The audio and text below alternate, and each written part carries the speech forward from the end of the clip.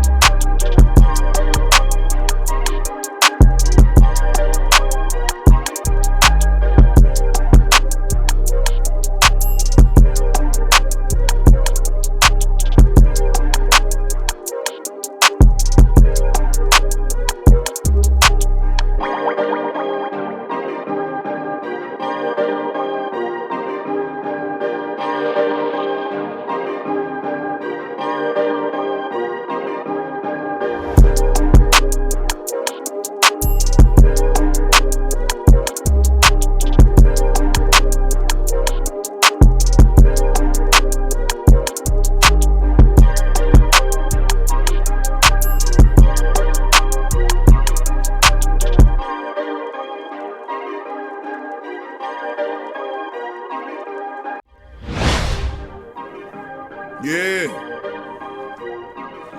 Well, all right. Like you always say, welcome, welcome, welcome. Number one sports talking D. We ain't like the Falcons, we won't blow the lead. Look, all we talk is who that, who got cut and who back. Rookies and the vets, players you should look at. It's the sports coma, you don't wanna miss it. Got the pre-game party, post-game statistics. Get a visit from Suede, maybe DC or 5. It's the hottest thing smoking, Big Q and the guys. Go to YouTube Live, make sure you subscribe. Interviews inside the Saints locker room high. Talk to Drew, Jordan, Zach, Peyton, New Orleans, who that nation. Best believe when I say we bleed gold and black. Ain't a miracle or rivalry could ever hold us back. No, Beastquake, Bounty Gate, let the truth be told. It's the sports coma, all we know is say Super Bowl. Yeah. You're listening to the Sports Coma with Big Q and the guys on the PRO Media Network.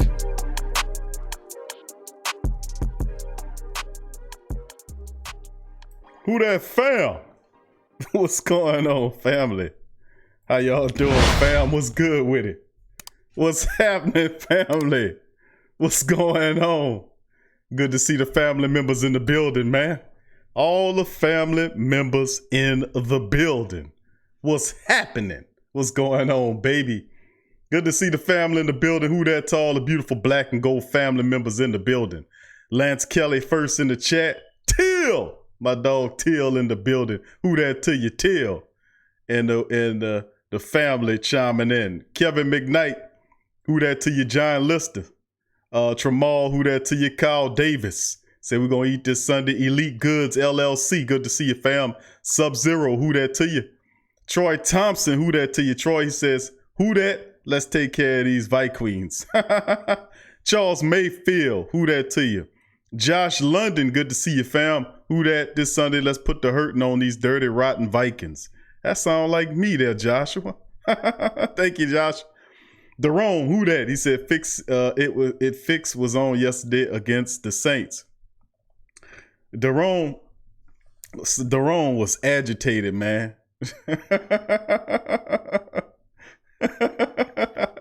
I got some of my messages a little late. About the time I got them, I had like 4 angry messages. Was that from you, Daron? All them angry messages about the oh man. Oh, Daron was upset, man. Daron was upset.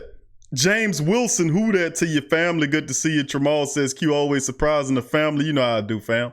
Okula McGee, who that to you there, Okula? Donovan Grayson, who that to you, Donovan? I see your family.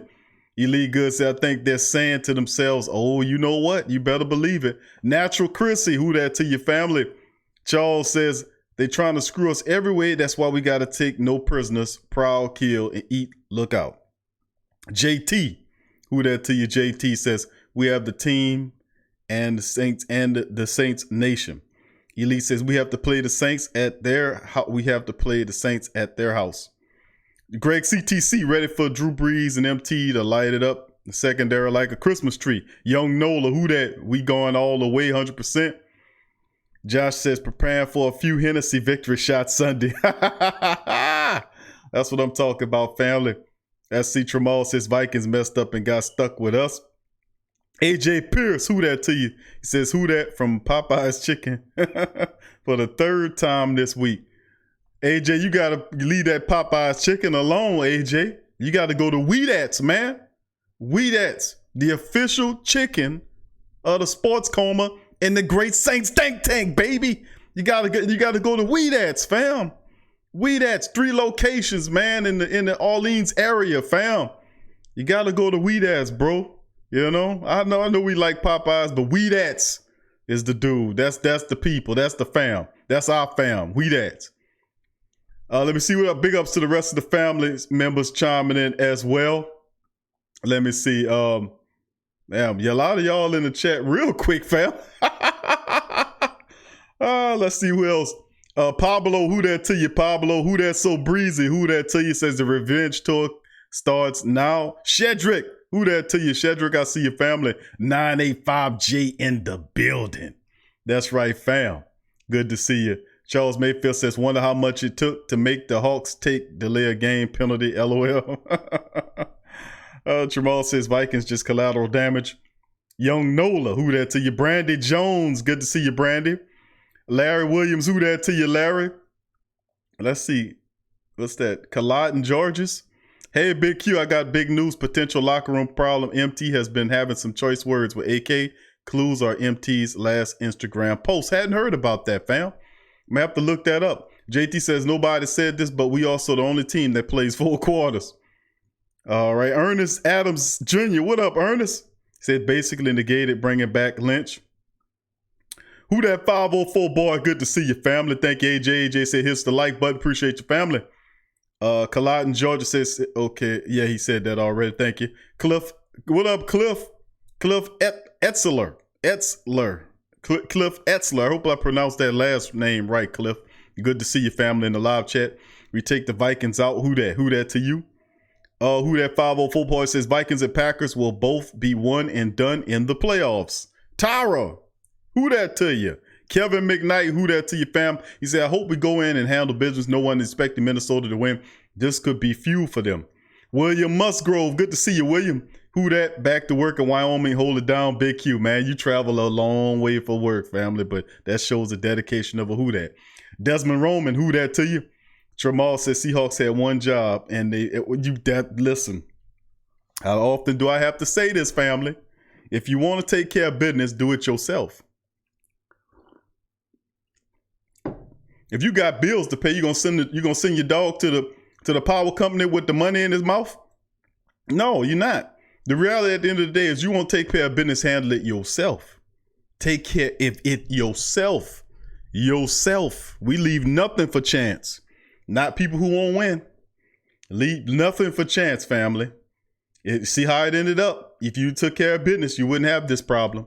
And boy, I had these 49ers people. They happy as hell, man. These 49er people on there saying, I didn't believe we can do it.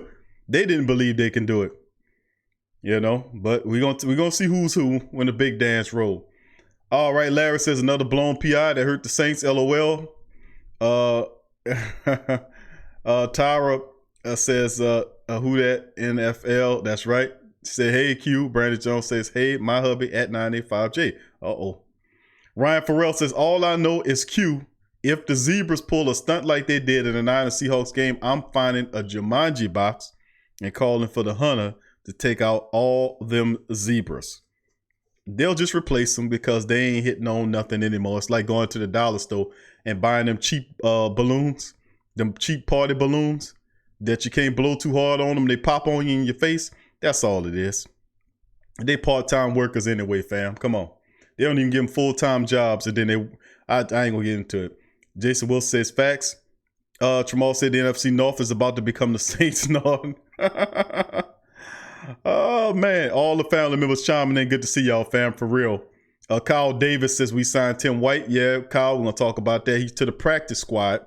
Not really nothing. He was signed to the practice squad. We'll hit you with that little news momentarily. Young boy detailing who that to you too, family. Good to see you. Big times. Jax the Saint, what up, Big Q? What up to you, Jax the Saint? Appreciate you coming, fam. Desmond Roman saying the Saints didn't need a bye. The last time they had one, they came out flat. That was that was coming off the destruction of Arizona right into the debaclement of Atlanta. I remember all too well. AJ said, I love to go to Weedats, but I'm in Phoenix, man. Maybe next time I hit Louisiana. That's right, family. That's right. I know you way out there, AJ. I'm just messing with you, fam. But Weedats is the man, man. Weedats, you got to get them, bro. You got to try them ranch fries when you come down, homie. You got to try them ranch fries, bro. I'm telling you, they got a wrap over there. Till and them got a new wrap over there I got to try. I got to get that there, Till. Let's see. Cliff says, who that to you? Cliff to that to you. Eddie Brittle, first time subscriber. How about them Cowboys? Boy, that was a good one there. That was a good one, Ed. That's funny as hell. How about them Cowboys? That's funny. JT says, hey, Q, this is my holiday drinking time. I got you, family. Drink away. Drink away and celebrate, family. James Wilson said, I kind of wanted it this way so we could prove everybody that we can't win on the road. Can't win on the road wrong. Okay, I got you, fam. Kevin Howell, who that to you? Tower said, I don't see no choice words from MT. All right, family, good to see y'all in the chat. Good to see all the family members chiming in tonight. I know this is a special, my patented surprise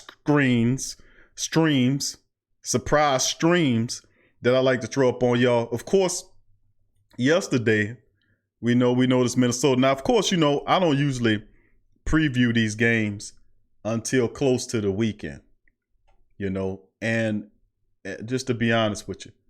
But, my take on this is pretty much what I've foreseen is happening, man.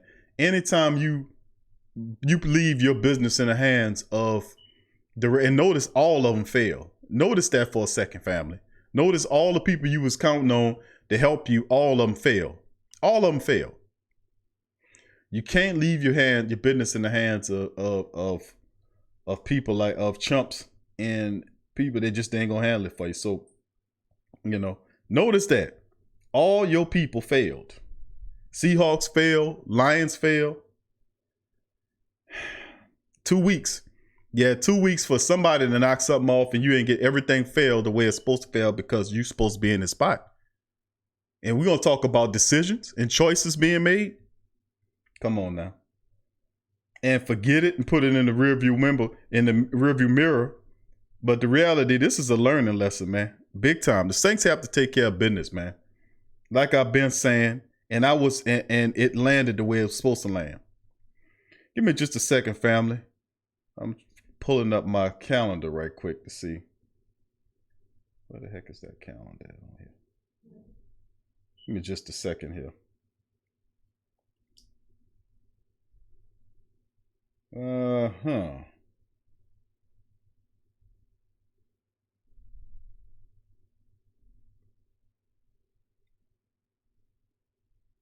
All right. Anywho, yeah, family. Like I said, we're gonna talk about that today on the show on TFC Live 74.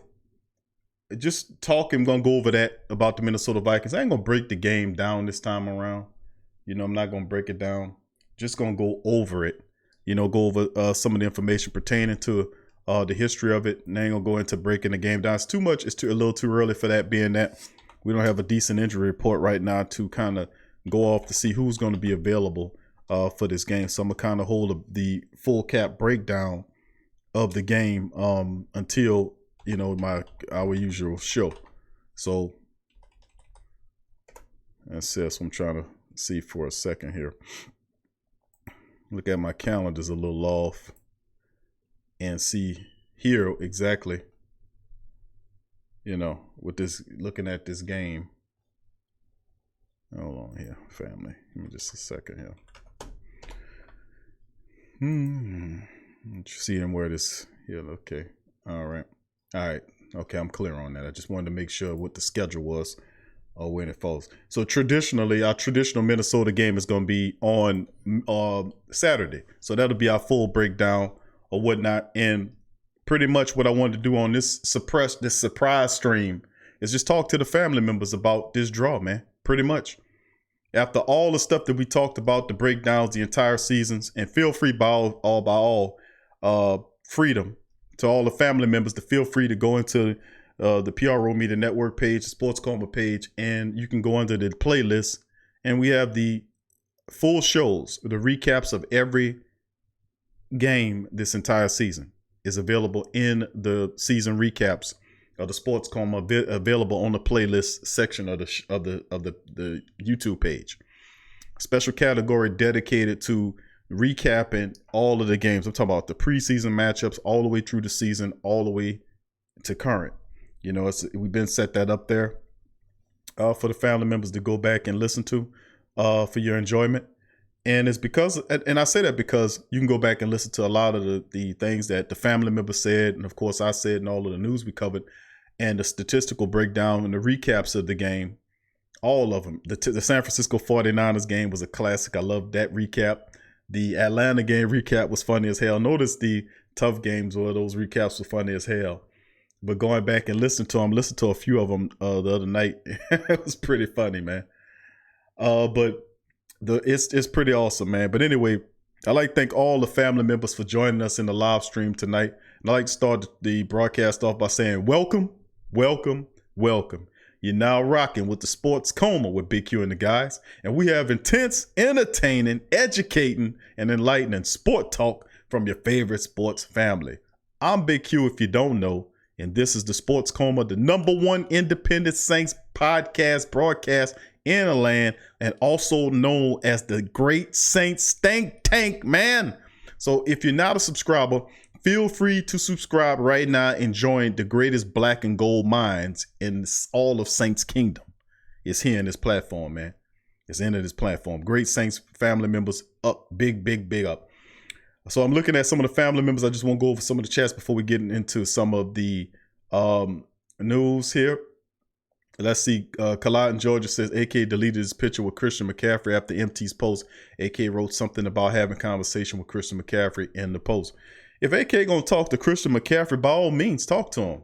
Talk to him. Talk to him and say, man, I'm sorry, I was sleepwalking this whole damn season. You was kicking ass. But that's what the hell was happening. What could he talk about? One thing McCaffrey can do is give AK lessons and tell him what to do in the playoffs. She just totally outdone Alvin Kamara. And Kamara might miss for a handful of games, but he was sleeping all the way up until several games ago. Y'all know that. Gundam, who that to you? Gundam 1313 Ola Dog. Who that to you? Who that 504 boy says Packers are the worst 13-13 team in NFL history. Them frauds ain't ready for this smoke. Desmond says, I personally like to welcome Jameis Winston to the 30 for 30 club. Jamal says Jerry Jones still trying to keep his son Jason Garrett. Them Cowboys fans gonna cut up if he do that. He gonna cut up.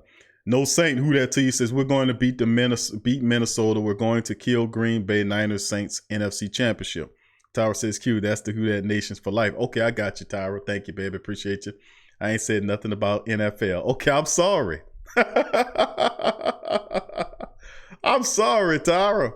Who that for life? I don't know. You know. Every now and again, it's small letters, small writing. I do my best. I'm sorry. AJ says Cowboys clinched the first round bye on the couch. That's a good one. Sha, who that to you?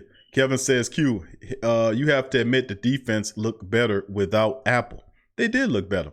We talked about that. And I gave a major credit in the recap because you got to look at it, family.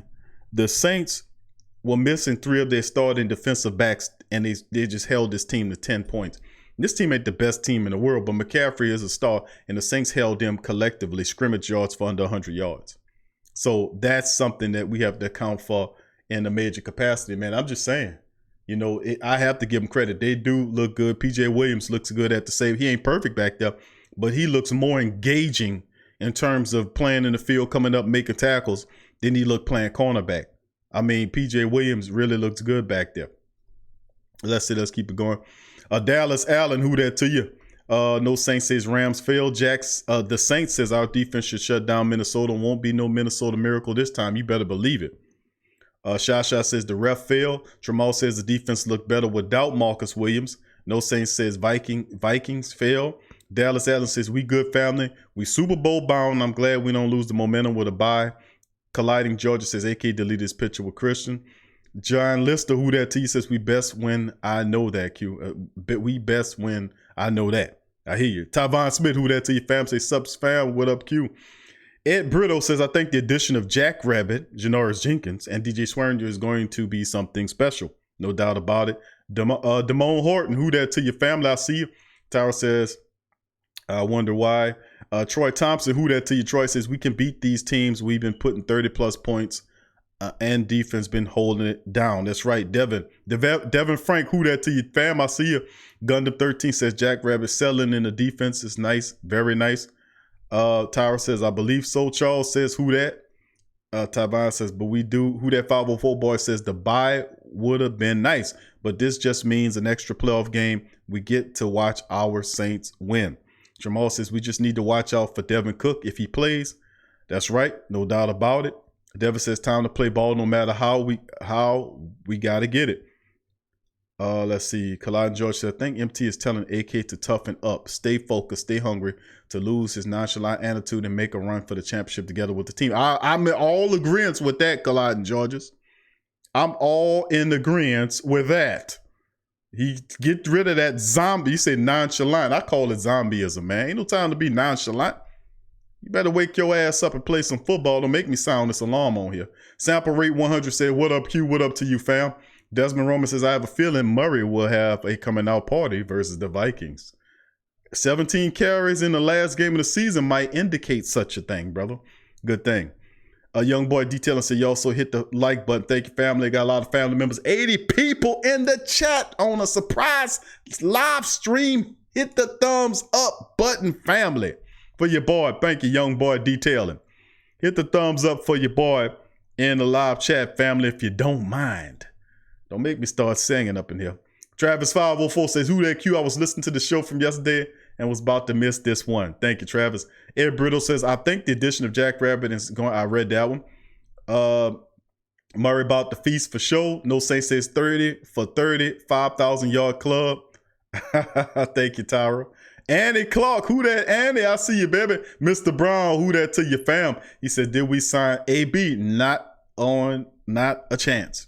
We got another wide receiver the Saints signed to the practice squad. I don't know if he's going to help with anything, but we'll see. Tramal says, I hope Von Bell come back this week. Apple, Marcus Williams should stay out. Von Bell definitely need him, but Apple, man, I think he's getting a tough sled right now, but we'll see. JT says PJ, the rookie should be PJ and the rookie should be the safeties going forward. They look good, man. Like I said, we've been calling that. Now, how practical is that? The man never, and I have to just go back to that, man. Who that to T Dirty, my dog T Dirty. Who that for life? Big ups to you, fam. Jerome, kids Q, while we replay, don't you, hold on.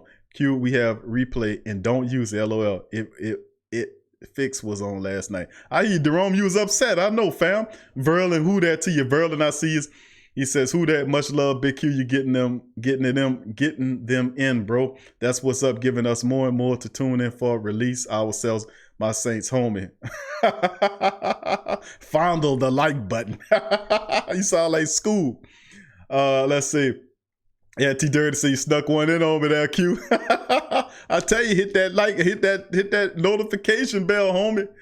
Ernest says, tight end, use AK as a slot, as a wide receiver, and all the family members. Man, Neville, all the family. Good to see all y'all great people in the building, man. Great to see y'all, man. I'm happy to be able to jump here on y'all to kind of surprise y'all. This is kind of, usually I write stuff down and I come up in here and have something I want to talk about with y'all. But, usually, I like to try to make it a little spontaneity, make it a little spice there, throw it on top of the family. So what I'm going to do in this episode of the Sports Coma is I had a few interviews that I was going to play from Cam Jordan, which I'm going to sprinkle a little Cam Jordan, I think Jared Cook, from their thoughts on the Minnesota game. But what I really want to do is I'm going to open the phone lines up tonight and talk to the family, and maybe for a couple hours be able to talk to the family about their thoughts about the Minnesota matchup. Now, of course, this is not the Minnesota breakdown show, the Saints versus Minnesota preview. That is what I'm doing on Saturday at 12, which is when we usually do the Sports Coma big show, the 4 hour to your dome show, 3 to 4 hour to your dome show is Saturdays at noon Central Time. And of course, the recaps after the game, and of course, the Wednesday show. This is just a special surprise show going down. We chilled, and on Christmas night, we had a Christmas night show that went 2 hours into Christmas. A lot of people was happy for that, to talk Saints into Christmas. I'm glad to have spent a portion of my Christmas with my extended family. So this is more of the same. We just coming in. I want to be able to get a lot of the family members talk into this one on this show today. So, to read some of your comments, questions, and concerns, and to talk about the Saints landing the Minnesota Vikings in the Wildcard round. Am I surprised by that? Hell no, I ain't surprised by that. Hell no, I ain't surprised by that. Y'all know how I think. Y'all understand and know that at the end of the day, you're supposed to take care of your business. I'm a big proponent of taking care of your business. Taking care of business. And the Saints didn't do that against the San Francisco 49ers, and this whole horrible chain of events occurred. And ultimately, that's what's going on. That's right, no Saints. I'm opening up the phone lines, fam. I'm opening them up and let the family chime in and get their word in. Before I do that, I'm going to go over a little news with the family members and talk about the newest addition. Now, this is just a little practice squad player. A lot of talk has been made about wide receivers. And then and I don't know, I know the right one was hitting me up. He was asking me about, the situation dealing with Emmanuel Butler, the wide receiver, the young wide receiver on the practice squad. Well, guess what? The reality at the end of the day is the Saints obviously don't think Emmanuel Butler can contribute if they bringing in, another practice squad, a receiver to the practice squad. I mean, think about it like this. And let me see if I can pull it up here. All right, hold on here. Thank you, family. Deuce Love just to subscribe and join the great Saints. Thank you, Deuce Love. Appreciate your family for joining the great Saints think tank. Appreciate your family. Let me see here, family. Let me pull this up. But this is the reality at the end of the day, family, that the Saints did pick up they signed a little wide receiver to the practice squad, and that's pretty much the only news dealing with the Saints. And the guy's name is Tim White, not Antonio Brown. So the Saints picked up a practice squad player. Now, they did work out Antonio Brown. Remember Maurice Harris, the former Redskin player, Tommy Lee Lewis, Traven Durrell, Reggie Belton, who's a Canadian football player, and Tim White prior to week 17 against the Panthers, but they decided to sign this young guy, Tim White. Now, he's a wide receiver from Arizona State. He was signed as an undrafted free agent by the Ravens back in 2017, placed on IR. He was then promoted to the active squad, then waived before being signed back to the practice squad. The Jets picked him up back in, January of this year, and then he was waived later on in the year. Now, he's 5'10", 175. The Saints brought him into workouts early this week, and then signed him to the practice squad. And it's just what it is. Remember, he will then take the position that was once belonged to LaJordan Humphreys. So that's pretty simple. Tim White, just a undrafted wide receiver the Saints seeing potential in. I was able to look at some film of this guy. He looked like he has some pretty decent speed, 5'10", 175, pretty versatile. And it might be one of those type of players that we need to probably keep an eye on, man, going forward. Usually when the Saints, and it just, and this is a history of the Saints picking up these undrafted wide receivers around this time frame. And then later on in the year, you start seeing them get a little play. Remember, they had Corey, what's his name, that came over from the Lions. They signed him. You had Semi Cobbs Jr. in a similar fashion. Remember, Semi Cobbs was picked up from the Redskins? Or was it the Bucks? I think it was the Redskins. Semi Cobbs Jr. was signed in a similar fashion late in the year, then shelved on the practice squad. Ultimately, when the camps came around, he started to shine. So this is a future signing, if anything. So nothing really spectacular to talk about in terms of just this player being signed to the practice squad. So it's just, that's what it is. Now, people talking about Antonio Brown, we already know that, and I covered this, and I made mention about the fact that Sean Payton is definitely interested in signing Antonio Brown. They just waiting to see what's going on with the NFL. That's not a secret. That is well known that the Saints were blown away by him in practice. He performed. The Saints loved everything about it, except for the fact that he brought an entourage when they told him don't bring one. So, they were blown away, and they're definitely interested in signing him. We just don't know when that will be, if any. This is all moot and rumor, and just it's part of the rumor mill. It's cool to talk about it if you're on some TMZ type stuff, but the reality is, I don't think much of it, to be quite honest with you, until the NFL. It's too convoluted, man, for real analysis. I mean, the only thing it is we talk. It almost like talking about adding players on a Madden game. I mean, that's what it equates to. It's nothing that's forming into something concrete that can help the team. You know what I'm saying? So, it's pretty much what it is. Okay, and just also a bit of news too to let the family members know the Saints 2020 opponents finalized with additions of the 49ers and Eagles. This is some of the news that's coming at us about the Saints adding, and let me see if I can throw it at the family members, but this some of the news right here that's happening. That's New Orleans Saints 2020 opponents finalized with additions of the Niners and Eagles. The New Orleans Saints list of opponents for the 2020 season is now complete. The Saints 13-13 winners in the NFC South for the third consecutive season found out that they will play the Eagles, the winners of the NFC East, and play the San Francisco 49ers, the winners of the NFC West. The NFC South will be paired with the NFC North and the AFC West in 2020, and the Saints will play other two divisional winners in the NFC. The road schedule is highlighted by the team's first game at the new home of the Raiders in Las Vegas.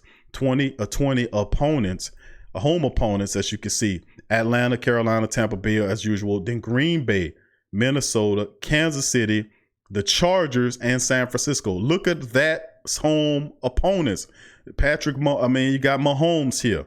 You got the Viking club that we're going to stump. You got Green Bay going to be looking for revenge after we take them out. And, of course, our regular cast of characters, Falcons, Panthers, and Bucks. And then you have the Chargers, and then you got those stinking 49ers. They're trying to make a rivalry here. And then, of course, our road people the same way: Falcons, Panthers, Bucks. Then we got the Broncos, the Las Vegas Raiders, the Lions, the Bears, and then, of course, the Eagles. So that's some of the stuff dealing with the schedule that's coming on. To be honest with you, that's actually pretty cool, man. To let you know. That's just some information to share with the family about that. 2020 additions have been finalized. That's hot off the presses, by the way. That is hot off the presses. So it's interesting to see that news as well, man. And before we get into opening the phone lines to kind of get the family members' thought processes on what happened, I'm going to let play a little Cam Jordan here. And he talks about the Saints win over the Panthers. Here's Cam. Turning things up after that. Look, when you have a defense like ours that we feel like we're resilient enough to know that we can not only bounce back but learn from all of our mistakes. We take a loss as a lesson and we push forward. We got veteran leaders on all sides of our all levels of our defense. We talk about what Demario Davis, what Craig Robertson, what they do for our linebacker locker room. You talk about what I can do with my defensive line. What the young guys over the defense or defensive backs have been able to do as they grow together. They're teaching each other. They're pushing each other to be better. At the end of the day, you can't ask for more other than to come out there and be able to ball the way we have. How do you guys take this play and go into the play? This is a statement game. I feel like we're just about to peak. I feel like we still have room to improve in some of our game.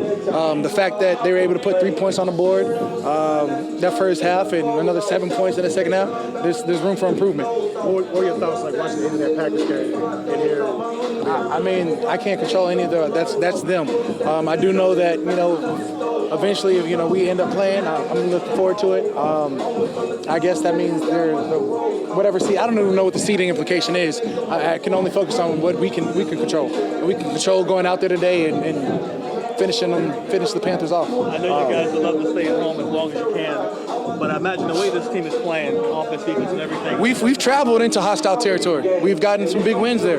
It's not like we haven't gone into Seattle and got a win, and a dominant win. I mean, we've gone wherever we've gone, and we played whoever we had to play. At the end of the year, we're sitting at 13-3. Whether we're at home, whether away, look, that's not on us. We've controlled what we can control. What's the message from Sean Payton before this? Control what you can't control. Look, we don't. All the seeding pictures, everybody has their implications of what happens if these if, ands, or buts. At the end of the day, we win this game, we have a chance. We win this game, we make a statement. And the way we won this game, we're making a statement. Did you expect Cam Jordan, a man of many words, but he do make them count and make them entertaining. That's the reality behind Cam Jordan, to be quite honest with you.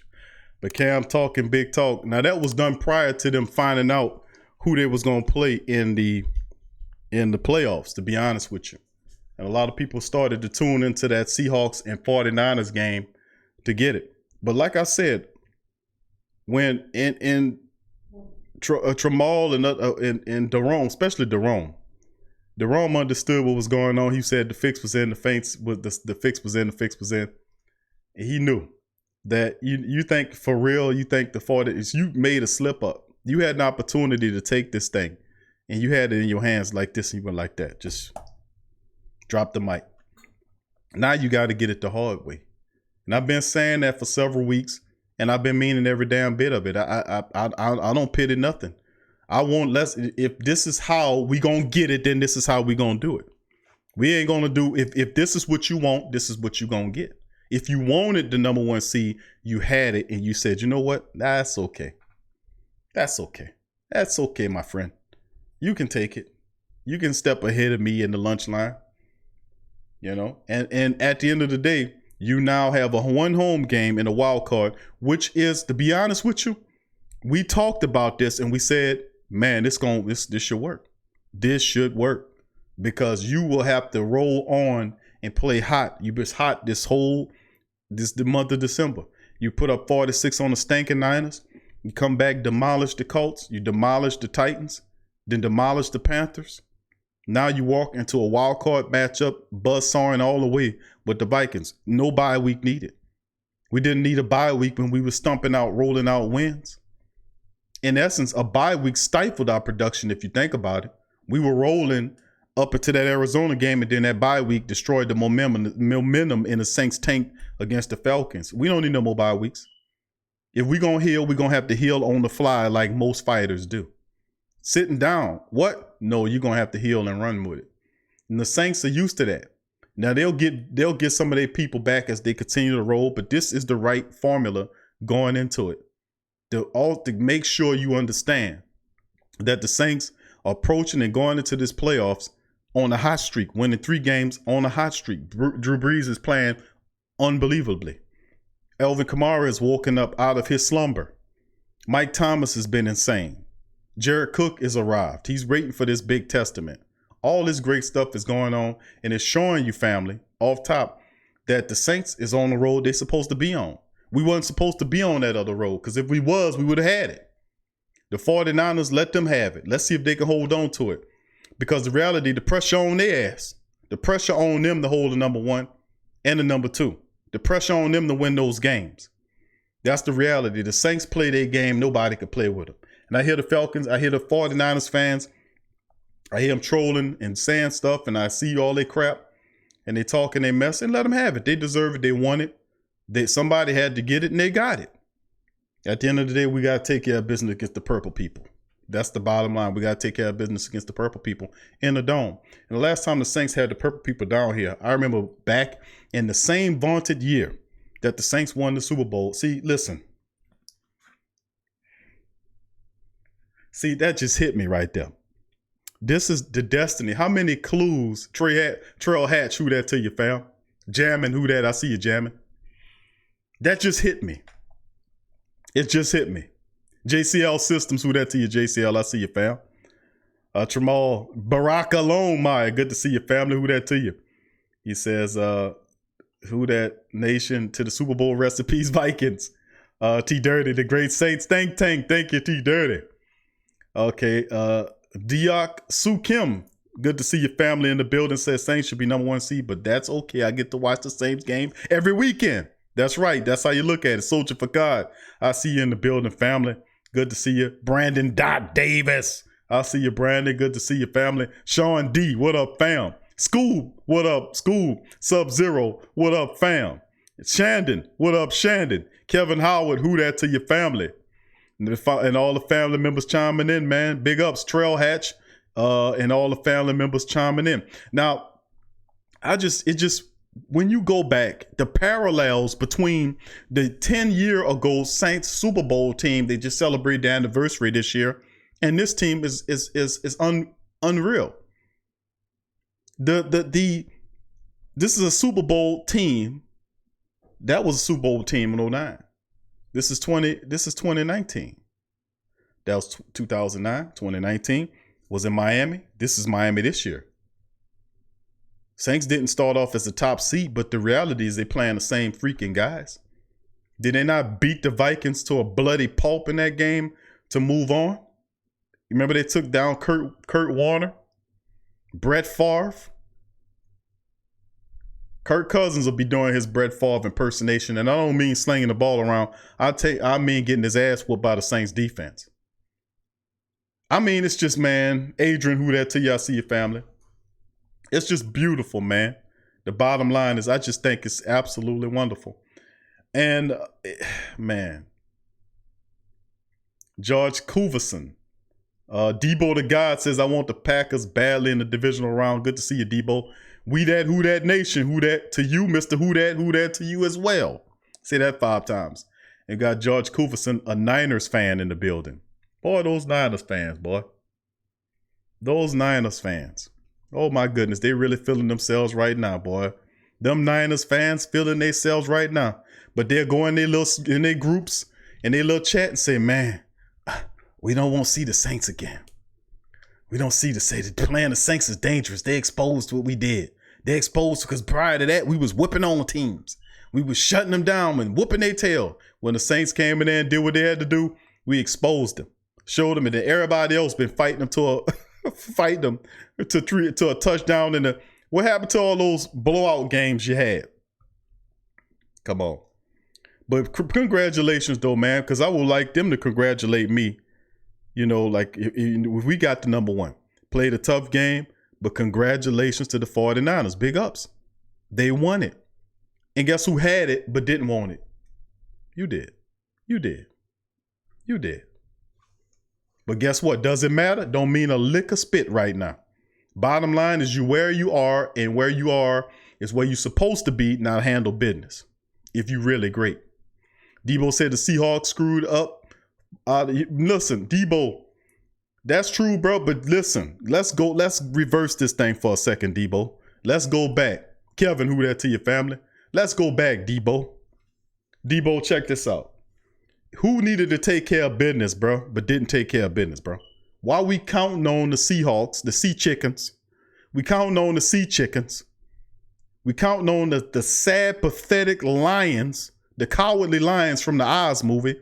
You got the Sea Chickens, the cowardly Lions, and who else we needed to be? The Bears, you know, the Gummy Bears. So you got you needed the Gummy Bears to beat the Packers the week before. You had the cowardly Lions, the Gummy Bears, and the Sea Chickens, and you asking those teams to do stuff that a grown-ass adult's supposed to take care of. It won't work, bro. That's why I said when that was happening, thank you, Donovan. Appreciate you, fam. Thank you for your donation, Donovan. He said, playoff time, we ready. But it's just, I thank you for saying that, Debo. But that's what I'm saying. You can't count on these people, man. The only people you can count on is the black and gold people. That's all you can count on, baby. Don't make me bring the Reverend out here and make him talk to you today. Do the Reverend need to have a talk to the nation, man, and tell the family members about what the hell going on out here. You can't send a child to take care of business for an adult. Come on, family. You hear me? Come on now. Where Joey at? Joey and Isabella. Joey know what I'm talking about. And all my black and gold family members out there know if you got children, you gonna see your children to take care of your grown up business? Huh? That's what you did with the Lions. You sent the Lions out there and said, Lions, okay, little children, y'all go out there and you take care of grown-up business. And what happened to them? They failed miserably. No, fam, we got to handle this. This is for us, fam. This is for us, man. T. Dirty says last time the Rams took the #1 seed from us, we're going to take it from the Niners this year. Man, we got a lot to play for. We pissed off, man. We pissed off, man. I'm telling you. But anyway, family, I'd like to thank everybody for chiming in, man. All the great, beautiful black and gold people in the building. Thank you for chiming in, man. Man, y'all thick in here. AJ says play it along because it's really time. I'm gonna tune it up in a second, bro. Give me a second. I'm gonna roll it for you. John Singleton, who that? John says Detroit Kittens, Seattle Pigeons. There you go. That's even better. Thank you, who that Nation. Thank you, family, for your donation. He said, we black and gold Super Bowl bound, no doubt about it, baby. Ernest says, keep it up, keep it a buck. Favre gave Saints that game. Although the defense beat him, Favre remained due to his gunslinger ways. He had the first down, which would have ended the game with his legs. They beat his butt, bro. I hear what you're saying about gunslinging, but that gunslinging usually worked for Brett Favre. That's why he had that gunslinger mentality. Brett Favre used that gunslinger mentality to win a lot of games for Green Bay. And he went up and won many games for Minnesota to get him in that position against the Saints that year. So I can't take that away to say that was Brett Favre. That defense put some pain on his ass. I mean, they folded him like a lawn chair in that game, bro. I hear what you're saying. Who that to you, Leo Stewart? Big ups to your family.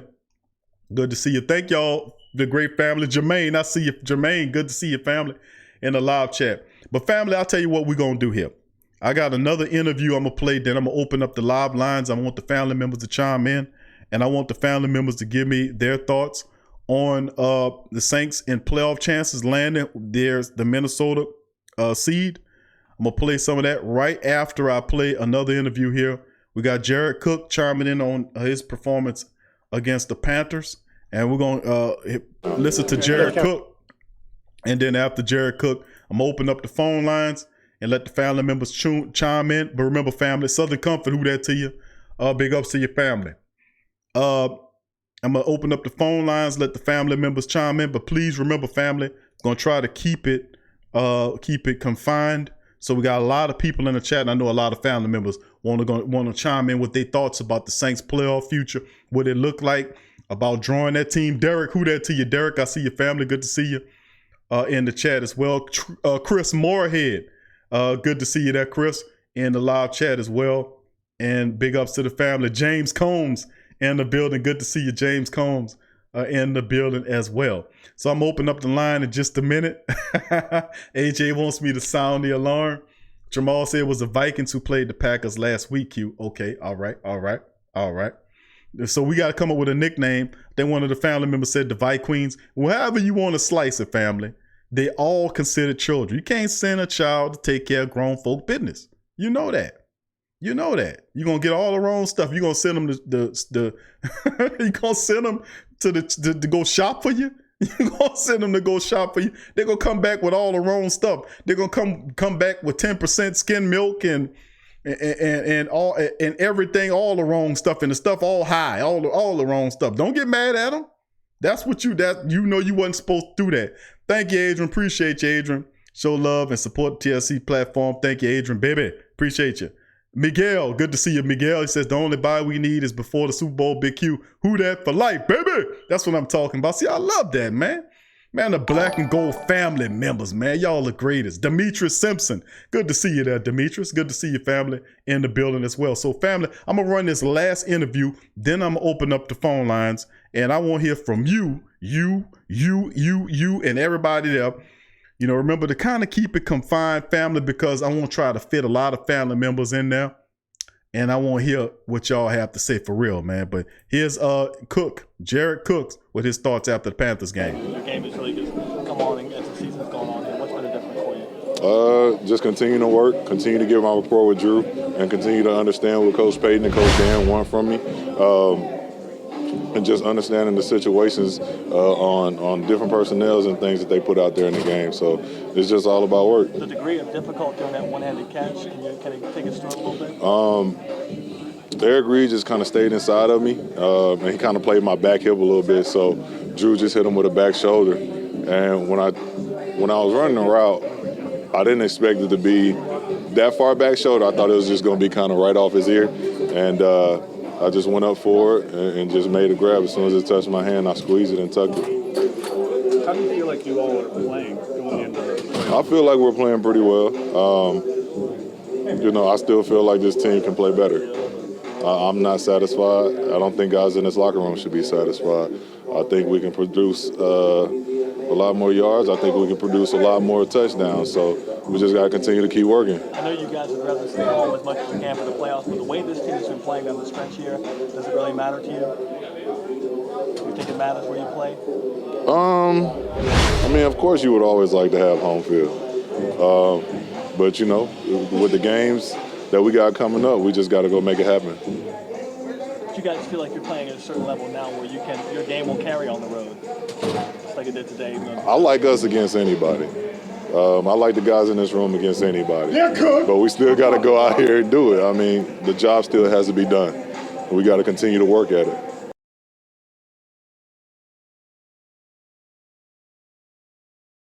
You heard him. You heard Cook. I think that was Campbell. I hollered at him talking about, hey, Cook. I like him. I like us against anybody. And he ain't saying that for GP, man. He really believed that, and I believe that too. Ain't a damn thing wrong with that, to be quite honest with you, man. Everybody entitled to have their team, but at the end of the day, that's why the games are played on the field. It's because, man, listen. Man, this is beautiful stuff going on here, family. And I just absolutely love it. I ain't gonna lie to you, man. I absolutely love it. I think the Saints drew a really good thing. They really drew a really good thing. They drew a situation which the Minnesota Vikings have been playing craptastic. That's one of my favorite words. I need to coin that. They've been playing quite craptastic over these many months. And I just think it's time to whoop on them, man. It comes a time and once in life that you got to spank people that's in your way. This situation, Saints let off steam. Nobody wants to play the Saints. That includes the 49ers, the Sea Chickens, the Vikings, whoever you want to call them, the Packers. Nobody wants to see the Saints. And the reality is, who that to you, Solo the King, Solo the Pro Cut King versus everybody. Good to see the family. Saints versus everybody. Don't make a difference, family. We're going to get it. Dr. K, Dr. Key. Okay, Dr. Key, I see that. Dr. Key, who that to you, family? Good to see you in the chat. All the family members that's in the great Saints think tank known as the Sports Coma. If you're not a subscriber, family, hit the subscribe button and join the great Saints think in the Black and Gold Nation. The greatest black and gold minds in all of the Saints kingdom. But anyway, before I open the live lines up, I'm going to sound the alarm, man.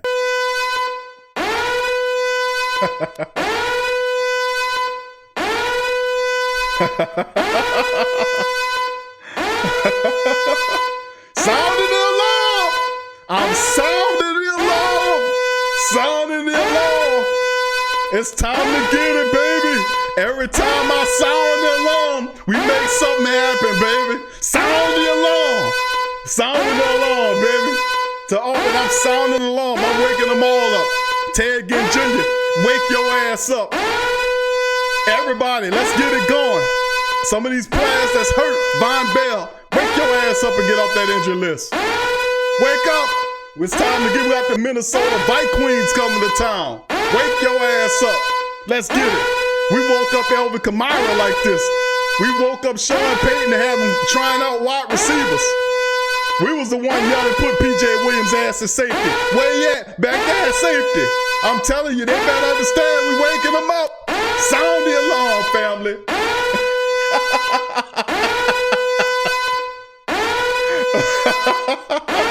Alarm, alarm. Here we come. Here come the Saints.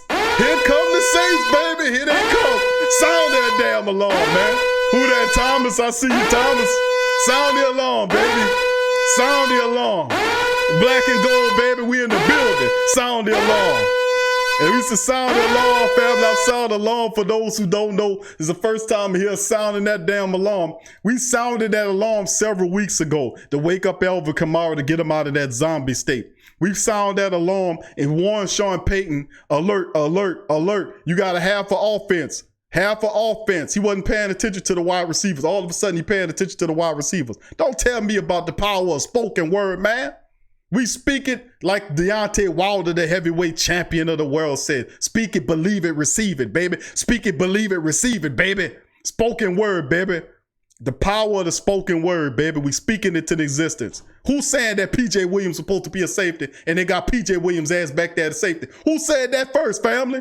Are we guessing on stuff? We just happen to be lucky guessing? Come on, family. This is not luck, man. We know what we talking about in here when we do it. Sound that alarm for all them suckers out there. Ted Ginn Jr., wake your ass up. Wake your ass up and play some football out here.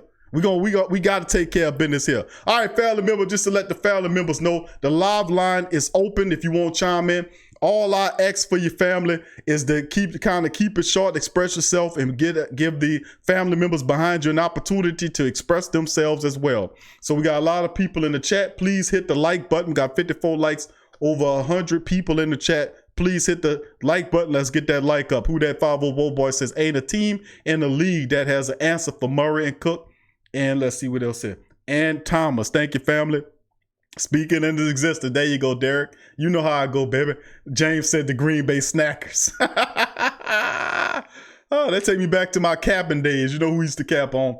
But anyway, let's keep it going here, man. Sample Rate 100 said they focused because they threw them ping pong tables in the trash. Now they got rid of the ping pong tables. Now it's Club Saint. You hear all the rap music going. You can barely hear them on the interview. Boy, I tell you, man, it's been a fun year, hadn't it? But the live line's open, family. 504-475-4482. 504-475-4482. Chris Mueller, who that he said, what up, Q? Listen, I have faith on the Saints now that Kamara has come back to life. Jay Cook is cooking right now, 27-15. Saints win. Sweet revenge, baby. Thank you there. Appreciate you, Chris. And who that to you, family. Thank you, man.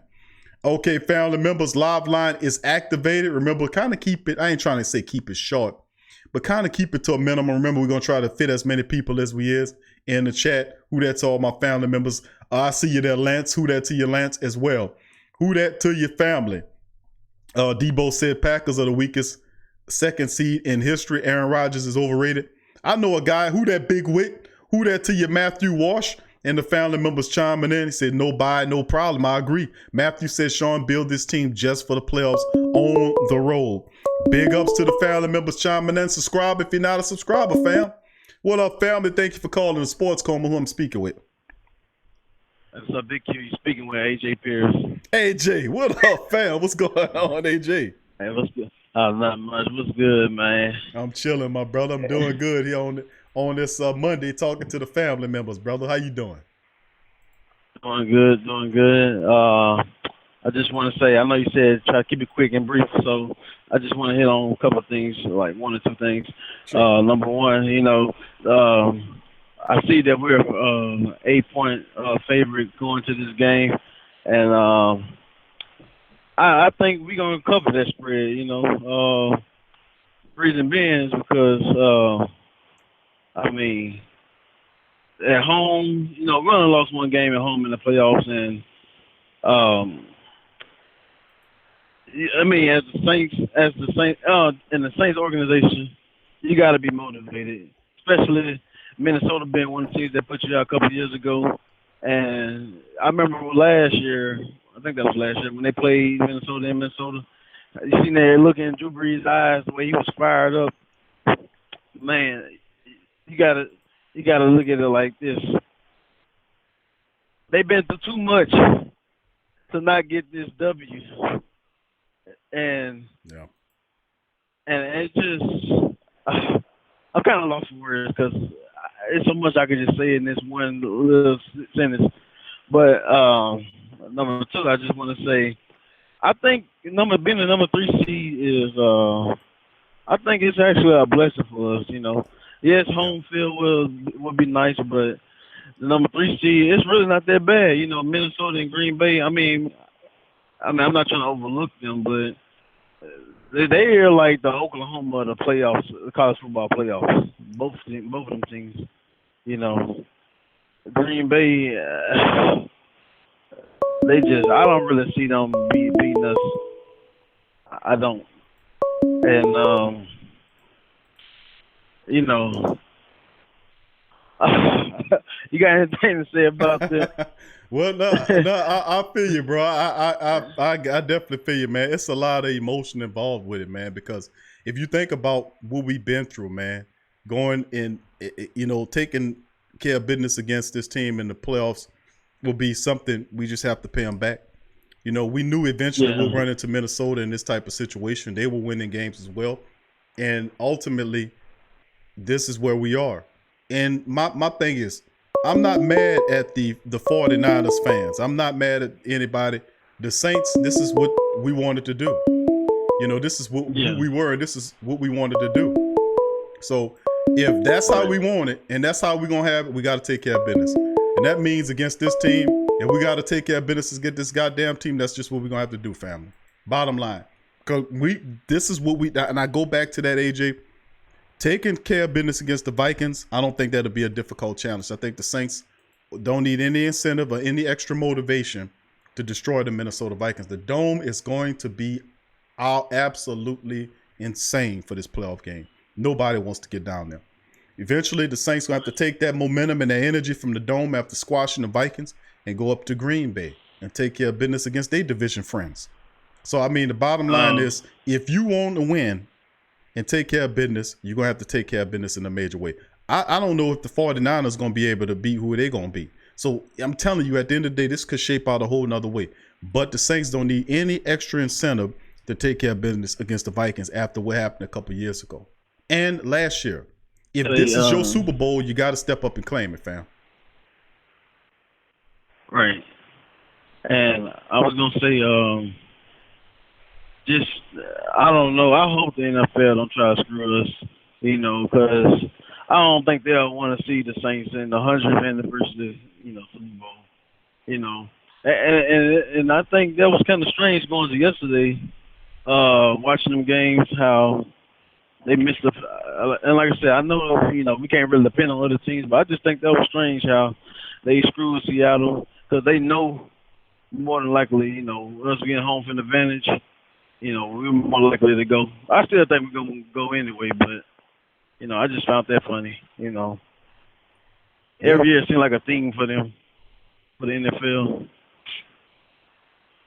It is a theme, and like I mentioned about the year when the attacks happened, the Patriots won the Super Bowl. What was come on, what? And it was a patriotic. So they have their picks and chooses. The thing about it is we decide that we can't go in there and play ineffective garbage time football. The way the Saints have been taking these teams out, they have to step up. You can't have letdowns or play close to the vest like we played. Teams like the Tennessee Titans. We have to take these teams out. Bottom line, we can't play with these teams. Who that to you, Troy Augusta? I see your family, JT. But this is the reality that what I'm talking about, AJ, is that we have to take care of business in epic proportion. We gotta take it out of the hands of the NFL officials. That's the bottom line, AJ. Ain't no ifs, ways, or buts around it. We have to play mistake-free football, and we have to run the ball, control the clock, play defense. Don't turn the ball over. We least turnover team in the NFL this year, breaking records. Let's force some turnovers like we've been doing. And I said, as long as we play that way, the NFL officials cannot do you a goddamn thing. It's only when you play to the level of your opponent that you give them rotten referees an opportunity in close games to try to manipulate and control. You cannot do that. You know who you're playing.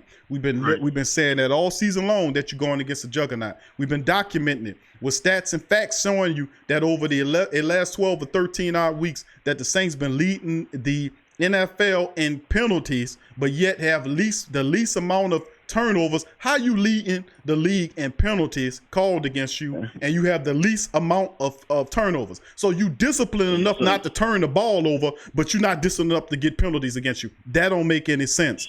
That goes to show you that there's a vested interest to stop you. This is the time when it shows the most. You've seen in these other games, Jerome was categorized. He was upset and mad, and saying Q to fix his in. They helping the 49ers. They didn't want the Saints to get the top seed because that automatically means the Saints going to the Super Bowl automatically. But what they didn't realize is that the goddamn Saints going anyway.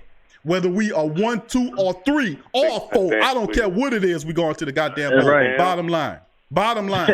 Ain't nothing you can do to stop us. And I've been saying that all goddamn year. Is that regardless of what we do, you cannot stop us. Regardless of what the hell you do or who or all them dust-ass referees that you roll out there in front of us, nothing you can do can stop us. This is ours. It belongs to us. What belongs to us, you cannot take from us. That's the bottom line. That's what it comes down to. Speak it, believe it, and speak it, believe it, receive it. Like the champ said. Amen. Hallelujah. Last point I want to make is, what's up, world? I get tired of hearing these sports anchors and ESPN. This is your one and only Suede. What's going on? I get tired of them saying, "Oh, the Saints don't do well on the road. Oh, they, going to Green Bay, they, this and that." I'm just tired of hearing that because I'm looking at it, and the Saints had the best road record over the last 2 years, and that says enough for me. That's true.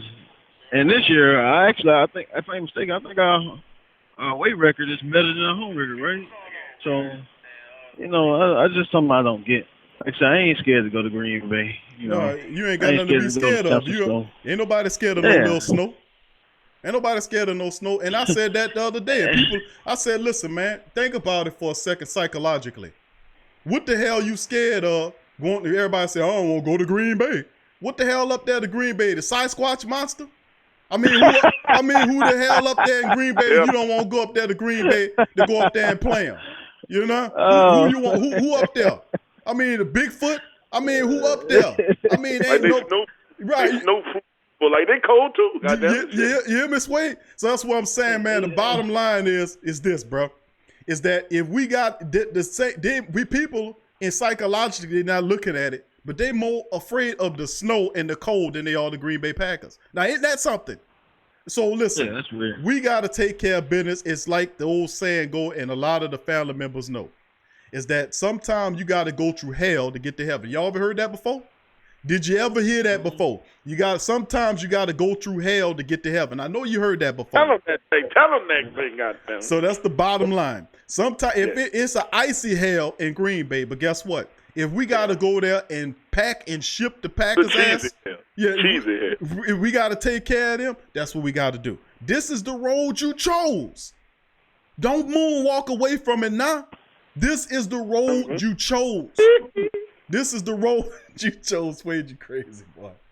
This is the road you chose. It's a conspiracy, bro. And I remember you said this on one show, bro. You said eventually it's going to be come to light, and the NFL is going to have to deal with trying to prevent the Saints from getting ahead. And eventually it's going to come to light, and they're going to have to. It's going to be a big situation. This might be the year because it was, like my man said earlier, it was very crazy that you missed the pass interference call, and then when they asked them about it, they had the nerve to say they didn't see it. They didn't see it. But and then he had to back that up and say he didn't see a reason for it to be called. It was like a whole bunch Saints, of stupid stuff. But it's like y'all said, that's fine. You know what I'm saying? We'll play the Fight Queens. They got whichever every y'all bit won't call it, you know. of motivation. We'll do that. We'll go through all that. Then we'll go fired on up about this, like I said, playoffs. I'm real satisfied with them being third anyway. You know what I'm saying? Because they played been better through the with the last back 2 on the years. wall. Hold And on like just you a second, said AJ. again, we just got to make sure we keep the refs out of the game. But if we play like that, I just want everybody to watch how many penalties they gonna call by us playing and keeping my foot on the gas. Okay. All right. Appreciate that, Suede. Now, AJ, go ahead and make your point, my brother. Suede was just talking. Go ahead. I ain't want y'all stepping on each other. Oh, okay, I'm gonna get up after this. I just want to say the last thing I want to say is Saints got everything. You know, they should have all the motivation from the last 2 years and the last past decade to put they all into this playoffs going forward. And I feel like they're gonna get the job done. Thank you, AJ. Appreciate that sentiment, my man. And that's big, bro. Bottom line, we gonna take care of business, bro. So who that to you, my man? Thank you. Be safe all the way out there in Arizona, fam. All right. Peace out, my brother. Who that? That was AJ Pierce, man. Chiming in. Appreciate AJ with the call. And Suede's on the line as well. Suede, good to have you in here, brother. Let's see. Right. You was able to hear AJ, wasn't you? Were you able to hear AJ when he called? Suede? All right, family. Thank you for calling the Sports Coma. Who am I speaking with? What's up, that big cute man? It's me, Neville, man. What up, Neville? What's going on, fam? How you doing, brother? Oh man. Man, what's happening, man? Man, what's going on with the family, man? We got who that to the family? Who that? Not really. It's a delay on Hey the phone. man, I was just calling, man. I don't want to stay too long, man. I just like that defense, that secondary that we got, man. Right. I like that. Man. Long as we play like we played Sunday, I ain't worried about nobody, man. I ain't worried about. We can just go right through the playoffs, man, and right there to the bowl. I'm satisfied right there. Then and the offense gonna feed off the defense because the defense playing hot right now. Mm-hmm.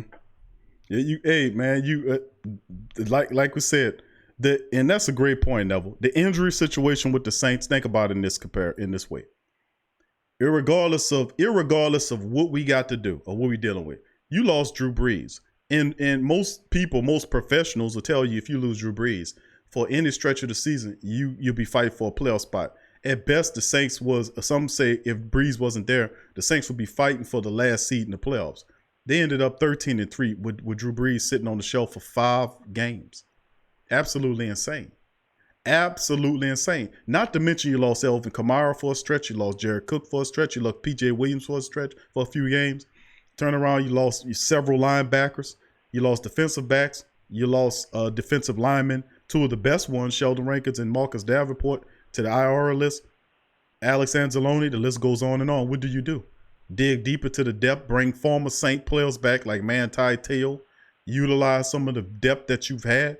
And then when you do go to the waiver wire, you land top-ranked starters. Janoris Jenkins, who's a shutdown call. What you tell me what team in NFL that happens for to keep the ball rolling? Don't you understand that when that's the great balance of the universe.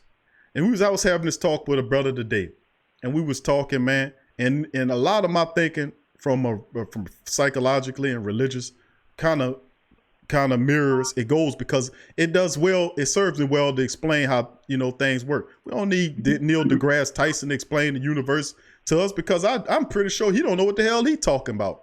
But in the end, it's not the smarty pants people that know how things work. The Most High create a system in place that is not supposed to be complicated. It's supposed to be simple so everybody can get it. It's not for the smarty types to get it. And I say that to say this. When they have a disagreeable giant or juggernaut that's coming against you doing disagreeable things, trying to control and manipulate, as opposed to do what they said they were going to do, which was operate on the field of fair play, which means you're going to call the game fair for me and the opponent. But they do not do that. even though they pretend to do that. You may fool some, but you don't fool other, and you can't fool the universe. What I say by that is, when you do disagreeable stuff against the Saints, the universe will then counterbalance it by having good stuff that happen for you. Imagine, and I say that, go over the whole history of the current season and how things were able to happen to this team that nothing that happened to nobody else. Despite the referees continually trying to stop you, you was consistently able to win games, keep winning when your best players was out. Kickers who don't miss field goals started missing field goals to help you win games. You understand, all kind of stuff in the season miraculously happened. It's not miraculously. We call it miraculous because we can't understand that. But the reality of the day is, look how everything is counterbalancing itself when you got the NFL trying to do. See, they pretend to think that they running stuff. You ain't running nothing, man. The bottom line is either you going to do what you supposed to do or you going to get your ass handed to you. You're going to be exposed. If you going to say that this is a fair farm for people to operate and play, don't you dare get in this team weight. You're going to call it fair. You're going to call it righteous. You're going to handle business the correct, fair way that you say that you're supposed to be doing, or be exposed. Bottom line. And I understand the nature of the business, but you think these players get up every morning and get on the field and sweat their ass off, get concussions and risk their lives on the field of play to get to the playoffs for some SOB in a boardroom to decide that he want a larger market team so they can make maximum money, even though they making maximum money right now. Oh no, no sir, you will not. This is not you. You don't run this. You pretending like you running it. I'm telling you what, I'm warning you. Stay out the Saints' way. Stay out our way. This is not the Eagles. This is not the Raiders. This is not the Cowboys. It's the Saints. And I say that because the Saints, and I keep saying this, that you call yourself a Saint that comes with certain connotations attached to it. From a religious standpoint, the Saints have always been persecuted. Look it up. Always been persecuted. But when you take on the term Saint, you bring everything that is positive and strong with that name. I'm trying to tell y'all, if you don't know it, you've been put on warning. You've been put on notice that when you take on the Saints and when you come up against the Saints with unjust and unrighteousness, watch your history. Research and read your history and see what happened to those who come up against people that's called the Saints. What happened to them? How they be smashed to 1,000 pieces. I'm telling you, even though it's football, but even in this most simplest mind frame and state, it's the same thing. You still label the Saints. That's why all this stuff happened to you. You got evil people rolling around there trying to stop you. You getting players that's coming here to help you carry on. You got this guy, Janoris Jenkins. There ain't no way in the world, logically, you should have ended up with Janoris Jenkins. They had way other teams on that wire that were higher than the Saints. The Saints was not high on that waiver wire, but you end up miraculously getting them. Come on, man. All the injuries, all the calls, all the missed field goals by the opposition. The referees trying to call the game, and the only thing the Saints do is continue to win despite them. Listen, man, if you don't know about it, it's more than just football operating in front of your eyes. I'm telling you. And when the season over with, you're going to understand that the Saints walk through fire and hell, and you can say cold and hell, whatever you want to call it. But at the end of the day, I'm telling you, it's something great going on here. You can, even the Saints nation could admit to it, say, good grief, wow. It wasn't like, and think about it, it wasn't like you didn't have the gold in your hand. You had the top spot in your hand. You had it. And then you dropped it. We make mistakes. But guess what? If it was meant for you and if it was supposed to be for you, you would have possessed it. It would have been for you. That wasn't for you. This path is for you. You are meant to walk this path. And as a result, you're gonna win. You're gonna take care of business. I'm telling you. I'm telling you, family. I'm telling you. You think all that stuff you went through over the years that you're not gonna be able to reap something right now. I'm telling you. I'm telling you. What they talk. See, I don't want to get all up into it, but the family members know what I'm talking about up in there, man. I'm talking like this, and I know too many people don't talk like this, family. And I know I got my family members riled up and stuff like that. But I'm telling y'all, man, off top, the Saints been through hell in the handbasket, losing all their best players. Hall of Fame quarterback going down for 5 games. All-pro running back going down for two games. Tight end Top-notch tight end going on for 2 days. You roll and they take P.J. Williams from you off a late judgment. Carl Granderson come out of jail and get on the team to help you keep winning. You lose Alex Anzalone. You lose all these people. You lose A.J. Klein for stretches on the season. You get a trade. You get in Kiko Alonso. You lose him for a stretch of games. He come back and help you. You lose Von Bell. Von Bell ain't never went nowhere. But you lose Von Bell and Marcus Williams and Eli Apple. Put in 3 people. One dude never even played the safety before and kick that team ass 42-10 and keep on rolling. And you gonna tell me that this ain't something going on? Man, you better put your glasses on if they don't know. Put your glasses on. I'm telling you. Yeah. And then I be hating the most in ESPN, man. Brian Westbrook, man, he the only one that was helping out for the Saints today, man. I was listening at that joke, man, and all that. What that dude, Nick, whatever his name, man, he was talking bad about Drew Brees, man.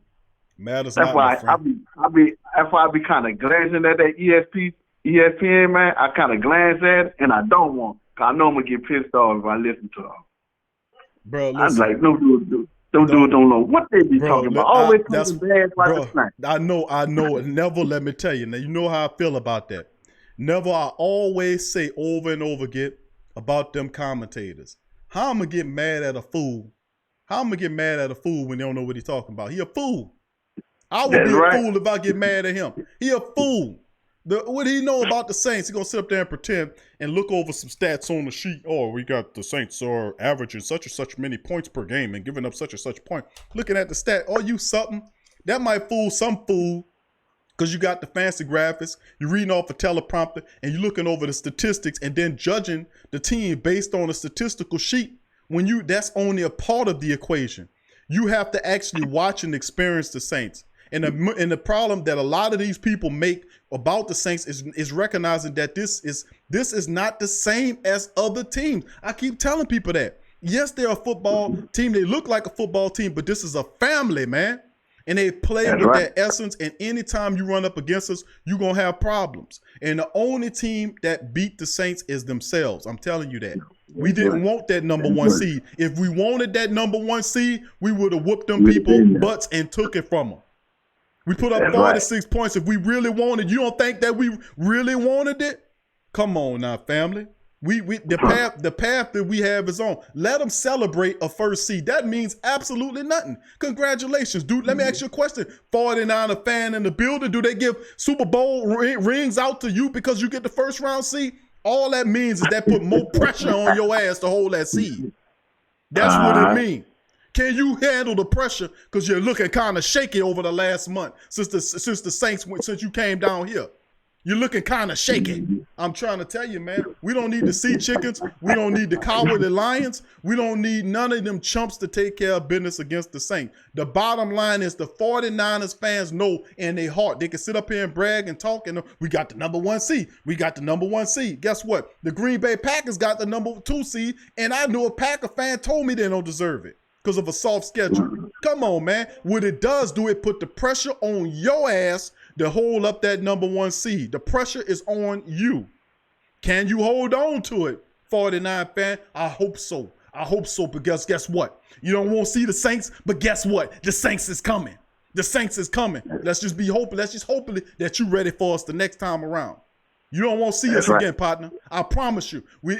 I'm gonna just hold back. I'm gonna hold it for the Minnesota thing. But the bottom line is, I ain't gonna sit there and I ain't gonna get too buck on tonight, brother. I'm gonna have to hold on to it, Neville. I hear you preaching, you preaching. Man, I tell you, bro, we can't have it tonight, bro. Can't have it. They don't understand the power who they're dealing with. We beat the Saints. We beat the Saints 48-6, 48-46. We beat the Saints. We beat the Saints. Oh my goodness, that was their Super Bowl. Guess what? That's your Super Bowl. You best believe it. Because when we see you again, it's gonna be black. We gonna knock you all over the field. And Jimmy Garoppolo, that little soft quarterback you got there, when you get hit so many times, you get folded like a lawn chair. His eyes drop and he start throwing the ball all over the field. Get ready, partner. Get ready. Get ready, because what you got the first time, all we need is a few stops and we take you up out of here. You can have the number 1, but at the end of the day, family, we'll see you again. You know you don't want to see it. In their heart, they huddle in their circle saying, man, I don't want to see the Saints again. I don't want to see the Saints. Guess what? Guess who you're going to see again? Just keep winning. You're going to see us again. I promise you that. Nobody could That's stop right. us. Nobody could stop us. The only team, even in the stratosphere, close to trying to do something with us is the 49ers. The 49ers have shown that they are a good team. Give it to them, family. I ain't going to sit up here and say the team suck and they garbage. I'll tell you if they're a garbage team or not. But I'm going to tell the truth. Is this side or that side? The reality, ain't no other team in the stratosphere close to the Saints and could beat the Saints except for the Saints. We don't turn the ball over, and we force you to turn the ball over. And if it wasn't for a coach that gets pass happy at time and who chose to run a battering ram and commit to the running game, we'd dominate these teams a lot farther than what we do. But that's the measure in the playoffs, is that the inside baseball is that Sean Payton's going to commit to running the football. He's going to commit to running the football, and if that's the case, all y'all ass in trouble. All you in trouble. And then, All you in trouble. Another thing, like you were saying, TOP, time of possession. Time of possession. Time of possession. That's right. Beat the last team, Neville, by over 10 minutes of time of possession. They won't talk about the 49ers defensive line and all those young guys. Y'all got a lot of young talent, but guess what? You just said it. They young. Young and experienced, and that's what's going to get you in the playoffs, partner. Y'all don't have no playoff experience. Y'all barely scraping through. Y'all surprised y'all sitting up there with 13 wins. I heard y'all saying it. Man, I'm surprised. Last year we just was trying to get a first round pick. This year we got 13 wins. I can't believe it. You don't hear me talking like that. You don't hear me talking like that, man. We've been up here, man. Welcome to the party.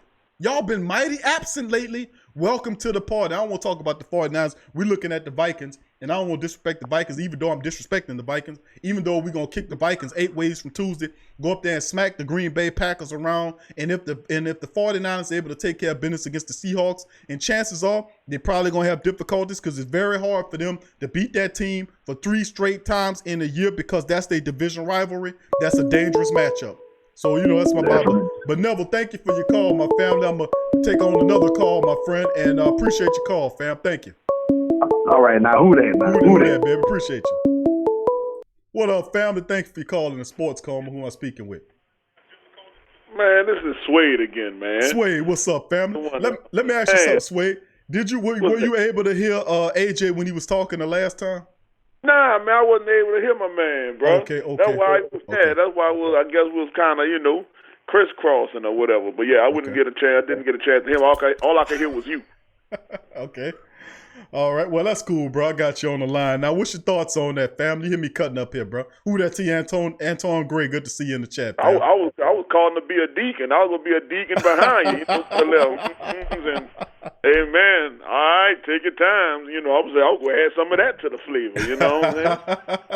Man, none of these teams don't want to see us, bro. They really don't, It's a fact. We can see it. We're a better team, and we running right now. We at 100 right now. We going. Matter of fact, we're not even at 100 to be honest. We like at possibly a 90, 89%. Because we still got some defensive players that's laid out. We had a couple of offensive linemen that was out, correct? So we still not at our full potential, and we was whooping on people, But like they said, be happy with your first seed. We know how it is to have a first seed. Hell, we had a first seed and lost at one point. Right. So we know how it is. The pressure is on you. Like I said, I think I'll take this third one and just run through them. But as I told you before, we just got to keep the refs out of the game, man. That's it. Yeah, you're right, bro. And mistake-free football, running the ball, controlling the clock, we should be able to get that done, man. That's the bottom line. I said, I'm sorry, I keep having to go back to this thing because I keep waking up in a cold sweat with that 49er Seattle game, and the dude said the dude from New York, the referee, whatever they do, they say they didn't see the holding call. People that's not even into football, they don't watch football. So, dude, my dog started barking at the TV, dog. Who didn't see that? Are you serious? So it's crazy how they just, it's like a cover-up. It's crazy, dog. I just watched it. I don't even know why why do they dislike the Saints? Because we wouldn't sell them who that or what? What was they sure wanted that. I forgot about that one, Sway. Good one. Yeah, and I we were like, no, that's yeah. Maybe it's since then. That's when it all started, dude. And then came Bounty Gate. And then when they were supposed to have the Super Bowl in New Orleans, then here come Bounty Gate. Like, are you serious? And even players was like, man, I ain't never heard of nothing. We did that all the time. They get called for it all now. Damn. You know, it's just all kind. It's been ever since that Who That deal. I don't know, man. I mean, you make a point, bro. I mean, we've been dealing with this nonsense for a while, bro. But the reality is, if you won't pick a fight with us, you pick a fight with the wrong family base. Bottom line. Say that. Bottom line. You're not gonna win this one, Goodell. Bottom line. And then the funny thing is, though, Suede, they're good at pretending. They want to pretend like, oh, you the one.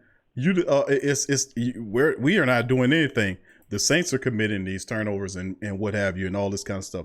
Bottom line is, like I said, man, you can't do people that way all the time and expect nothing to happen to you. There's something that happens in this universe. Something going to happen in your favor. That's why I say it's counterbalancing going on here. It's counterbalancing. And remember, they're just men and they're just people the same way. They think they got all the power and the money. That's an illusion. They could trick yourself and fool yourself all you can. But remember, stuff happen all the time with people who think they got the power and the money. Stay out the Saints' way, man. Play it fair, play it square. You know, stay out of our way. Don't do it. But if they're stupid enough to try to be corrupt with us, then we got to show them up. They all stupid enough because most evil people are stupid. Yeah. They got away with it so far, so they're going to keep sticking their hand in the cookie jar until we fucking smack that bitch and cut that goddamn stuff off. All right, I'm sorry. I'm cursing out here on the sport cone. You upset, Suede? I understand, man. I know how I go. Who that to DC in the building and the rest of the family members chiming in as well. You know, it's just one and the same, man. We see a lot of stuff going on, man. But we gonna take care of business. That's the bottom line. The Minnesota Vikings are coming up. Like I said, the Saturday show, we'll do a 3-hour show on that with the preview, the breakdown. We'll have the injury reports, so we'll know how everything going. But it's just one of those things, man, where it's just beautiful. And I absolutely respect the fact that this is where it is now. We sitting at the number 3 seed. We know we have the hard road. We got one home game, and then we got a road game, and then we're going to just march it one game at a time, and we taking care of business, bottom line. You still with me, Suede? Okay, we lost Suede. His number clicked off. All right, family. Let's keep it rolling in the chat. Good to see a lot of the family members in the chat. Please hit the like button, family. If you hadn't already, hit the like button. Please subscribe if you haven't subscribed. And I'd like to thank all the beautiful Black and Gold family members, all my people in the building, T Dirty, Stephon Wells, Charles, Louis Lombard. Good to see you there, Louis, Mr. Brown, Ernest, Derek, Sean, Scoob, Adrian, Donovan, James, everybody, man.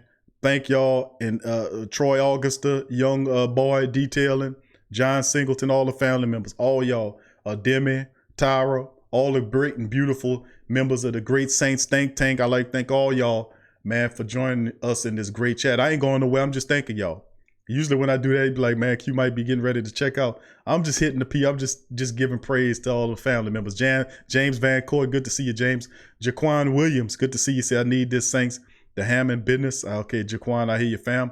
And let's see, Sean D says, I just wish we didn't have to play in the frozen tundra, but that's where Latavius Murray is going to prove how good of addition he was. Thank you, Sean D. Appreciate your family.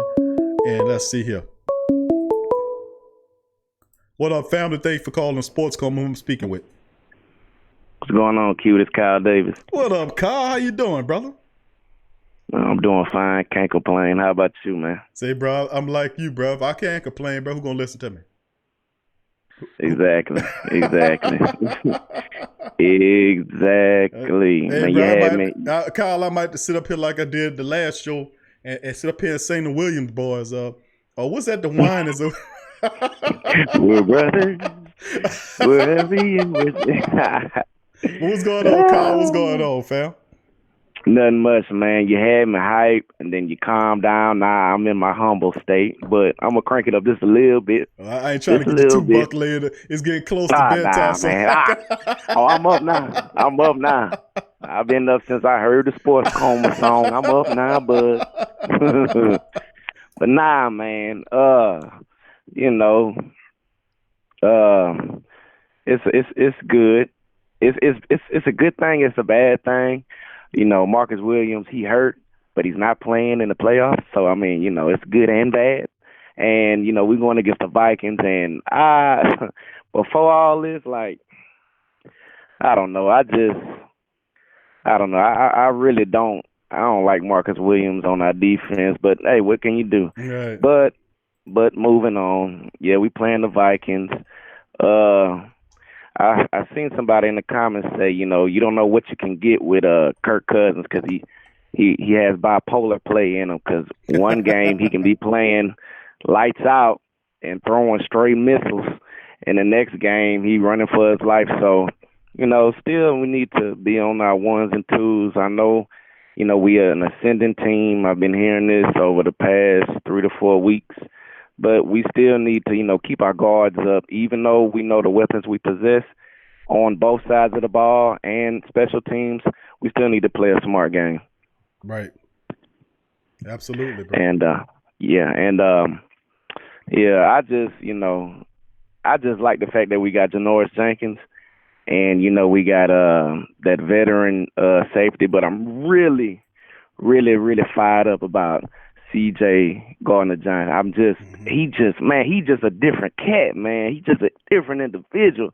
He bring that young heat to the defense. You know what I'm saying? He bring that fire, and I like seeing that, man. The camaraderie is nice to see that. But all our pieces to this puzzle are coming in, and it ain't no doubt. It ain't no timidness in my voice when I say this. We going all the way. It's nothing to be scared of. We scared of snow? Man, we the hot boys down here. That's right. We the hot boys. That's right. Yeah, we the hot boys down here, that's man. Right. That's right. We no limit down here. We Cash Money Records down here. Everybody was scared of us. We the hot boys. So we going to bring that flame up there to that frozen tundra. Yep. We're going to make that thing melt. Yep. And then we're going to take it down to Santa Clara, and we're going to put our stamp in the middle of their stadium. But shout out to Antoine Gray. That's a 49ers fan. He in the chat. Been chatting it up with him. He respectful. Shout out to him. But, man, I'm not really worrying about nobody. I'm not even worrying about the 49ers. I want my Rito. I want my rematch. I want to see how y'all adjusted over time, and we're going to show y'all how we adjusted over time. And then we're going to take it to the house. That's it. Right. That's all I got to say. Bottom line. Nice and short, simple. Bottom line. Yeah, I agree with you, fam. And that Tone Greek can chill in the chat. As long as we're respectful. I'll tell you what, I got some heavy-handed moderators, so y'all better understand that. Yeah. I got heavy-handed moderators. They ain't gonna play with your ass, I'm telling you. Yes, indeed. Yes, indeed. That alarm. Yes, sir. That siren go off anytime, my boy. It go off anytime. But nah, man. Shout out to Mr. Antoine Gray, man. Shout out to him. But shout out to the rest of the family. Scoob, Ice, Sub, Mr. Paul, Kelly, Demi, Adrian, who else? We got a lot of folks. Everybody in the sports coma that usually call in. I ain't called in about 2 shows because I've just been trying to get myself together because I'm trying to get my mind ready for the playoffs, and now it's made. So we about to go in there, and I think everybody's going in the right direction.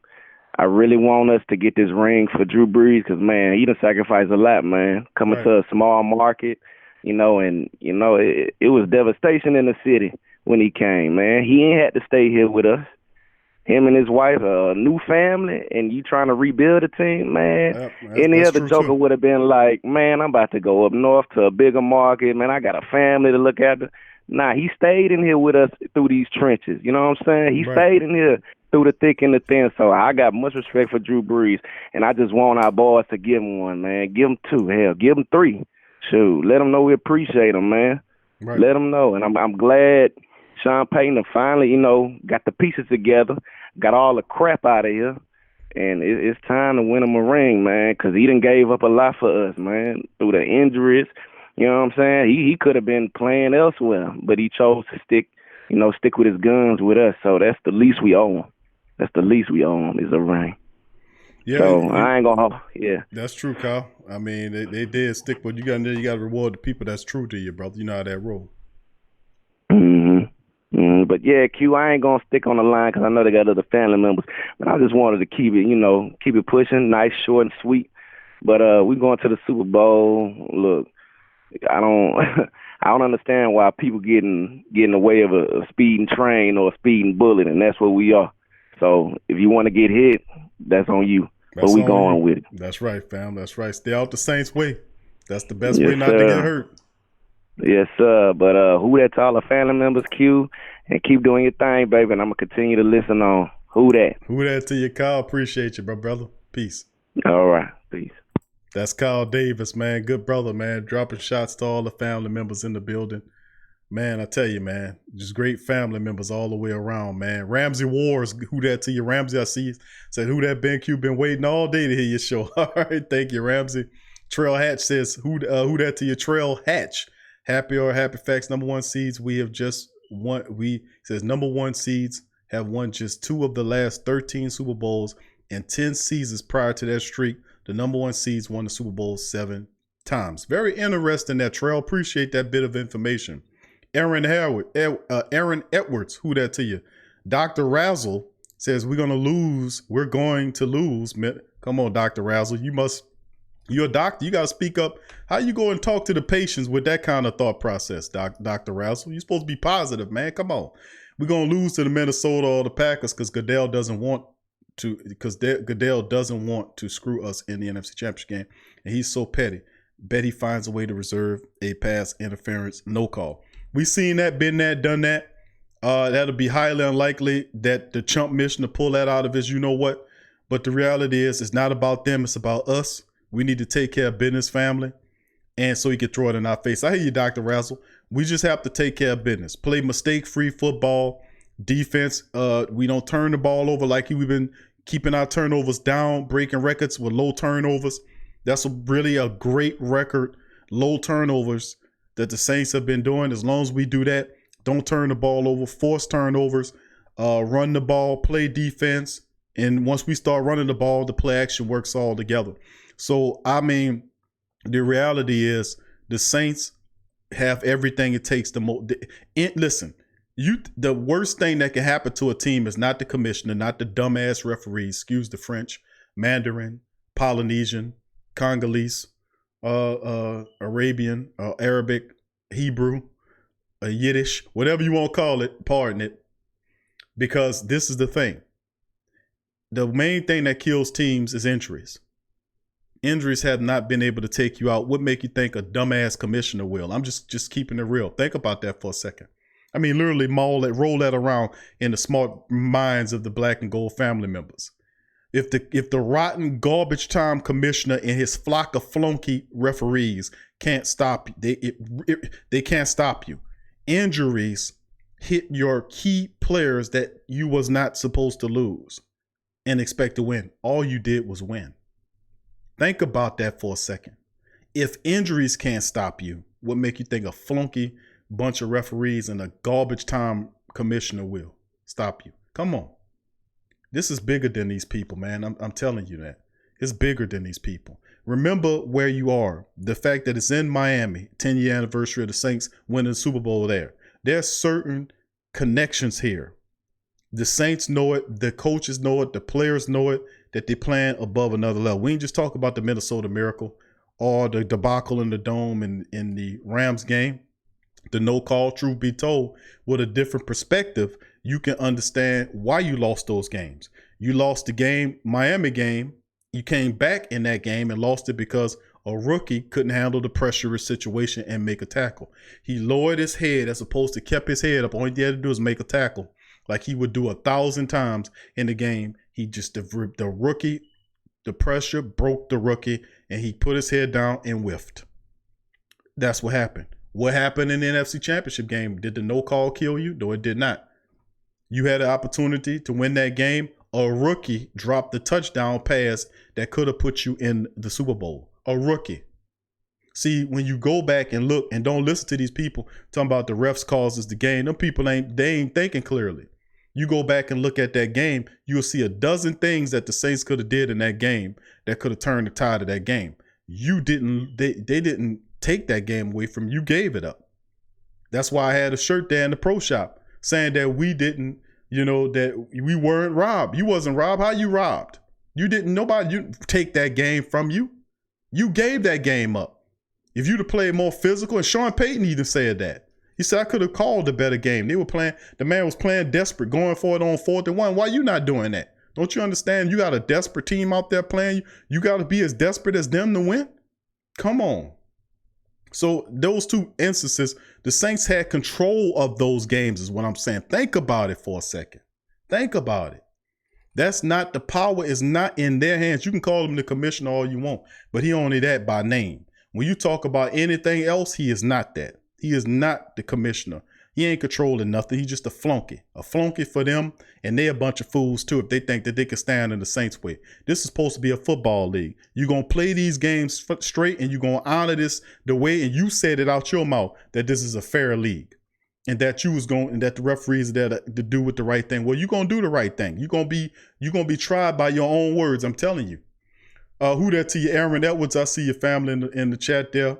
I appreciate the call there, Kyle. Thank you for that great word. 9 wine. Good to see your family as well. So like I said, the thing about it is, family, is that we got to understand moving forward is that it's not, a lot of people is nervous about what the referees and the commissioners going to do. Don't worry about that. It ain't in their hands. It's in the team hands. As long as the Saints do what they're supposed to do. And let me tell you something. They're more than aware about what they're dealing with. The Dallas Cowboy games, when the guy had a cell phone behind Sean Payton, he worked for Dallas, down there with a cell phone, taking pictures behind the man there. Never seen that before, but with the referee, with the NFL did an investigation, ain't say nothing wrong with that. They always have players.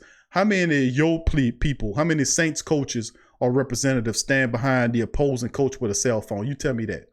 But them people literally told you that, and we sat there and ate that trap.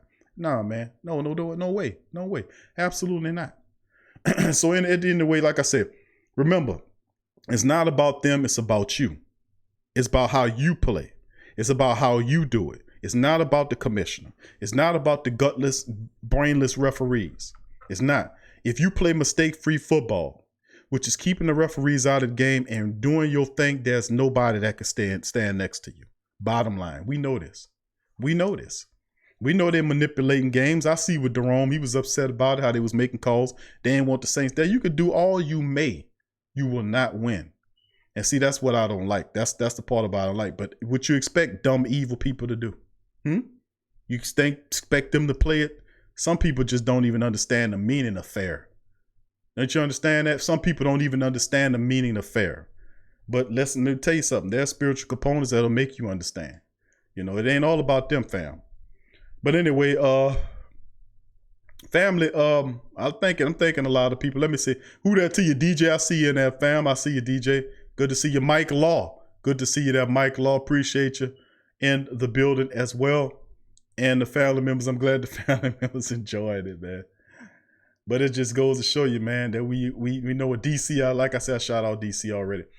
But Gundam says the Saints path to the Super Bowl with nobody will make them tougher. Nobody wants to see us. I agree with that.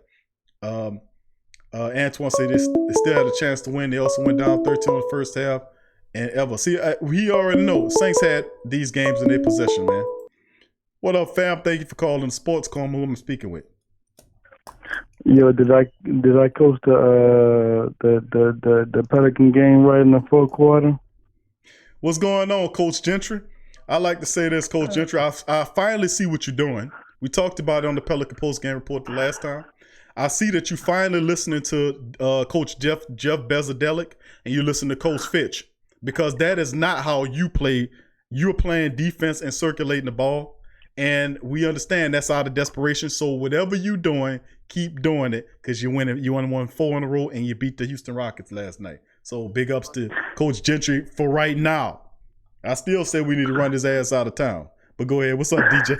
What's going on, people? What's going on, Who That Nation? I got a couple of questions. My first question is, what do you think about Tim White? Because I heard we signed him.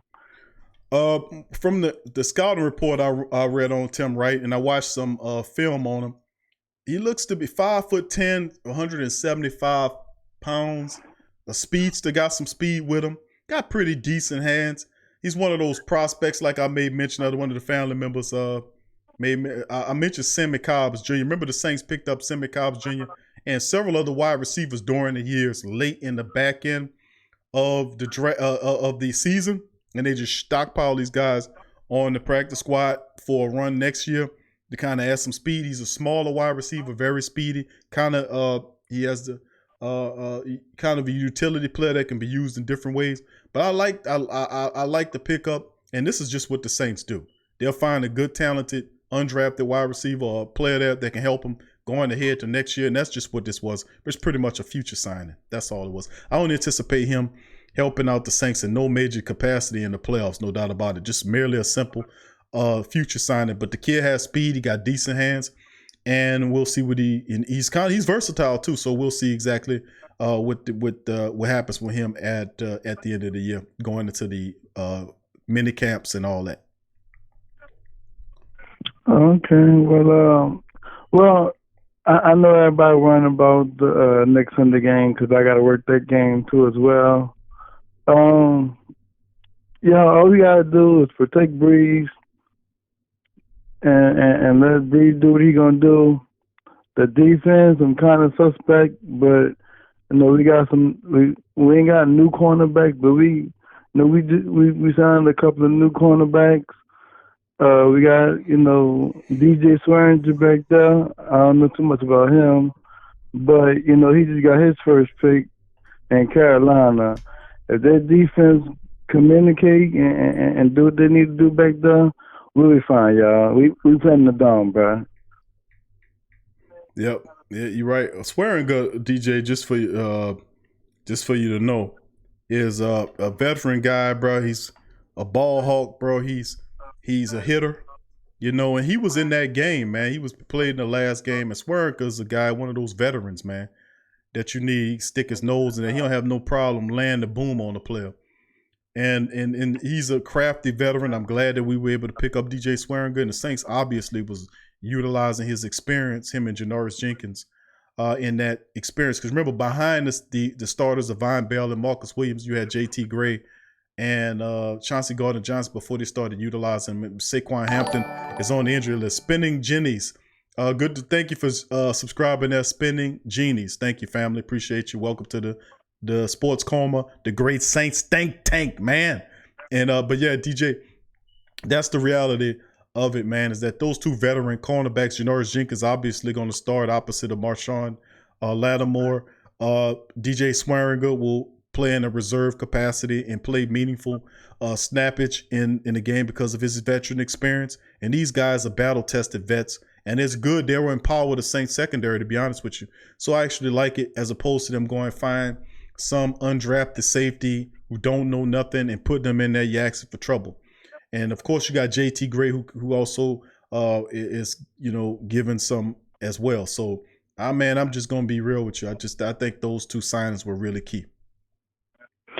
And another weapon that we got on offense that Minnesota not really gonna pay attention to, but when he get in the game, they gonna be like, oh, that's the wild card, and his name is Taysom Hill. Right. I think a lot of them. Yeah, go ahead, DJ. Because we didn't have Taysom Hill in that Minnesota game, the last Minnesota game, so. So Minnesota fans, be on the lookout for a guy named Taysom Hill. Yeah, and that's the thing, man. And I was thinking in my head, I was like, man, they got to have more plays than this for Taysom Hill, and maybe a couple of shots downfield. They took it. They did every now and again sprinkled a few passing plays in there where Taysom Hill was able to make completions. So maybe perhaps we'll see that. Maybe we'll see that indeed. I don't know. We'll see how it goes. But in the end, that's what it comes down to, Y'all go ahead, stay up. I'm still listening because I know you got the caller. So y'all who that, and thank you for joining the Pelican post-game report. Thank you, DJ. Appreciate the call, my friend. And who that, and won't back down, fam. All right. Peace. That's DJ, man. Saints and Pelicans, man. Straight up, man. Appreciate the brother for chiming in Big ups to DJ. Big ups to Neville, Kyle Davis, Black Suede, and AJ Pierce for calling tonight. Great points on the brothers. TW says the refs can always hit the Saints pretty much at will. Ticky-tack holding calls, yada, yada, yada. Yeah, TW, who that to you first of all, that's very true. They can, but listen, you can't stop the black and gold, fam. They've been doing that all season. They have not been successful in stopping us. All they do is tee us off. What up, family? Thank you for calling the Sports Coma. Who am I speaking with? Talking to the Iceman. What up, Iceman? How you doing, brother? I'm doing pretty good, man. What's up, family? Who that? Who that to you, fam? Hey, as usual, I'm going to keep it short and sweet. Okay. No excuses. Right. I don't want to hear any excuses. No excuses. We at home.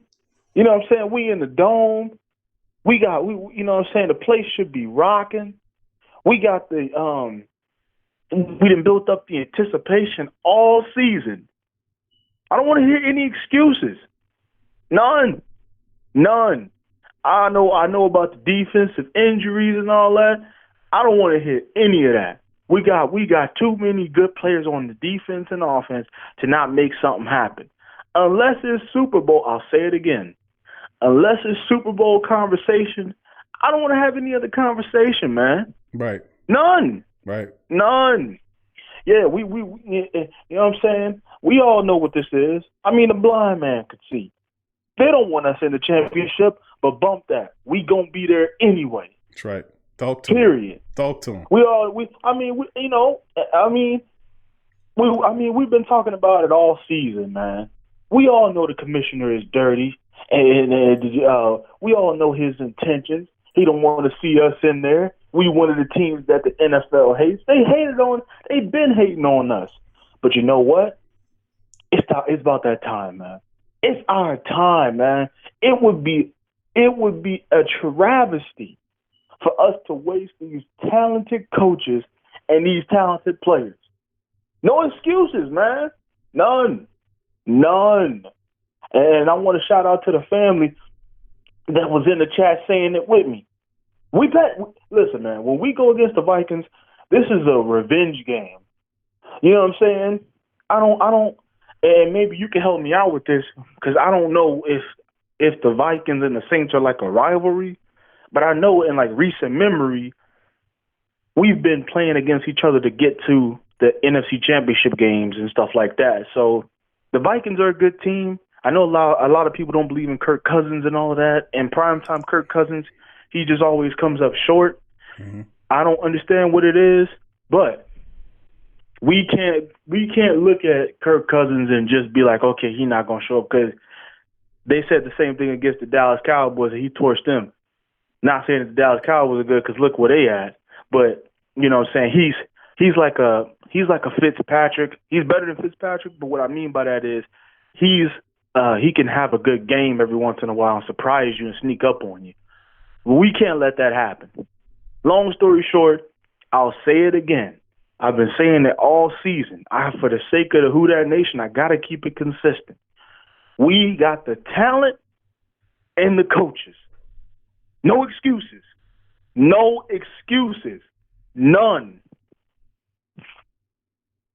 On point, Sub-Zero. Absolutely. That's the sentiment of the family. No excuses. Now is the time. Now is the time. This is the time where we've been batting people down and winning games in the regular season to get to this point. This is the final time. This is the finality of the moment. You're in the playoffs. You either win or go home. So it is time for the Saints to claim they're in the supreme opportunity. It matters not what seed, 1, 2, or 3. It doesn't matter. If we got to take care of business, we got a home game. We're going to take care of business. We're going to take care of business wherever we got to go to get to Miami. We're going to take care of business. You're absolutely right. No excuses. Yeah, none, man. None. You know what I'm saying? Sean Payton got to have his head on straight. You know what I'm saying? Mm-hmm. Sean Payton, he need to go in. Listen, Sean Payton need to go into the playoffs with the mindset of, come hell or high water, we gonna run the football. Man, I don't want to see Drew Brees passing the ball 40 times. I don't want to see that. We need to run the ball down their throat and establish the run, get the offensive line involved to let them set the tone early and often. Right. You know what I'm saying? Right. We got two Pro Bowl caliber backs back there. And Wayne Washington can do his thing. You know what I'm saying? With his limited carries, that he's shown that he can run the ball effectively. You know what I'm saying? We got too many stars on both sides of the ball. And we got a star on special teams. You know what I'm saying? Right. Yeah. This is a Super Bowl team. We got the talent. We have the talent and the exceptional coaches to go along with it. That's where a lot of teams fall short at. A lot of teams may have the talent, but they don't have the right guidance and coaches. We got experienced people that's been through a lot of heartbreak. And I think I speak for a lot of Who Dat Nation. We don't want to see that no more. We tired of that. We tired of Beastquakes. We tired of the divisional round in 2011 when the San Francisco 49ers beat us at the last second. We tired of the Minneapolis Miracles. We tired of the blown calls. We tired of that, man. No excuses. Get it done. Period. And I'm done.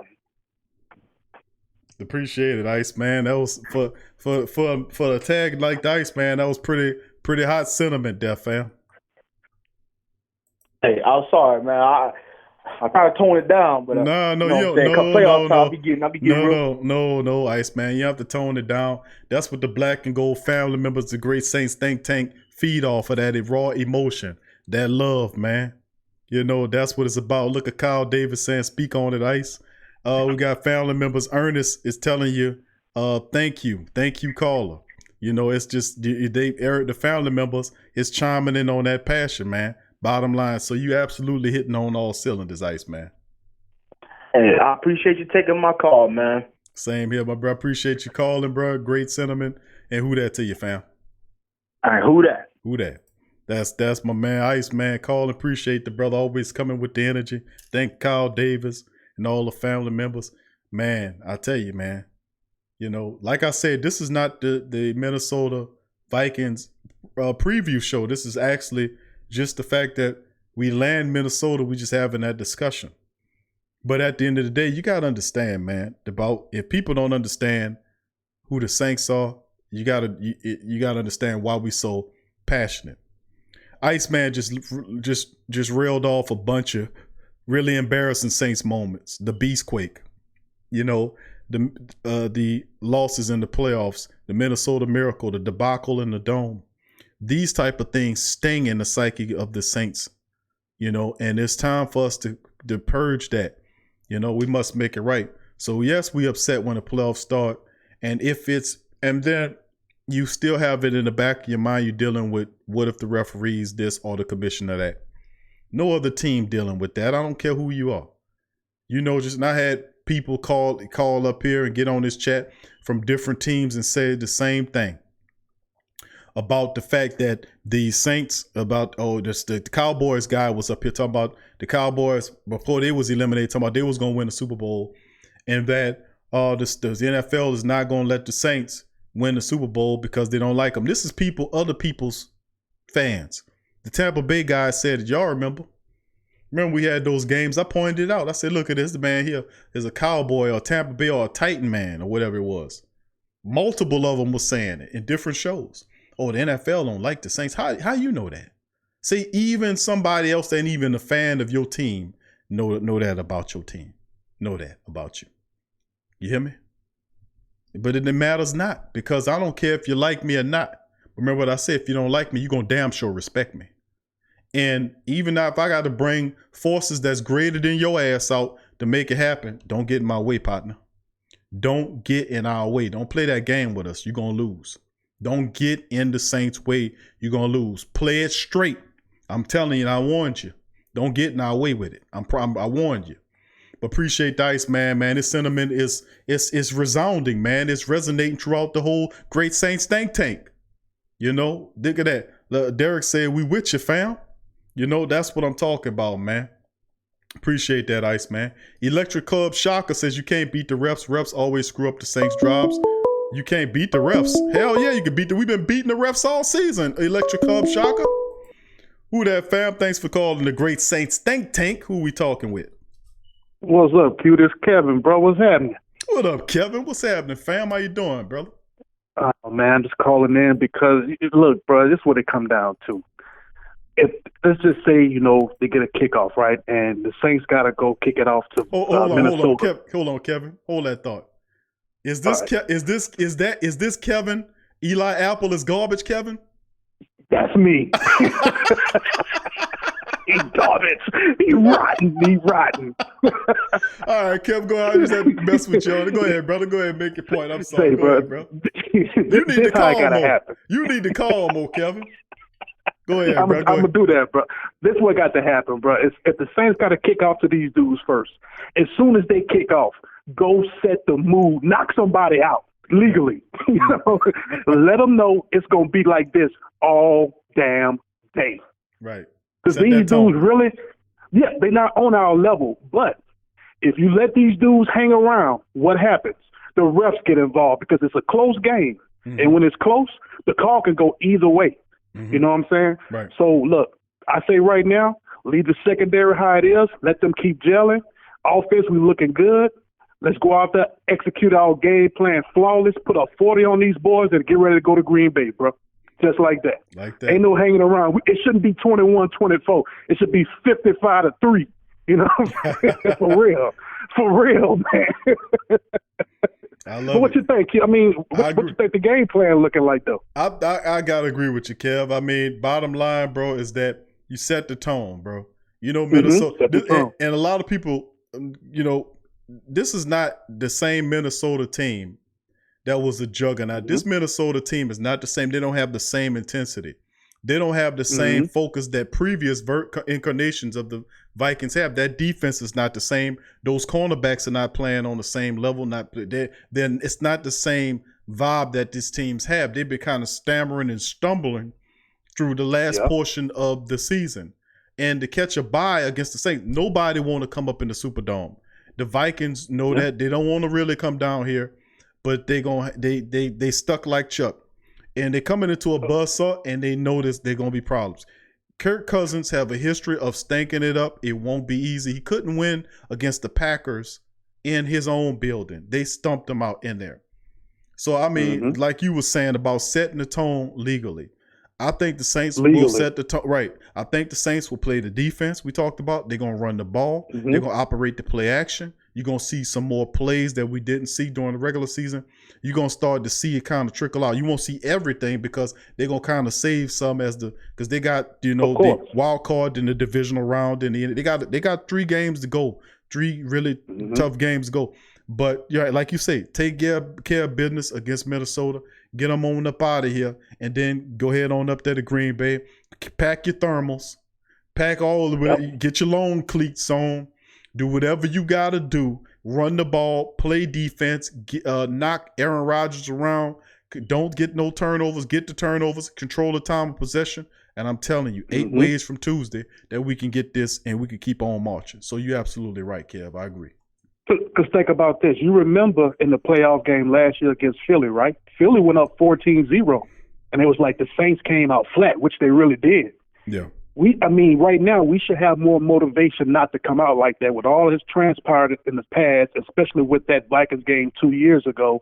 Not even only that, they have some history with Minnesota previous years, going back old school. I think they blanked us one year like 20-0, like back in the late 80s or something. So yeah, you're right. It's a lot of dudes, old Saints fans, like, yo, get at them. Get at them bad. Yeah, me too. I remember the Vikings tearing us up back in the day. I remember the first time we got in the playoffs. The first time the Saints got in the playoffs, it was a matchup against the Minnesota Vikings. They drew the Minnesota Vikings in the Superdome. The Saints came out like game busters, and they set the first score, and then after that, it was all Minnesota. That's when they had Anthony Carter, and I forgot who the quarterback was. I think it was one of the Kramers. But you had, it was Carter, Kramer, and I forgot the rest of them. It's so long ago. But Chris Dolman and all them dudes was on that team. But that's what I'm saying. This is a very interesting history the Saints have with the Minnesota Vikings through the playoffs. Early on, the Vikings got the best of the Saints. And it's really the table started to turn later on. We had that in 2009 when we just told them up, and ever since then we knocked the mystique off of them. And it was kind of a lightweight rivalry up until now. But this is not the same team, man. This is a lot weaker version of the Minnesota Vikings this year. It's cute. It is, but you got to remember, right now it's 0-0. Forget 13-3. Forget the day 10-6, right? Mm-hmm. Because now everybody's in the tournament. Mm-hmm. So who can get hot right now? You know what I'm saying? Like, yeah, they got to come to the dome. Yeah, we got the home field advantage. But when you slip up and you let these teams stay close, the home field advantage goes away. The crowd start getting quiet. The offensive linemen, they can hear play calls now. There's no noise that can, benefit the Saints. So the Saints need to keep the crowd in there early, put these dudes away and keep it hype. Because once they keep going and you go into the fourth quarter and it's still like 10-10 or 10-13, doubt sets in, even with the team, like, dude, we on the ropes right here. You know what I'm saying? So do not play with these guys. And everybody looking at Green Bay, we got to go up there, but we still got a game Sunday, man. Right. We got to put these dudes away. These dudes ain't coming down here to lose. You know what I'm saying? Right. Absolutely. You're right. You're right. You're absolutely right. So they come in because they feel like they want to get at Green Bay too, because Green Bay in their division. Mm-hmm. You know what I'm saying? So they want to make that trip too, but we got to go ahead and close the book on these dudes and, hit the Green Bay, see what we got to do there. But it's 1 week at a time, man. We can do it. We equipped to do it. Is Sean Payton going to call the right game? Is always the question I have, bro. Because sometimes he does these play calls and it's like, it kind of gives the other team a hand up sometimes, depending on the situation. So I'm like, man, just call the game right, and pound the rock. You don't need Breeze throwing 50 times. He shouldn't have to do that now, man. But I don't know, man. I'm waiting to see. I think they should come out and put these guys away. But it's the playoffs, bro. I done seen like this story before, like, hey, you the favorite by 15 points, and you go in there and get upset. So I'm just gonna hold my horses right now. And they know what they need to do, and if they want it, they can go get it right now. That's what it's about. That's you, Kev. You speaking truth to power, bro. You're 100%, 115% correct. I'm riding with you. You're absolutely right. We cannot, which I don't think they will, but you're absolutely right to state that though, is that we cannot by any means underestimate the Minnesota Vikings. They are offense during the season that did get hot. And they looked really explosive when they did behind a confident Kirk Cousins. And of course, Cook is a very talented running back as well. And he's supposed to be able to play there. So he's a dangerous weapon back there as well. Yes, he is. Devin Cook to have him. So Saints are familiar with Cook. He gave us problems before. So what it comes down to is you're absolutely right. We have to go in there. We have to stop them from running the ball.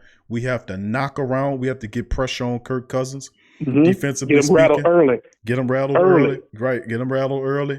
And then on top of that, on the offensive side, we have to then run the ball, control the time of possession, then get the play action involved and walk that ball up there. I don't want the game where we scoring quick and then turning the ball over, then scoring quick. No, let's be smart with this clock. Let's dominate the clock. Long drives. Like some of the family members are saying, who said that in the chat, because long drives, running the clock, controlling the clock. Ernest, big ups to you, Ernest. Ernest thinking the same way. Just running the ball, controlling the clock, time of possession, TOP. Like I was saying, and family members talking about, I think that was you, Kevin. You were saying something about 30 burger or whatever. But that's cool to get 30 points on them. But we need to make sure the TOP, the time of possession, we control and dominate by at least 10 minutes. And when the time run out, we hope we held the ball 10 minutes more than that offense. That means less chances they have to get out there with their offense, so less rhythm they could build, and so on and so forth. Yeah. And that means that our defense is rested as well. Yeah, it's the way that you get those 30 points, It's That's like, right. Like you said, if you ground and pound it and stretch the game out. Yes. And then you kill their will to want to compete because they ready to pack it in and go home. Yes. But, you remember last year, Kirk Cousins came down here and he with Washington and he really had a good game. I mean, it's not the same team, but he had a good game. So he every now and then he can give you one good game in a year. Right. So what they got to do is just go. I mean, they got the talent to me to confuse this guy to get at him. I think it should be like a pick 6 or 2 in this game. I mean, they can do it, but I'm still like, I want to see what this team can do, really, because everybody's talking, but they got to show what they can do. They got to be hungry enough to be like, look, we wanted this ours. I don't care where the game played. I don't care who we play, because, sometimes in some of those games, the Saints has been up and down. Some games you look at, they could have lost. They could have lost a lot of games this year because it was like sloppy. But right now, they're really gearing up, and it's looking like it's an all machine right now. I'm like, okay, I like what I'm seeing. Let's keep this going. You go in there and spank these dudes, I'm really going to feel confident going into Green Bay and taking care of them. We don't need to beat this team 14-17, even though I take the win, you know what I'm saying? But no, we don't need that. Right now, bro, we a powerhouse on the offensive, and we got the defensive guys. So what's the problem right now? What's the excuse? No excuses, bro. None. Not even injuries. We can't keep using the refs, man. We only give the refs a chance when the game is close because of like you say, our inability to keep running, throwing stupid play calls, and then keep the other team close. The refs can get involved in. If you put 40 points on these dudes, the refs can't get involved. You know, yes. They're gonna be like, you know what? We gotta go ahead. Yeah, I got it. Right. It'd be obvious then, wouldn't it? Yeah. If it's 14-14 in the fourth quarter with 2 minutes left, dude, any call can happen. Any call. Yeah. Yep. Yeah. Yep. You're right. So I just want to speak my piece on it, man. Like, I'm hyped. I'm ready. You know what I'm saying? I think they can do it, but they got to show me. They got to really show me, man. Like, I want to know what team's going to show up, Is it going to be the Atlanta Saints they played in the dome, or is it going to be the one we seen in Carolina like yesterday? So I say the chances are, bro, you don't have to worry about no bye for them to get, rusty. They running right out from one thing to another, and that's why I say the non-bye works in favor of the Saints, because people say, well, we needed rest. You winning games without needing rest. Injuries is the biggest excuse that people can legitimately say the Saints dealing with injuries. Listen, that hadn't stopped you all year. You continue to win. There's nobody doing that like that. Nobody. The closest team you could say that was even winning games close to that was the Pittsburgh Steelers, and they fell to pieces at the end of the season. Yeah.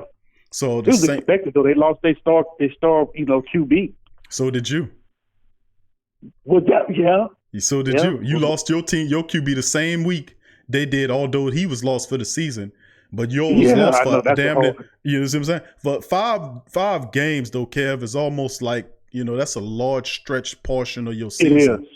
That you're going to imagine if you had lost 4 of those 5.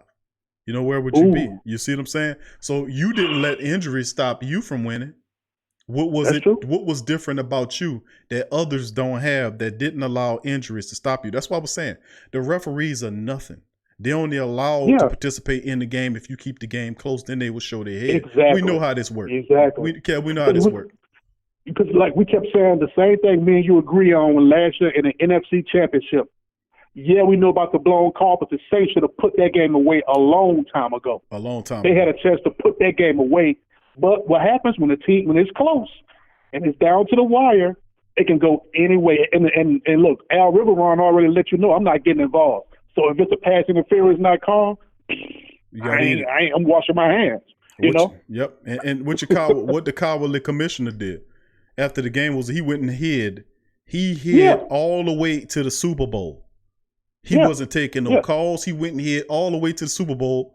And then when the Super Bowl came, the main question it was asking about is what you going to do about this in here? Or is nothing, even though a clause, according to their books, that he could rework that portion of the game. Didn't want to do it. His excuse was that they couldn't reschedule, couldn't push the Super Bowl back. Why not? They could, but you knew. Why not? Too, but we know why. It's a lot of bad blood there, man. Yeah, It's a lot of bad blood there from way back when. Yeah, we know. So he wasn't doing the Saints no favor with that. Yeah, he had the power to overrule that. But they had like in the Saints forum, like you could call the New York office his office, and I called it. I couldn't even get through, man. Like the message machine was full. Like people was calling for like, hey, we want a rematch, brother. He better pick up this phone. He ain't want to pick up. So I'm like, yeah, he is, bro. So we already know right now they're not on our side, but we don't even need them, bro. Don't need that. We have the coaches. We got good coaches all across the board, man. So right now we have everything in place. We got good structure. We got a good owner. We got a good GM. We got young talent that's developing and has developed. So really, everything is in our favor right now. It's up to us to go out there and execute the game plan flawlessly. And that's it. I mean, you can't blame at this point nobody but yourself because you have a peach. You have a nice young safety. You have 2 caliber starting corners. You have an all-pro defensive end. You got an all-pro tight end. You got a Hall of Fame quarterback. What's the problem? Yep. No What's the problem. problem? No problem. Yeah. Kev. No excuses. Yeah. No problem. Yeah. This is what they've been made for. This Yeah. is what they're here for. They have everybody that they need to beat the Minnesota Vikings. You have Drew Brees, you Yeah. have Alvin Kamara, you got Latavius Murray, you got Mike Thomas, you got Traquan Smith gaining confidence, you got Jared Cook healthy, you got your whole offensive line assembled. Mm-hmm. I'm expecting a trip to Miami, man. I'm already got my bags packed. I'm ready because everybody ready because we got the team. We got the team. Right. Despite go ahead, Q. No, you good. That's just reinforcing your point about the fact that the injuries, the Saints' depth has filled in, and that's hard to say to fill in from Davenport or Sheldon Rankins. Mm-hmm. But the Saints did that. Yeah, they did that, and I mean it shows you I guess you got to have good talent scouts to get this in place before the season because you got to expect if guys go down, who can we have on the depth chart to step up. May not give up the production that they get, but they could just keep us afloat. You know what I'm saying? And those guys are doing that right now. So, big time. Even if we down 2 starting defensive, tackle and a end, we still good enough to win these games, man. Like we're not no slouch. So I don't expect us to play like a slouch. We can't be underdogs because we're 13-3, and last year we was in the NFC Championship. How can we be underdogs? A lot of teams' eyes, we're favorites. So why do you think San Francisco was so happy they beat us? They're like, we wanted to beat the Saints because we're a top dog. We can't take the underdog road no more. We got a Super Bowl. We have consistently winning seasons. We've won the NFC South 3 years in a row. We're not an underdog, dude. We're a favorite, Yeah. Perennial favorites. Yeah. So man. So they look, even if we've been knowing it for some time, bro. But you're right, Kevin. Mm-hmm. That's what it comes down to, bro. We got Hall of Fame at the quarterback position. We got all the talented players there. The defense, despite the losses on the defensive line, they've stepped up and assumed it. Despite the fact the losses in the secondary, the secondary is still playing lights out ball. So regardless of whatever we got to do, we're gonna get it handled. Yeah. This is where people get it twisted. Those 2 losses, in my opinion, we could have upgraded that free safety, which was Marcus Williams, and that other corner, which was Eli Apple, by the default injury we have. So actually, the unit in there now is better than the starting lineup in the beginning of the season. Definitely. It's better now. Now you tell me how is that even possible? And that happened after the trade deadline. Yeah. How was you able to land Janoris Jenkins by pure dumb luck? How were you able to get DJ Swearing? Come on. You got improvement. You got the 2 players, of them. We made that point earlier about it, and you reinforcing it. Is the fact that the players that's in are actually better than the players that left. And Janoris Jenkins, he's getting all that extra time to learn that position, to assume that role. This is the thing. Let me put this on your mind, Saints family. And Kevin, I want you to think about this too, fam. Okay. Janoris Jenkins and Marshawn Lattimore both can do many different things as cornerbacks. One of the main things they're keenly known for are man-to-man covers. Imagine what Dennis Allen's scheme looks like when he employed both of those man-to-man corners there, what he can do with those safeties, those linebackers, the exotic blitzes he could come with, the things that he could do. And then not to mention the fact that P-Rob has stepped up and has elevated his play as well. So this is the thing. You getting played not just from Janoris Jenkins and even Swearingen in a reserve capacity, but you got a confident P.J. Williams playing at safety. You got a Chauncey Gardner-Johnson that don't even look like a rookie playing out there. And then you got Patrick Robinson filling in at the nickel, turned into Philadelphia Patrick Robinson. How do you explain that? Well, it looks like a good pick now that Sean Payton signed up Patrick Robinson. Maybe overpaid him, but that's for this time.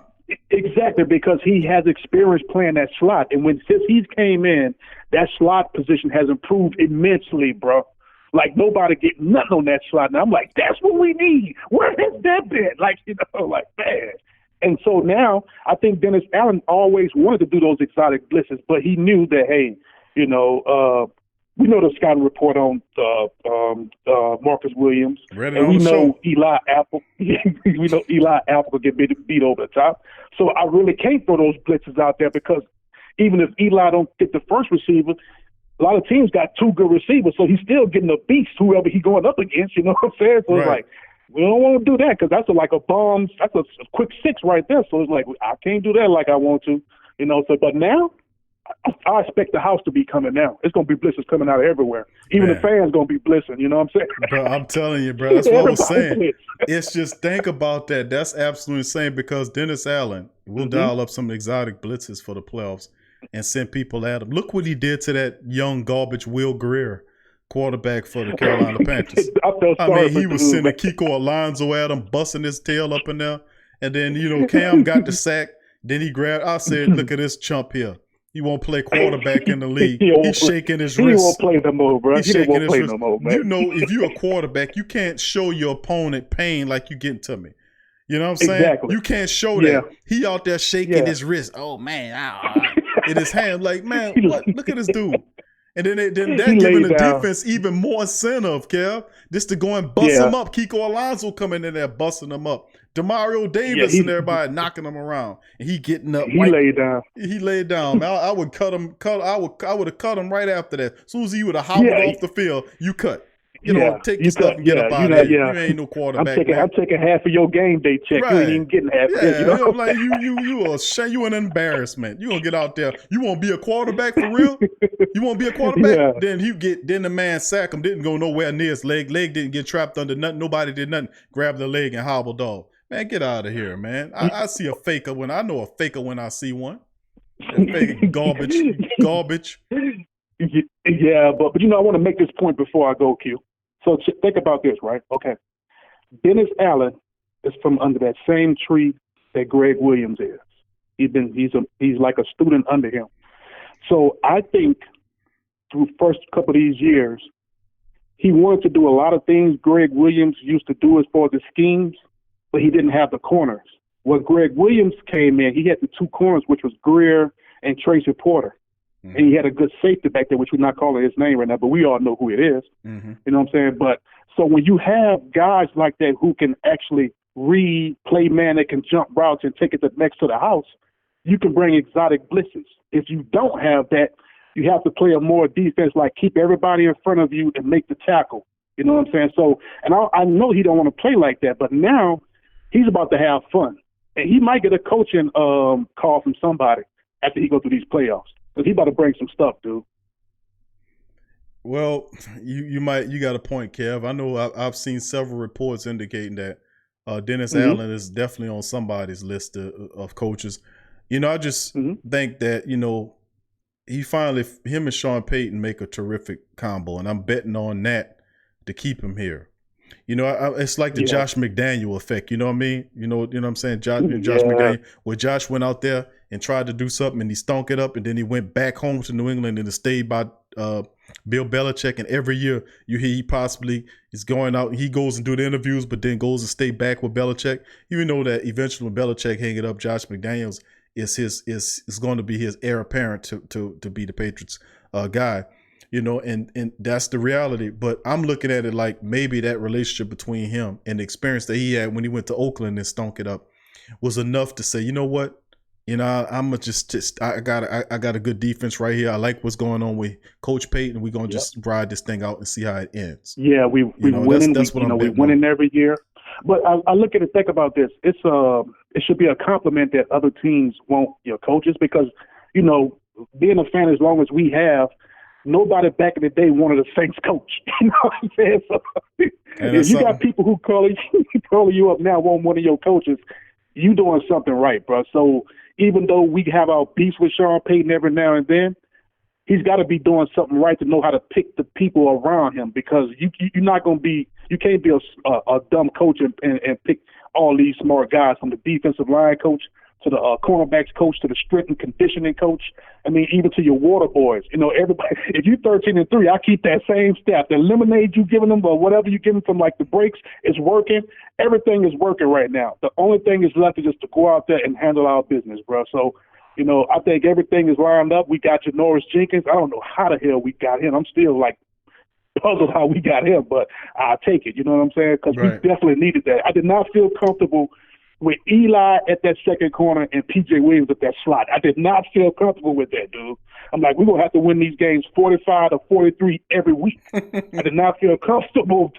I'm like, please, God, send me something. He gave me Janoris Jenkins. I'm like, yes, thank you. He felt my pain. He came right on time. He came on time, bro. I mean, that's what I was saying, man. It's just, that was the most glaring need that you had, Kevin. Yeah, the most glaring need, and how fitting for it. Then not only you gotta, people look for a depth signing, but they actually got, the guy is actually better. You know, he's like playing at a level. This man came in here with 54 tackles and 4 interceptions. Of course, I think he got over 60 tackles on the season and 5 picks, combining his numbers with the Giants and with the Saints numbers. So it was absolutely a great thing to get this man, and that's more divine intervention like that. And I say in my book, because they had other teams, Saints wasn't the first on that waiver wire, and we got Janoris Jenkins, who's a starting caliber guy, and then Eli Apple gets, bro. You got as a Saints fan, brother. I have to put. I think Sean Payton went to Allen. He went to Allen and threatened somebody. Something happened, but for to get Janoris Jenkins, because like you're right, the Saints wasn't like even close to being on the top of the waiver wire. So I'm like, God is a Saints fan, Kev. Bottom line, God is a Saints fan, fam. But check this out. Janoris Jenkins has the same mindset as Tracy Porter, that guy who jumped routes, right? Yes. Yeah. When we won our first Super Bowl, what closed it? Tracy Porter jumping routes. On Peyton, you can't play this game being scared, man. Look, you got the body. Look, you're gonna get beat sometime at cornerback, but you got to forget that play. You know what I'm saying? When you've been in the room and you're going over these play calls or whatever, you see routes guys run. Take a chance. Don't be scared, dude, because sometimes you could take that chance. It could get you a Super Bowl. But you can't sit back there and be like, I hope I don't get beat. Because you're going to get beat every time. And guess what? Teams going to know, like, oh, you know what the game plan is? Go right at Eli the first play. Next play, go right at Eli. They're going to keep on coming at you, dude. You got to man up. If you don't want to man up, you got to go sit down, bro. Because right now, we ready to win the bowl, man. If you ain't ready, you got to sit down. Get on IR, help them bring Gatorade out. I don't want you on the field right now. I don't want you on the field. I'm sorry, bro. I'm not that. I was never that big on you. I was happy you rejuvenated your career here to some aspects, but right now we need ballers, bro. And right now we got ballers on defense, bro. Absolutely, bro. You're hitting the nail on the head, man. But Eli Apple leaves. Eli Apple leaves. You get Janoris Jenkins there to get all them reps to get them ready for the playoffs. You got DJ Swearinger, who is going to help in that reserve capacity. Secondary looked pretty solid against Carolina, even though it's Carolina. Look how PJ playing now. He playing like a whole different dude right now, bro. Then we had this conversation, Kev. Remember we talked about why would you put him back in the slot right now? Even if Eli is healthy, why would you do that? Don't do that, You're not going to put PJ Williams in the slot. That's why they got rid of Deshaun Shedd. They got rid of Shedd because remember Deshaun Shedd was the third of the veteran defensive backs that the Saints brought in here. But I wish they signed him back, though. Because if somebody goes down, man, Hardy ain't ready to be in that secondary, bro. I love him on special teams. I don't like him covering, dude. Truth be told, now he looked, but that was his real first. To be fair to Hardy, he was solid, but bro, the last time he played serious defensive snaps, Kevin, was in the preseason. I know it's been a while. Yeah. So he came in that game. The guy toasted him, took his lunch. The guy was catching passes all over. But trust me, I'm telling you, Marshawn Lattimore schooled this guy.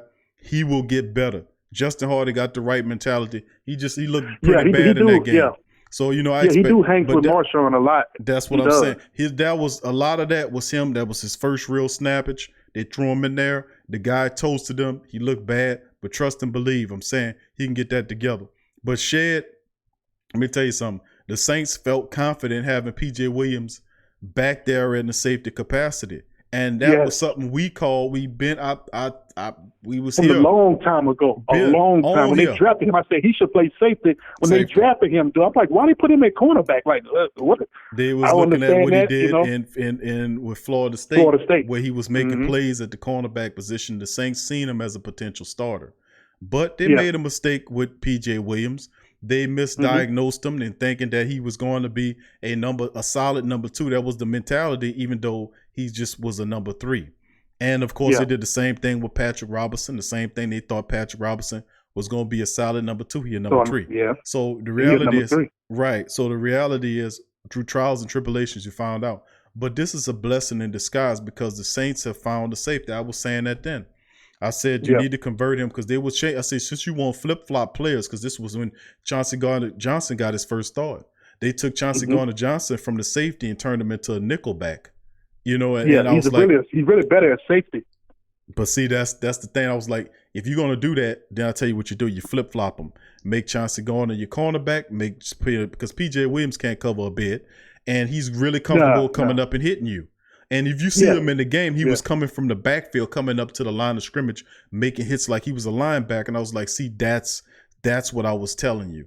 I know a safety when I see one. They finally see it, and we got it due to the injuries, but it was a blessing in disguise. This might save his career in coming back to New Orleans to see him as a safety. But more than likely, when you get healthy enough, they probably shift him back to cornerback. That's poor. That's what I was saying. You know what, Q? That's what I was saying, because when Marcus Williams was back there, nobody was fearing him as far as being a big hitter. You know what I'm saying? Like, they were like, okay, we know this dude not going to bring no wood. Now, even though PJ is not as fast as Marcus Williams, but PJ going to lay that wood on you. You know what I'm saying? He might get beat every now and then, but he going to put that wood. So as safety, he can see the whole field. He's not actually covering one guy, so it may work out better for him. So I don't want to see him actually back at the slot, you know, but we got Von Bell going to be coming back hopefully. So we got some depth there. So I don't know what they're going to be doing whenever the season over with, as far as like who's going to be their starting 2 corners in the 3rd slot. I don't know, but we got depth all around. The guys are interchangeable. They can play either with Chauncey, he could play either a 3rd corner or that strong safety. Oh, well, he's at free safety right now. So now I'll just leave him right there and, you know, let Marcus Williams heal up, and, you know, he could come back and compete for another spot next year. But this year, you on the shelf, bro. Just now, bro. You want to just heal up, you know what I'm saying, and we'd be all right, and, you know, you compete next year. But you need to go hit the weight room, and you got to get this mentality. Whatever, just whiffing and you ducking and, you know, grabbing dirt, man, look, you got to get that out your head, bro, because that ain't going to work. It ain't going to work. You know? People recognize Marcus Williams is a free agent come 2020. So Probably so. Season of 2021 next year. Not this year, but the following year in 2021 is his contract is up. But if Chauncey Gardner-Johnson... They called him Finesse. I know. I read that, brother. Finesse? That tickled me. And then I know. And the coldest part of finesse safety, I've never heard such a term referred to any kind of player, a finesse safety. Explain that one to me. Wow. Because I'm telling you, like, look, this dude already, you know, he can jump some routes and make some picks, but if you're gonna have him full time, we don't really recommend that, because he's not gonna come up and really. That sounds hit. soft. He's more but, like. But Kevin, finesse sounds like soft safety. It's soft. That's soft. Finesse is a politically correct word for saying soft. He's a soft safety. It is, you know. And they had whiffing in the report, if you read between the lines, because they said that. You remember what they said in that report? It said that he gets dragged. He gets dragged on tackles. He gets dragged on tackles, and he gets the worst of the tackle. Remember that? I read that. Read it for yourself, family. Read the scouting report on Marcus Williams and understand what you got. The scout told you what you got. See, the Saints told you what you was getting, and you went got this guy. So you got to stick it out. But you knew the Saints squad, their staff knew what this guy report was, and they still drafted him, bro. They knew it, so they can't be surprised. They're like, "Why he's missing tackles?" They told you in the draft he don't tackle. He gets dragged. What you see with Kittle, he was getting dragged. Got dragged. And then it's periods of dumbness that I have to deal with. Periods of dumbness, and like, see, at the pressurous moments of the game, he disappears. He cannot deal with pressurous moments. How many instances that you got to see to understand who this man is? He's showing you who you is in the heat of the moment, in the heat of the battle.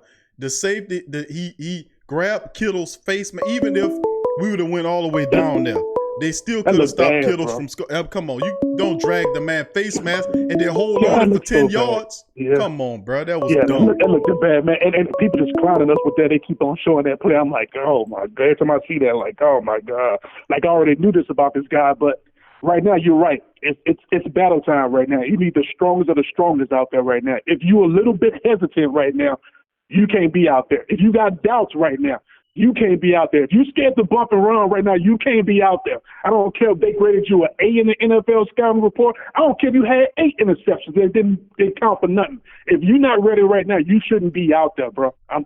You got to be mentally ready right now. A lot of them guys are Eli Apple and Marcus Williams are not ready right now, dude. This is in the heat of the battle right now. You need dudes who done been there and hungry. C.J. Gardner-Johnson, hungry. Patrick Robinson been getting dog, hungry. Swearinger been kicked around the league, hungry. Janoris Jenkins in New York, hungry. That's what we need. We don't need dudes that feel like, well, I'm just going to be out here and play my best, hope I don't get beat. Man, get on with that, man. I don't want to hear that, hope I don't get beat. I've been watching that my whole Saint fan career, dudes hoping they don't get beat and getting toasted. We need dudes to go out there like, I'm going to go out there, I'm picking this off, I'm taking it to the house. We need that back again. That's why, when we had Tracy Porter doing that, I was like, thank you, God. We never had this before, and it took 10 years to get that again. So now I'm ready. You know what I'm saying? Right. I mean, Yeah, and the thing is, bro, you're absolutely right on it. That's why people say, well, man, Marcus Williams has potential. Listen, he's still a young player, but he needs to learn. He's 6'1". He got the biggest shoulder pads of any defensive back on the Saints team, and he constantly rolling himself into people's ankles. He takes poor angles. He takes poor angles on tackles, like the play when he went to try to make a play on the what was it, the receiver last play. game he got hurt, wasn't it? The game he got hurt. He tried to push the guy out of bounds, but his push. The Tennessee game. Yeah. Right, the Tennessee game. He tried to push the guy out of bounds, but didn't even. He put both hands on him, but didn't even push him out of bounds. I mean, how you put both hands on and push him, but your push don't even do nothing. He just runs right through your push, and then he runs right. Go back to the scouting report. Gets the worst of the tackles. Here we go again. It's telling you. It's a literally sports Bible right there. I'm telling you, man. That was Why not are you just surprised? Kevin, that wasn't some balderdash report. That was an NFL.com report on Marcus Williams telling you that he was a finesse safety. I've been watching football for a long time, and I've never heard anybody refer to a safety as a finesse safety. A finesse safety. Never heard of that. Read the report. It's on NFL.com. Go there, put in Marcus Williams scouting report, and get a good laugh for yourself. I already know. That's why I was like, when they drafted him, I was really surprised because at safety, you can clown Roman Harper because he's not as fast. But Roman Harper will lay that iron on you. You know what I'm saying? He gonna come up and hit you. You got to have one of the two. Either you can't cover or you can hit real good. Right. But you can't. You can't be halfway in and halfway out. You getting beat on some deep balls, and then you can't tackle. Oh man, that's a liability. Then you have a corner the same way. Like, oh my God. So teams are going there right now. So we're gonna look at this right side of the field. Them two right there. Give me an out and up move. 6 every time. 6. I'm like, oh my God.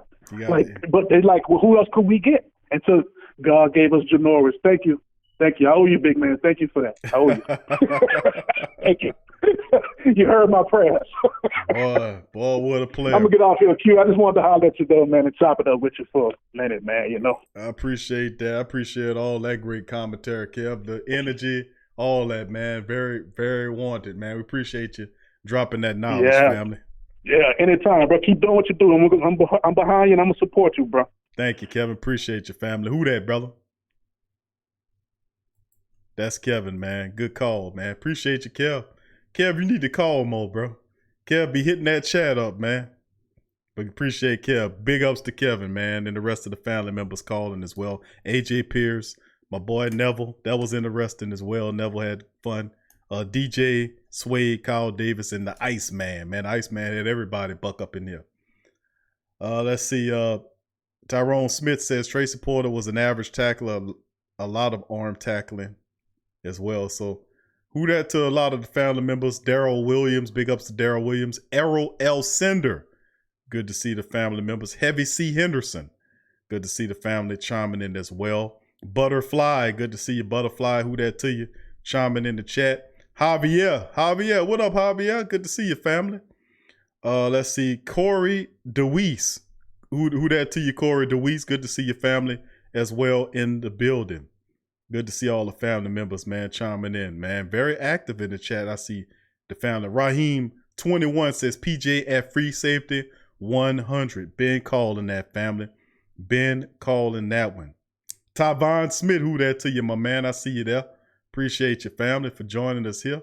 I think I gave you a shout out already, but just in case, big ups to you. Who that so breezy say had to say it, but Eli getting hurt was the best thing that happened to the Saints. God bless him. Gave Janoris Jenkins extra snappage. Gave Patrick Robinson an opportunity to get extra snappage, and he did nothing but take great advantage of it. So it was definitely a blessing in disguise, but that's no surprise. That's been happening all season long, no matter what position it is. The Saints' injuries turn out to continue to be blessings as more of the people behind the Saints continue to get more reps and they step up in the position. You can't tell me, man, that that's not outer worldly, that that's on something else. You mean to tell me a player that's cold as a flounder could literally come on the field and then have his best game of the season followed up by another solid performance, and this dude was staking it up the whole year? What up, family? Thank you for calling the Sports Call. Who am I speaking with? What's up with your Q, man? It's your boy, Bal, man. I just wanted to call you, let you know, dog, I really love your show, bro. You doing better than ESPN and all them bars. They don't know what the hell they be talking about on that thing, man. But look, I got three. I'm going to keep it real quick. I got to get back in the house. But look, man, tell me this. Do you trust the Saints secondary to make it all the way to the end? I'm talking about to finally not give up the big play, to finally, even if they get in a close game with the 49ers, or even if it's the Seahawks, do you trust our secondary to not give up the big play? I'm going to be honest with you, bro. I got to ride with them, bro. I got to ride with them, and I'm going to tell you why. The Saints is constantly proven through just looking at following this team, bro, going in depth with them. It's something that's outside of football over this team. You know, you're right. And think about it, though, bro, for real. The offensive line ramsacked with injuries. The offensive line held together and protect Drew Brees like the starters was, and they ran the ball. The tight end position with Jared Cook, he disappeared. The tight end stepped up, and the quarterback that played wide receiver and special team player stepped up with tight end, became a wide receiver, and scored touchdowns to help a half a wide receiver room outside of Mike Thomas. Well, you got all these other guys missing. P.J. Williams goes down because of the suspension that he occurred. They need to leave that boy at safety. They need to leave that boy at safety. He doing good back there, man. Bro, we called that before that wasn't even a thing. That's what I'm saying, man. They got to put you on ESPN or something, bro. I don't see how them people keep their jobs and all them damn wrong opinions like that, man. You'll be fired anywhere else. Like I'm telling you. Another thing though. Do you trust? So, say for instance, a team finally decide to lock down Michael Thomas. So I watched this Carolina game, and they kind of had the clamps on him a little bit. You see a little bit of that, Do you trust anybody else to step up? You trust anybody else to step up around it? But I'm pretty sure they could do it. Yes, no doubt about it, bro. I'll be honest with you. What my thing is this: they will try to mimic that, but let me tell you this: they tried that. Can't nobody do it. They can't do it. Now remember, if you watch the tape, a lot of those defensive backs was hitting him before the ball got there. And they wasn't making the call to be fine. Remember, look at those plays when they would happen. They was hitting Michael Thomas before the ball even got there, and he was every time he get up, he was with his hands where the flag at. And they wasn't giving the flag. Hey, they got to do something about that, man. Hey, you should not be able to criticize the referees, man. The NFL flag. I mean, they penalize players and coaches for criticizing the referees. Right. Man, you should not. That should be illegal, man. You should be able to criticize these referees because somebody got to be held accountable for this. These people affecting games. They affect the economies in these local cities and stuff. Man, that with that little Seattle no call, whatever, man, that left almost a week or 2 weeks off of the hotels and the restaurants in New Orleans. They could have had some revenue coming in.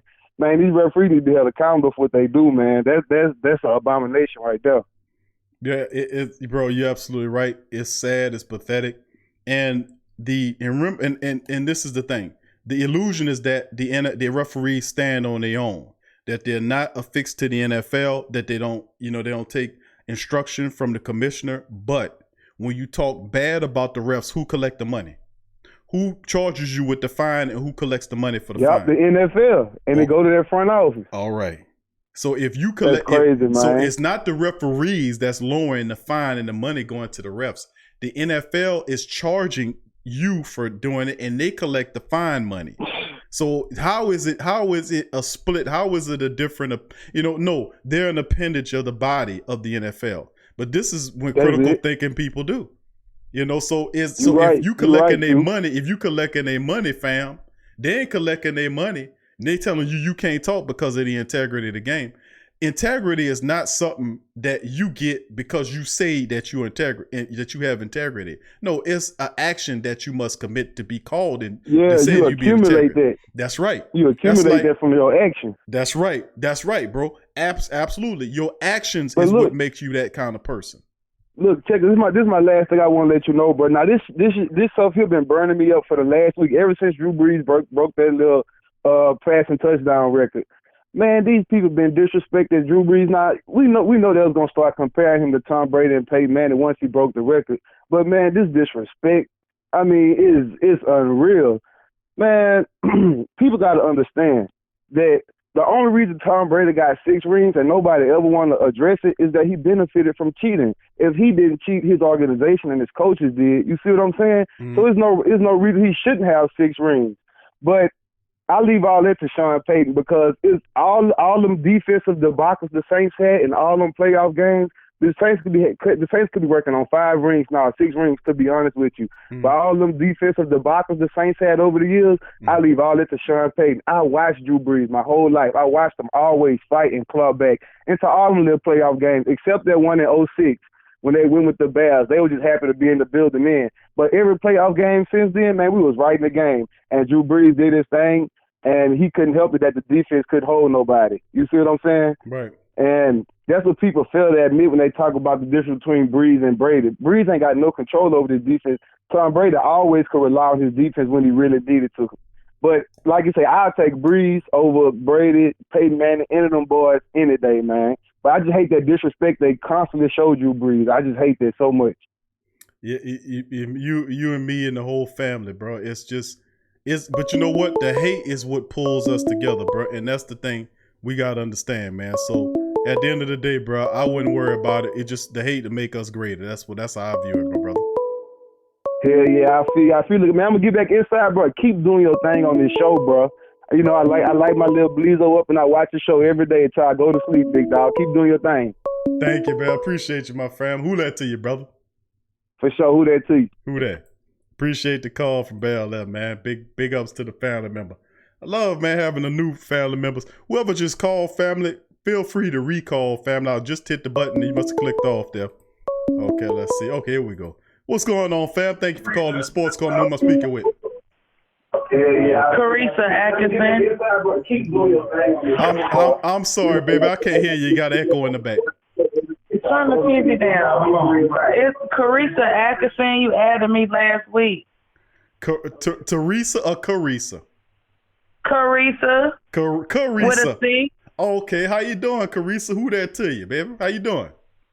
Who that? It's me.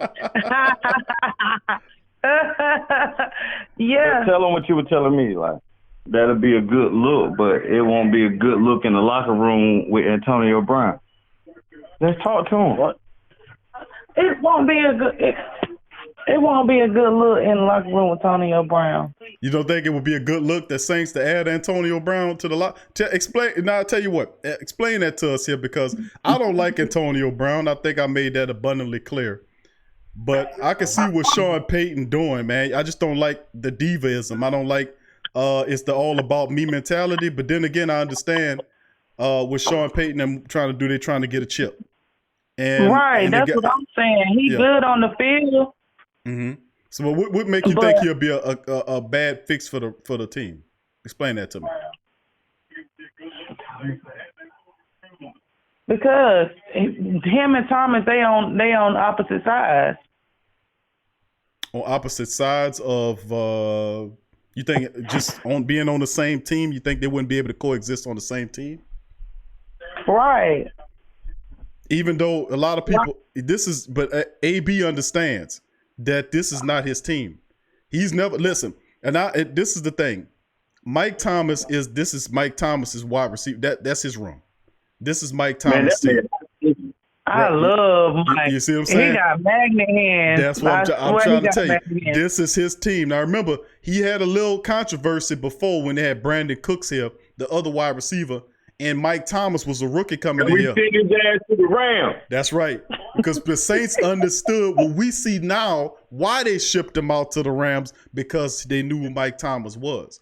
Just as that was the case now, people know walking into this here thing that Mike Thomas is not just another wide receiver, that he has been the #1 wide receiver in the NFL and NFL history catches since he's been walking up in the league in terms of what he's been doing based upon everybody else. So I don't anticipate, if and even they sign Antonio Brown, I don't see Antonio Brown insofar as challenging Mike, because Mike got his money. Mike got his position. Mike know what he means to the team. And Antonio Brown ain't never been on a team like that. He ain't never been on a team where he had to play number 2. He was always the man, whether he was with Pittsburgh, whether he was with Oakland, or he was with New England. And let me add this, because people underestimating the power of the Saints locker room. The Saints locker room is unlike any other locker room you're going to play for. Ask Malcolm Brown. Man, we playing ping pong in there. Look, man. Go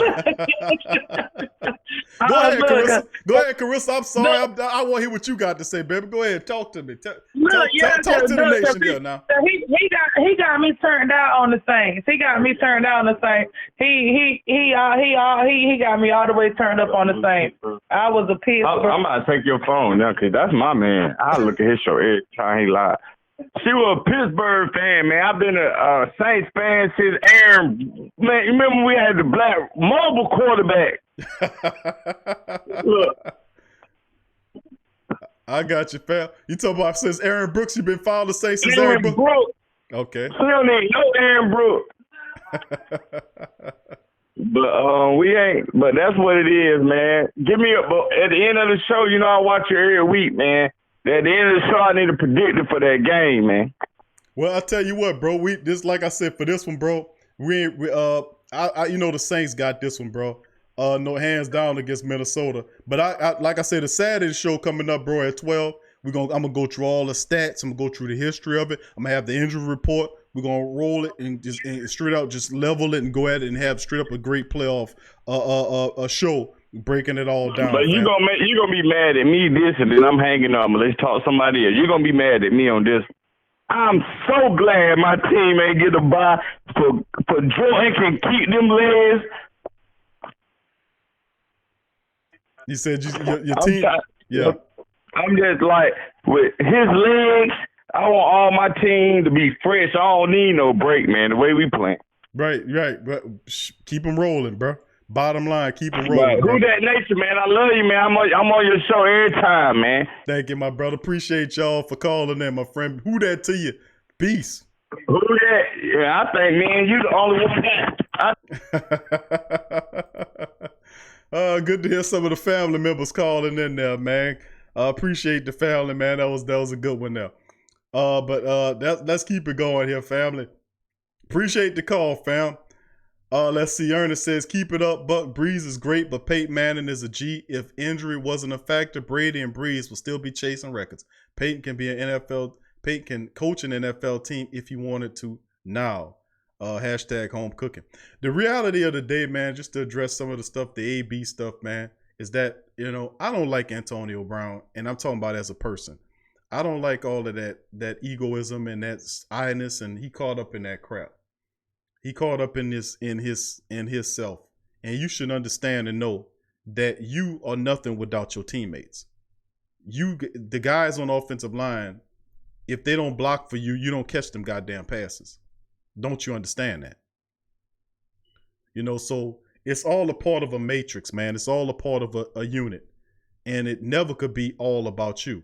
Now, with that being said, I think other teams' locker rooms, all them other locker rooms he been to, and I got to exclude the Patriots because he wasn't in the Patriots locker room long enough to have anything to affect them. But none of those locker rooms, Pittsburgh or Oakland, have nothing to do with the Saints. You coming in here, you got to understand we winning games without you.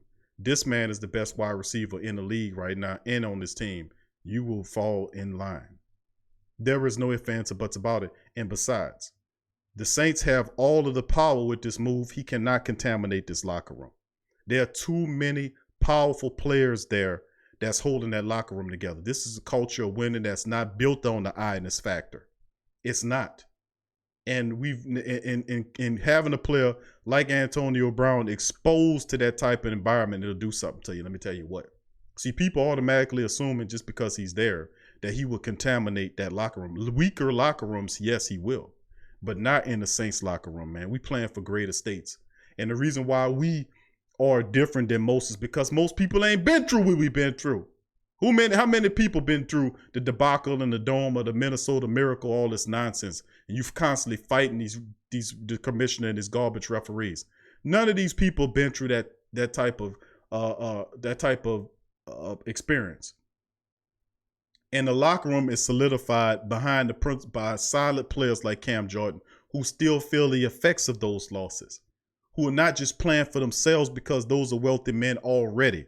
They're not playing for a check. They playing for the pride of the region. They playing for the city. They plan to bring a championship home to the city. They playing for a region. You know why they playing for a region? Because how many fan bases will meet that team after a loss in the rain up there by the headquarters? How many people do that? You lose the game and come in and it's pouring down raining and they got people standing out there at the facility with signs cheering you on. That'll do something to you. Listen to me now. Listen to me now. Hear me now. Listen to me now. That'll do something to you. When the players see that, them players, you ain't never seen that. They have a college team they went through. They never went through that. But that's an experience that'll do something to you. Listen to me now. You better listen. I'm telling you. It ain't about this year or last year. This is a culmination of what it takes to become a champion. And the brother right, when he talked about the Patriots and how the fact that the NFL been basically handling them, creating rules like the tuck rule out of thin air. Man, everybody out there that know football know there wasn't no such thing as a tuck rule. But that's how they play with your intelligence. Like I know you pull that rule out of a book. That rule was never nowhere. Because there was a dozen plays similar when the quarterback lost the ball and it was always called a fumble. But you wait to that point to create a whole nother rule out of nowhere. Who that to you, your boy Cuts? I see your family. The reality of the situation is all these other people that got teams, whether it's the 49ers or the Tampa Bay Buccaneers or whatnot, y'all ain't been through nothing, man. Y'all ain't been through nothing. That's why I'm saying you thinking it's football and that's what it is to you because you playing chess. We playing checkers over here, man. Let me tell you something. When you talk about, we ain't talking about just fighting and beating your little team down in the ground. We talking about dealing with the whole juggernaut. You talk to me when you take on the juggernaut. You talk to me after you finish taking on the juggernaut in the commissioner. And he trying to stop you from using his little flunky referees to make calls on you. You talk to me after you dealt with that. And then maybe we can have a discussion about what it takes to be a real NFL team. Come on now. Come on now. Come on now. Come on now. You keeping it real. You thinking all these calls that happened for you in that game was for you for the benefit? That wasn't for you. That was the benefit of keeping you up there because they know that the Saints get up there. Ain't no way you can remove us. They thinking that by us being third that we can't get there. That's their folly. Don't matter where we fall. You could put us at number 6. We still coming for you. If we got to play every game on the road, we coming for you. You better understand that. That's why most of these people, whether they Raiders or Dallas Cowboys people, you know, they got all the other little podcasts out here, these people. But let me tell you something, man, they ain't talking like the Saints, man. They ain't talking like this in here. They ain't talking like this in here. Y'all watch it. Y'all know what time it is. We got people that are even Saints fans listen to the podcast. How you explain that? Come on now. Who that, family? How you doing? Thank you for calling the Sports Coma I'm speaking with. You with me, family? All right, we got some fall dropped out. But that's what the things that we talk about, though, family, in this one. And, you know, it's just what it is, fam. You know, it's just what it is. This is the life of a Saints. It's a Saints family. That's what you got to deal with. When you put your black and gold hat on and you sit before the mic or you talk to and represent your team, this is what we got to deal with. This is what we got to deal with. And they looking at us like we just a team. You ain't just a team. We a family. And it goes to show you, it don't matter who you incorporate into your team. All they do is step up and show up for you. How you explain that? How you explain that? How you explain Patrick Robinson dead as a doornail over there? And then next thing you know, he playing like he was playing that way the whole season. Who that to you? Miss you, boy. I see you, bro. I see the family there. Who else we got? TTV Tropical Edge. Man, let me tell you something. People don't understand because it's right up on it and they're looking at it now. But when it's all said and done, you're going to say, golly, man, the Saints was something else. Because you're watching something great. It's almost like watching LSU play. How they destroyed Oklahoma and they've been running through these teams. And then I'm sitting there watching them the whole season, breaking them down on the Tough Tiger Talk podcast. And then it hit me right when the last game about to end. I said to myself, goodness grief, only got one more game to enjoy this offense, breaking them apart. Wow. I wish I had a whole season to watch this, but you don't. You got to enjoy it. Look at Janoris Jenkins came off the waiver wire. You got him. DJ Swearinger played well. It don't matter who you have. How many times do I have to sit up here behind this mic and constantly document to the family and let people know that don't understand that this is just something beyond the team? How do you lose Drew Brees for 5 games and go 5-0? That didn't give you a hint? Did that not give you a hint that what type of year this was going to be? Did that not that should have been the biggest hint of them all. When you lost Drew Brees for 5 games and went undefeated. When you lost Elvin Kamara for 2 games and the guy rushed better than Elvin Kamara in the game. When you lost Jared Cook for 2 games, you just won. You lost PJ Williams, who was playing really well. You just kept winning. You stuck a rookie there. It just kept performing. What happens else? Alex Anzalone, you lost A.J. Klein through stretches of the season. Had Craig Robinson and Manti Te'o running around out there. What did you do? Kept winning. You lose Sheldon Rankins and Marcus Davenport, Trey Hendrickson, Carl Granderson out of jail to help you win. Come on, man. Come on. How many instances or cases you need to understand that you playing with something beyond what it is? Come on, family. They don't know that, and they're not supposed to know that, but they won't know that until you put the smack down on them. Speaking, they mean the Minnesota Vikings, they mean in the San Francisco 49ers, they mean in the Green Bay Packers. And ultimately, whoever we play on the other side of the Super Bowl, whether it's Baltimore, New England, it matters not. You're in our way and you got to go down. So that's the reality of the game as well. So a lot of family members know that, but I like to give a big shout out to the family members joining. It is, man, wow, it's almost 1 o'clock and all the family members in the building. Joy says he, all right, Joy. Joy is gone. Okay, Joy, peace out to Joy and Isabella. That's one of the people. DLP 2600, I see your family. Michael Howard, I see you, Michael. Who that to your family? Chiming in the chat. We got 140 plus people at 1 o'clock. You want to talk to me about Saints, family? Come on. You going to talk to me about being a Saints fan? Come on. I'll tell you, family. It take a lot to be a Saints fan, man. It really do. But in the end, it's a positive thing. I'm not going to tell you no lie. No different. But yeah, family, man, I appreciate all this, man.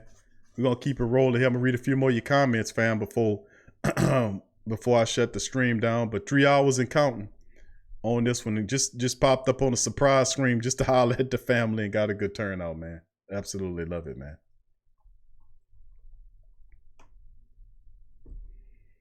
All right, let's keep it going, family. All right, Mr. Brown says, let's see. Joyce says 30 beats and junk to Jimmy. Gilmo says Sub-Zero. All right, Donovan says AB lacks the character we want in our locker room. Why put our chemistry in jeopardy by taking a chance? In addition, there's no way he plays this year in the playoffs. Could be a mute point anyway. James says Antonio Brown, Charlie Brown, James Brown, Judge Joe Brown. I don't give a damn. All I know is black and gold Super Bowl. Thank you, James. Your boy Cut said, G Cut's good to see you too, fam. Big ups to you. Jackson Saint say Reverend Saint in the building. James Van Court says, I remember that Q even when After Marcus Williams missed that tackle and the Saints fans were waiting for him at the airport, no other fans like that, and do something to players. Real talk. I'm telling you, it's something above football, man. I'm trying to tell them. They'll hear me. Miss you, boys. Says Marcus and Shelton is out for the season. It makes me nervous because we can still stop the run. No, it just is. That's what I'm saying. It don't matter what area is it. Even the offensive line. Remember, the offensive line was missing players. Teron Armstead left. You plugged in Ola over there. You lost Andrews Pete for 5 games with a broken arm. The dude came back and bust ass. You had Nick Eason over there. You lost Warford when Will Clapp fell on his ankle. You lost him for 2 or 3 games. What he did, come back and bust ass. That's what I'm saying, man. It matters not where the injuries occur. And they have happened all over the team, from the quarterback on down. It really has. You even lost Deontay Harris for a few games. The Pro Bowl kick returner. Remember him? You lost him for a few games. What did he do? Come back, still make the Pro Bowl. Drew Brees still make the Pro Bowl, and he missed 5 games. What'd that tell you?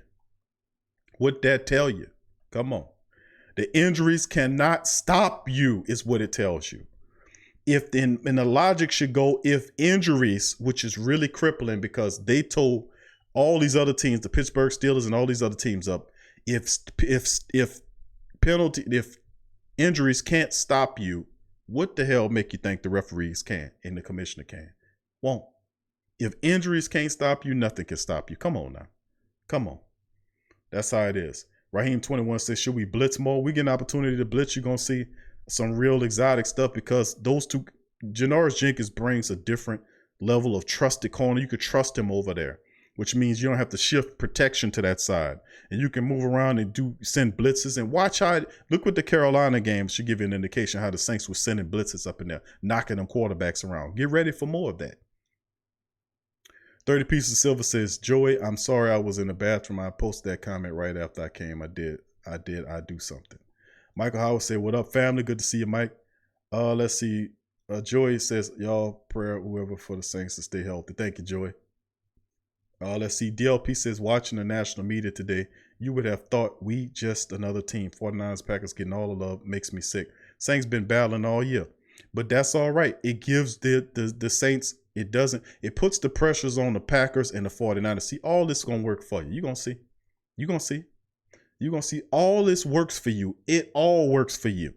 It's all going to work for you. You can't see it now because you're too close on it. But eventually it all works for you. It's all going, the pressure for the 1 and 2 seed rests on those 2 teams. And they will have to step up to handle that pressure. But they will more than likely get an unfavorable matchup in that divisional round anyway, which probably be Seattle. We'll draw Green Bay. Don't make a difference after we take care of Minnesota. Nobody wants to see the Saints because we present a problem. It's our attitude. And they know a champion when they see one, and people know that, man. Come on. You're going to see. TDV Tropical Edge HQ says, if we had Cook against the 49ers, we would have won. He was on his way for a big day. He got knocked out of there with a concussion, a dirty hit by a dirty player. But it's all good. We will remember that when the time come around, fam. Errol Elcinda says, Big Q, they can't stop us, fam. No doubt about it, family. If the injuries can't stop you, nothing can stop you. Not the referees, not anything. Think about that for a second. Nobody else can say that. Nobody else lost their top-notch quarterback for 5 games and still won 13 games. You tell me who. Tell me who do that. Telling you, family. Sub-Zero says, Ernest, just because someone was allowed to display that type of control of a team doesn't mean others couldn't do it. I get you not saying he couldn't, but too often people value preference versus result. Port Town Extreme Streaming, who that to your family? I see you there. TDV Tropical Edge HQ says, do you think we can stop the Packers away? Yes, I do think we can stop the Packers away because we got a good defense that can stop the run. We can pressure you. We can run the ball down your throat. And then once the run goes, we can play action you to death. So, and then the Saints have the ability to control the clock, which they will do in the playoffs. You're going to see playoff Peyton. It was an indicator when he ran Latavius Murray for 17 carries in that Carolina game, kind of a slick side way of getting them ready. Think about that for a second. Jackson Saints says this is better than Kimmel. Kevin McKnight, who that to you? Kevin says, Big Q, you clowning tonight, huh? Oh no, my fam. I'm just sitting here enjoying talking to the family. Travis Williams says here at work enjoying the cast. Who that for life? Thank you, Travis. Tyvon Smith said I love talking to my Saints fam because there ain't too many out here I can talk to. Well, family, you found the great Saints think tank, man. You know we this is who we are. Aaron Edwards says who's the key factor in the upcoming game? Key factor for the Saints. Obviously is I think the Saints need to not have the turnovers, which we have been keeping the turnovers down, run the football, play defense, and force them to turn the ball over.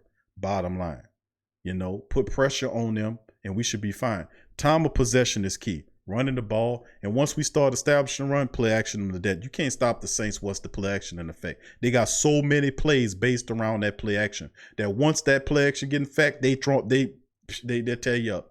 Mitchell 3613, who that to you, Mitchell? I see your family. Who that so Bree said, love this team. 30 pieces of silver. All the Saints looking past the Vikings. Could be a sleeper. I highly doubt it as a Niners fan. No, we ain't looking past the Vikings. We don't look past teams in the playoffs, especially when they're in the dome. We're going to take care of business against the 49ers, fam. Errol Elcinda says, Q, let's unleash Murray on his old squad. I agree wholeheartedly with that. Big ups to that. 30 pieces of silver says 41-10 Saints. Thank you. Ernest says, I give Peyton love for being a local boy that did the damn thing. Breeze and Brady had to catch him, and that was no small feat. Thank you that much. That is very true. Miss You Boy says, Big Q is the best. How do you know does the Saints who do you know does the Saints live stream late midnight? Came home from work late and still got my Saints news. Hit the like button, families. Thank you, family. Thank you, Miss You Boy. Appreciate your family for that. And 141 people in the chat. We got over 101 thumbs up, no thumbs down. That's love. That is love. Thank you, family. I appreciate y'all. Thank you for what you do. I appreciate the hell out of y'all, man. I always tell y'all that. Derek says 30 pieces. We not looking past nobody. One game at a time. Derek, no. Sub-Zero says, yeah, I need therapy anymore. Sports coma. Think tank is medicine. No cap. JT says, like you said, they will be found out. That's right. Thank you, family. 30 pieces said Green Bay is garbage. Donovan says one game, one play at a time. That's right, fam. Sub-Zero says, Q, you're the hardest working brother in the business. You are appreciated. Thank you, Sub-Zero. Thank you, family. Mr. Brown says, yes, sir. Donovan says, right. Scoob, hey, pimpin'. Scoob snuck up in there. 30 pieces of silver says, I got a ganger of money on Green Bay. Their passing game requires a good running game. It's not there. Okay. Kyle Davis said, let's get the likes to 100. Thank you, Kyle. Appreciate your family. Let's see. Damn at it late Q. That's right, fam. That's right, Scoop. Sports Talk 365 said, what about the other Green Bay wide receiver, Lazard? Do you think Apple can handle him? Apple is going to be hurt, so he'll be more likely seeing Janoris Jenkins. And I think Janoris Jenkins can handle a backup wide receiver named Lazard. They have a couple of no-name wide receivers not named Devontae Adams. And then, of course, Jimmy Graham's running around there. We got Demario Davis for him. The Saints propose a very interesting mismatch for Green Bay because they can put players on players. You could take Marshawn Lattimore, put him on Devontae Adams. You could take Janoris Jenkins, put him on Lazard. You could put Demario Davis on Jimmy Graham. And then the Saints have exotic blitzes that can get get that young running back out there and stifle him because a lot of Green Bay's offense is generated based on the fact that they can run the ball. That little rookie running back of theirs really has balanced that offense. That's something they simply didn't have last year. Tyvon Smith says, who that? Jax the Saints says, refs missed the PI in Seattle to keep the Saints from playing at home. See, everybody know that, fam. See, the brother calling it out. That's absolutely right. Of course, they're not going to call that because that means that you'll get a bye. And they know that, see, they even go against other teams to stop you. What does that tell you? What does that tell you? Me and you know that. The family know that. What does that tell you when they do stuff against other teams to stifle you from getting there? See how dirty this is? But be that as it may, you formulated yourself as an enemy against me, and I have nothing to do but just to smash you into 1,000 pieces. That's my intention, is to smash you into 1,000 pieces because you dare lift up and come up against me, and all the thing I'm doing is what I'm supposed to do. You doing an unrighteous thing, and as unrighteous, I'm gonna smash you to pieces. That is the mentality of a saint when you go to war. That's what mentality saying. Ain't no knocking you down and grabbing your hand and lifting you up. Oh, it ain't none of that. It ain't none of that. You give no quarter, you deserve no quarter. That's the bottom line. Travis says, getting great production out. Taysom Hill really feel good about his passion to play. Okay. And he must feel really strong. Travis Williams feels really strong about that statement because he put it a bunch of times in there. I agree. I got you, Travis. I got you. I understand. Scoop said, Troll's been on it tonight. My timeout finger is cramping. Derek, we putting in hard work, ID. Tropical Edge HQ says, hopefully Seattle or the Eagles get to the championship with us so we get home. Travis Williams says, getting great production out of Taysom. I got you, fam. 30 Pieces of Silver says, Green Bay running back very inconsistent. They using him. The little dude can play, bro. Moments of greatness don't equal a good running back. No, you have to have moments of greatness. They balance enough to have an attack is what I've seen. I've watched them play, and they have a balanced attack. That's what's keeping Green Bay afloat. The fact that they do have a running game that's helping them to keep, at least make you think about the dropping back and playing them. Little dude's been effective. Let's see. Papa Slim, who that T said, I knew I wasn't crazy. I knew the refs had helped the 49ers. No, you Papa Slim, you're not crazy. You're not crazy at all, man. You sane because you able to see what it is. Marvin, who that to you? Marvin Norman in the building says, I made it to the party. No, it's what it is. Nah, I got you, Travis. I got you, fam. I understand. I got you. My bad, having some connection problems. I got you, fam. Old Baldy, who that to you, fam? Travis said, okay. Marvin said they screw Seattle to screw the Saints. That's more of the same. More of the same. See how the great lengths that they use? See? Like I said, if the injuries can't stop us, you damn sure won't. And that's a declaration because, see, I ain't started this fight. I ain't started this. And people sit up here and say, damn, Q, you gonna ride on, you ride. Listen, man. Listen. I ain't started this fight. I ain't started this. I ain't chose the NFL to take up a grudge against the New Orleans Saints. All we do is get good ratings and make the league money. All we do is go to the stadium and fill it up and pay for the high-ass beer and food and the ticket prices. And gotta wait on the wait list. And then gotta get out of the dome, all of the stuff again. That's us doing that. That's us doing it. All we do is support the NFL and the Saints. So how dare you take it upon yourself to say that you don't want us in there? I thought it was fair billing. But since you took up quarter against us, you started this here. You ain't think about what the ramifications would be at the end of the day that you could possibly be exposed. But I'm speaking truth to power. And I want everybody in the chat that's a diehard Saints fan to speak truth to power too. When you saying your prayers, and you saying your prayers to your fam about the safety and protection of yourself and your family members, at the end of the day, I want you to say a prayer, and I want you to not just say it in your chest or say it under your breath. Don't do that. Open your mouth up and let the vibration of your words go out to the universe. Hear me now. Everybody out there, I want you to speak a prayer verbally out to the universe that if anybody come up against the New Orleans Saints football team unjustly, and I'm talking about the NFL and its referees and any dirty interest that's trying to make money when they already making money. You already making money because we paying you the money and you making money. I want everybody out there to verbally speak a prayer against anybody that's trying to bring this team down. That's what I want. Speak a prayer. That they be brought down, that they are exposed if they do unrighteous stuff. Speak that prayer into existence, family.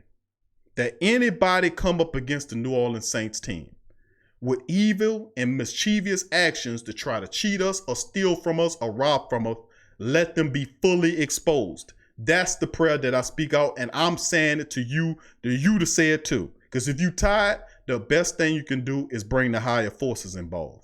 Like I said, this is the Saints. This is the Saints. The Saints always been persecuted, always been cheated on. But you know what? You could take it. But at the same time, you got weapons where you can fight back. It don't have to be all this other stuff. But open up your mouth and speak truth to power. Speak that word and say. And so you don't have to be a religious person or a reverend to speak prayers or speak truth to power. Listen to me now.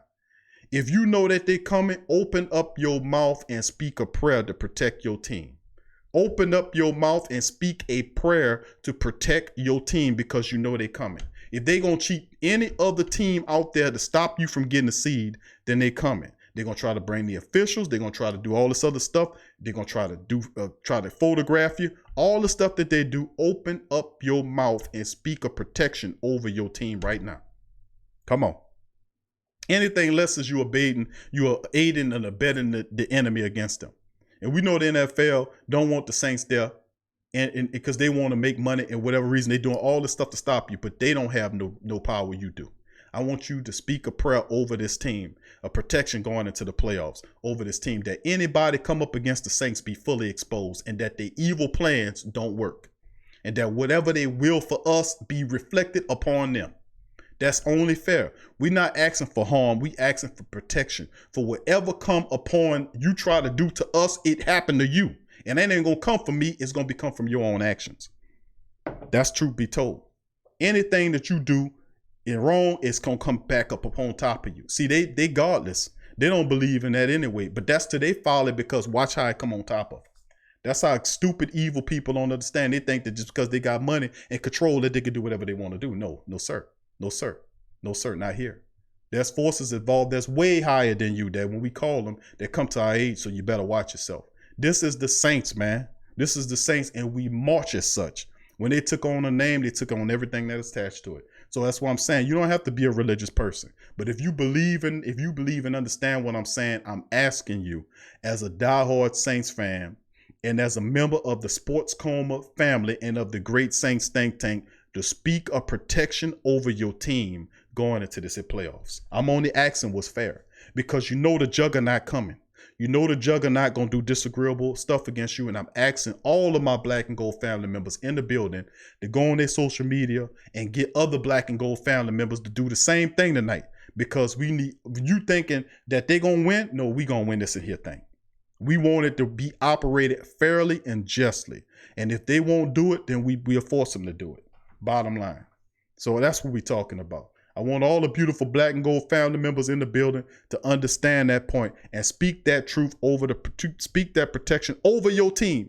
And even if you have to, go on social media and speak it too and get other people to do the same thing because that's how you protect your team.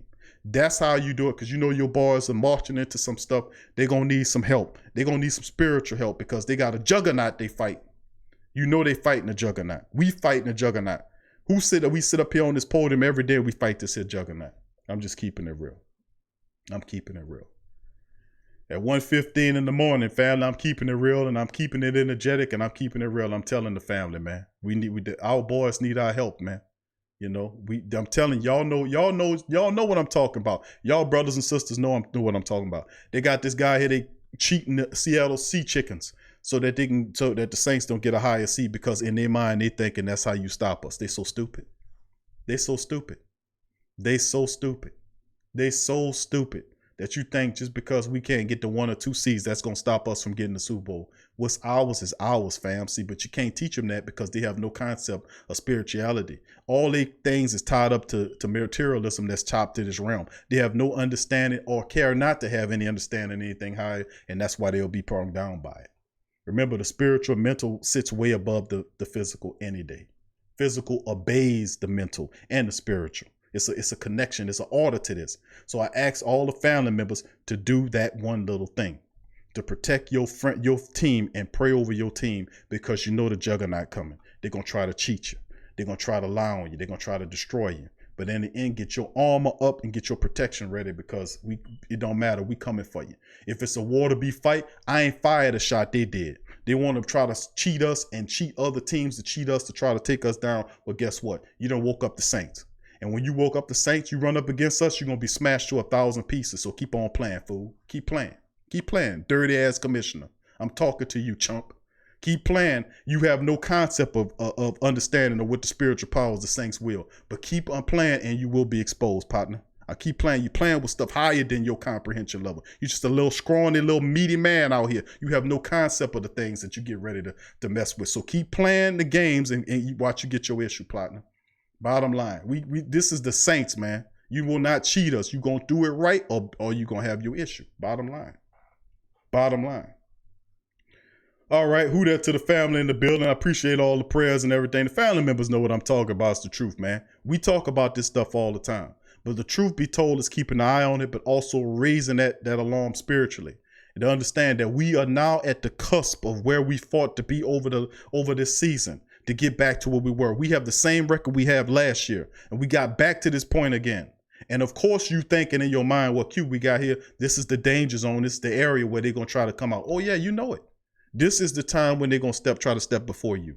But have no fear. You have no fear, nothing. If injuries couldn't stop you, don't make a difference. They can't stop you. They all garbage. They all trash. They all filth. And there's only one place garbage, trash, filth belong. You know where that is, family? Underneath your feet. Underneath your feet. Underneath your feet. Underneath your feet is where this trash and filth and garbage who won't play it fair, even though they pretend to say that this is a fair and integritous league. No integrity with you. Don't let me go off on them. But anyway, let me keep it moving, family. White Wolf says, how do you feel about PJ Williams playing safety the past 2 games? He's been on the ball quick and tackling hard. White Wolf, who that to you? Yeah, all the latest members, families, if y'all new to the Sports Coma, feel free to hit the subscribe button, man. We do this all the time, man. Ask some of the experienced members of the family, man. They know what time it is. We have great talks like this. I'm pretty sure regular, if you go whatever other little shows out there, they don't talk like this on there. You know what I'm saying? Big ups to all of them. No, don't get me wrong, because we've been here a lot longer, but they got a lot of those guys that come here and listen. We all support each other, man. We all family, man. Ain't no freaking competition here. We all Saints family. You know what I'm saying? It's the bottom line. I'm not even looking at that. I'm looking at other opposition out there, the Cowboys, and getting a bigger platform than them so that they don't talk mess on our stuff. You see what I'm saying? But we all brethren of the same cloth in my idea. But that's about your PJ Williams deal. We was advocating for that, family. If you go back several shows ago before, that wasn't even a thing. That we stood up here on this platform and the family members talked about it, and we talked about PJ Williams converting over to a safety. We've been saying that he couldn't cover a bed, that he was too inconsistent, that he was a good hitter, that he needed to be converted to a safety, and you need to turn Chauncey Gardner-Johnson into a cornerback. We said that before that wasn't even a thing. What we did was we spoke truth to power, because eventually it became a thing. It became a thing. Because we were literally advocating that he needs to be a safety. Ask the family members there. What was it? We were saying that at the middle of the year. At the middle of the year, you need to convert him to a safety. Somebody listening, man. Nobody be hitting on this stuff like that unless somebody hitting. And you getting ideas. You say, you know what? Let's try him at safety. Then he said, you know what? I used to play safety when I was in high school. So it fits him. He's a guy that likes to hit. He's a good tackler. That is a safety, man. I've been saying that about PJ Williams. Been saying that. We was talking about that before that wasn't even a thing. I'm serious, for real. But I love the fact that he's there. And I think the fact that they got rid of Deshaun Shed is because they believe in PJ Williams' maturation at the safety position. Hopefully they keep him there. I know his contract is up after this year, but hopefully they say, you know what? Remember how he played at safety? Let's keep him there. You know, that's what I'm talking about. Cody Garcia says the Rams and Vikings the last 2 seasons cheating them in the playoffs. I hear you, Cody. T Dirty said no weapon formed against us shall prosper. T Dirty, you the man, baby. Who that to you? Kyle says more than football. That's right, Kyle. That's a great shirt, Kyle. Kyle, that's a great shirt. Kyle, you've been giving shirt ideas all damn day, Kyle.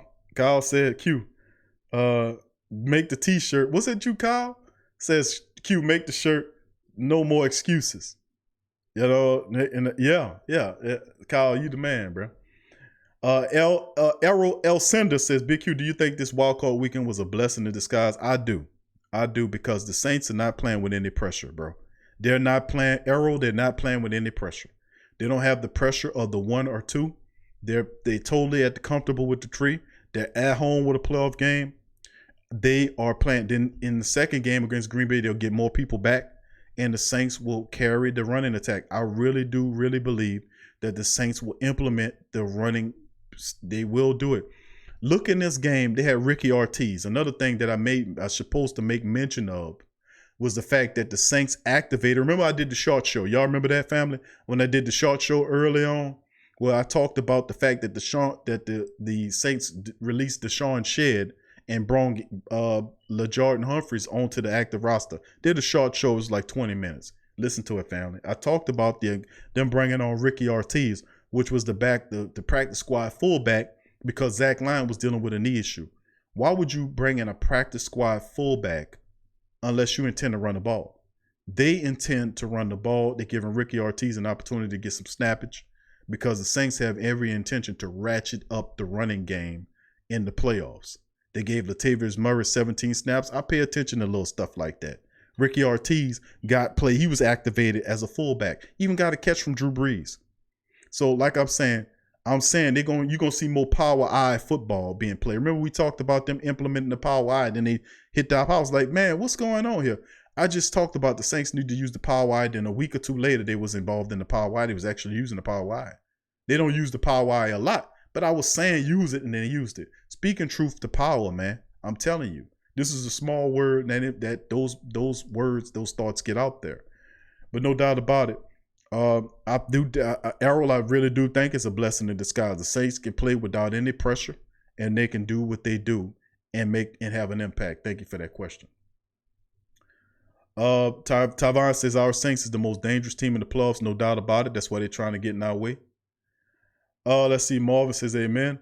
Let's see. Scoop says we've been the best team in the league for 3 years strong. Brandy Jones, who that to you, Brandy? Good to see you.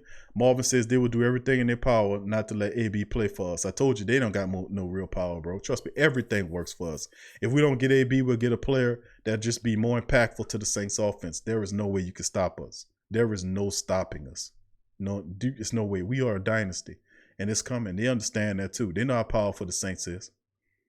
Scoop says the Niners game was rigged in the end for our seeding. Is correct, Q. Everybody see it. Even the people that's non-Saints fans see it. They were saying it in the chat. Thank you, Scoop. Papa Slim, I just became my favorite podcast. Thank you, Papa Slim. Demi says, who that, Demi? Let's see. Top Quality says the Saints are coming. There you go, family. DJ Big Sam, the Candyman Smothers. What's up, fam? Says, tell them again, Q. There you right, fam.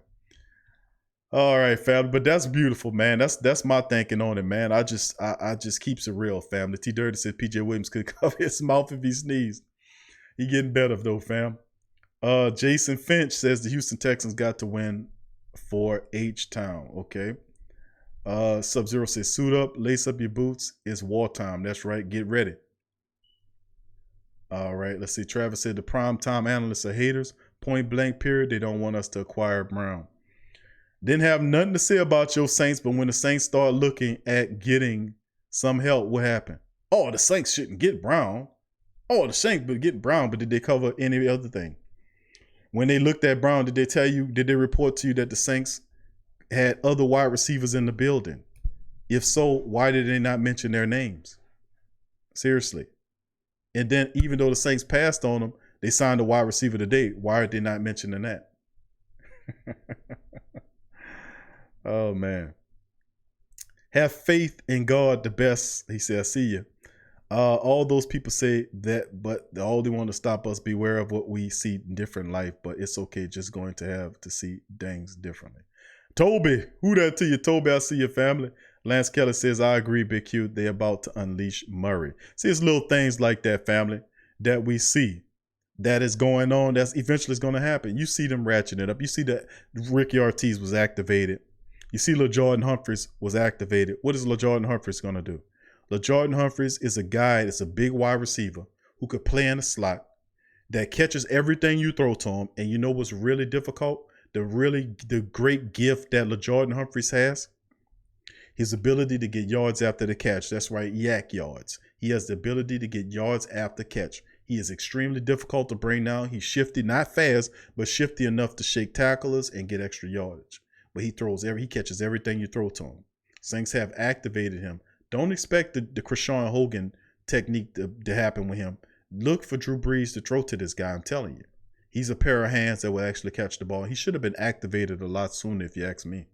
He should have really been activated because he's a lot further in development than Emmanuel Butler is. And you could probably say that's due to the fact that he went to a college where he was in the limelight, where he was used to that kind of stuff. So he's used to being in situations where he was the man catching the ball. Not saying Emmanuel Butler wasn't, but the man played for Texas. Emmanuel Butler played for Northern Arizona or something like that.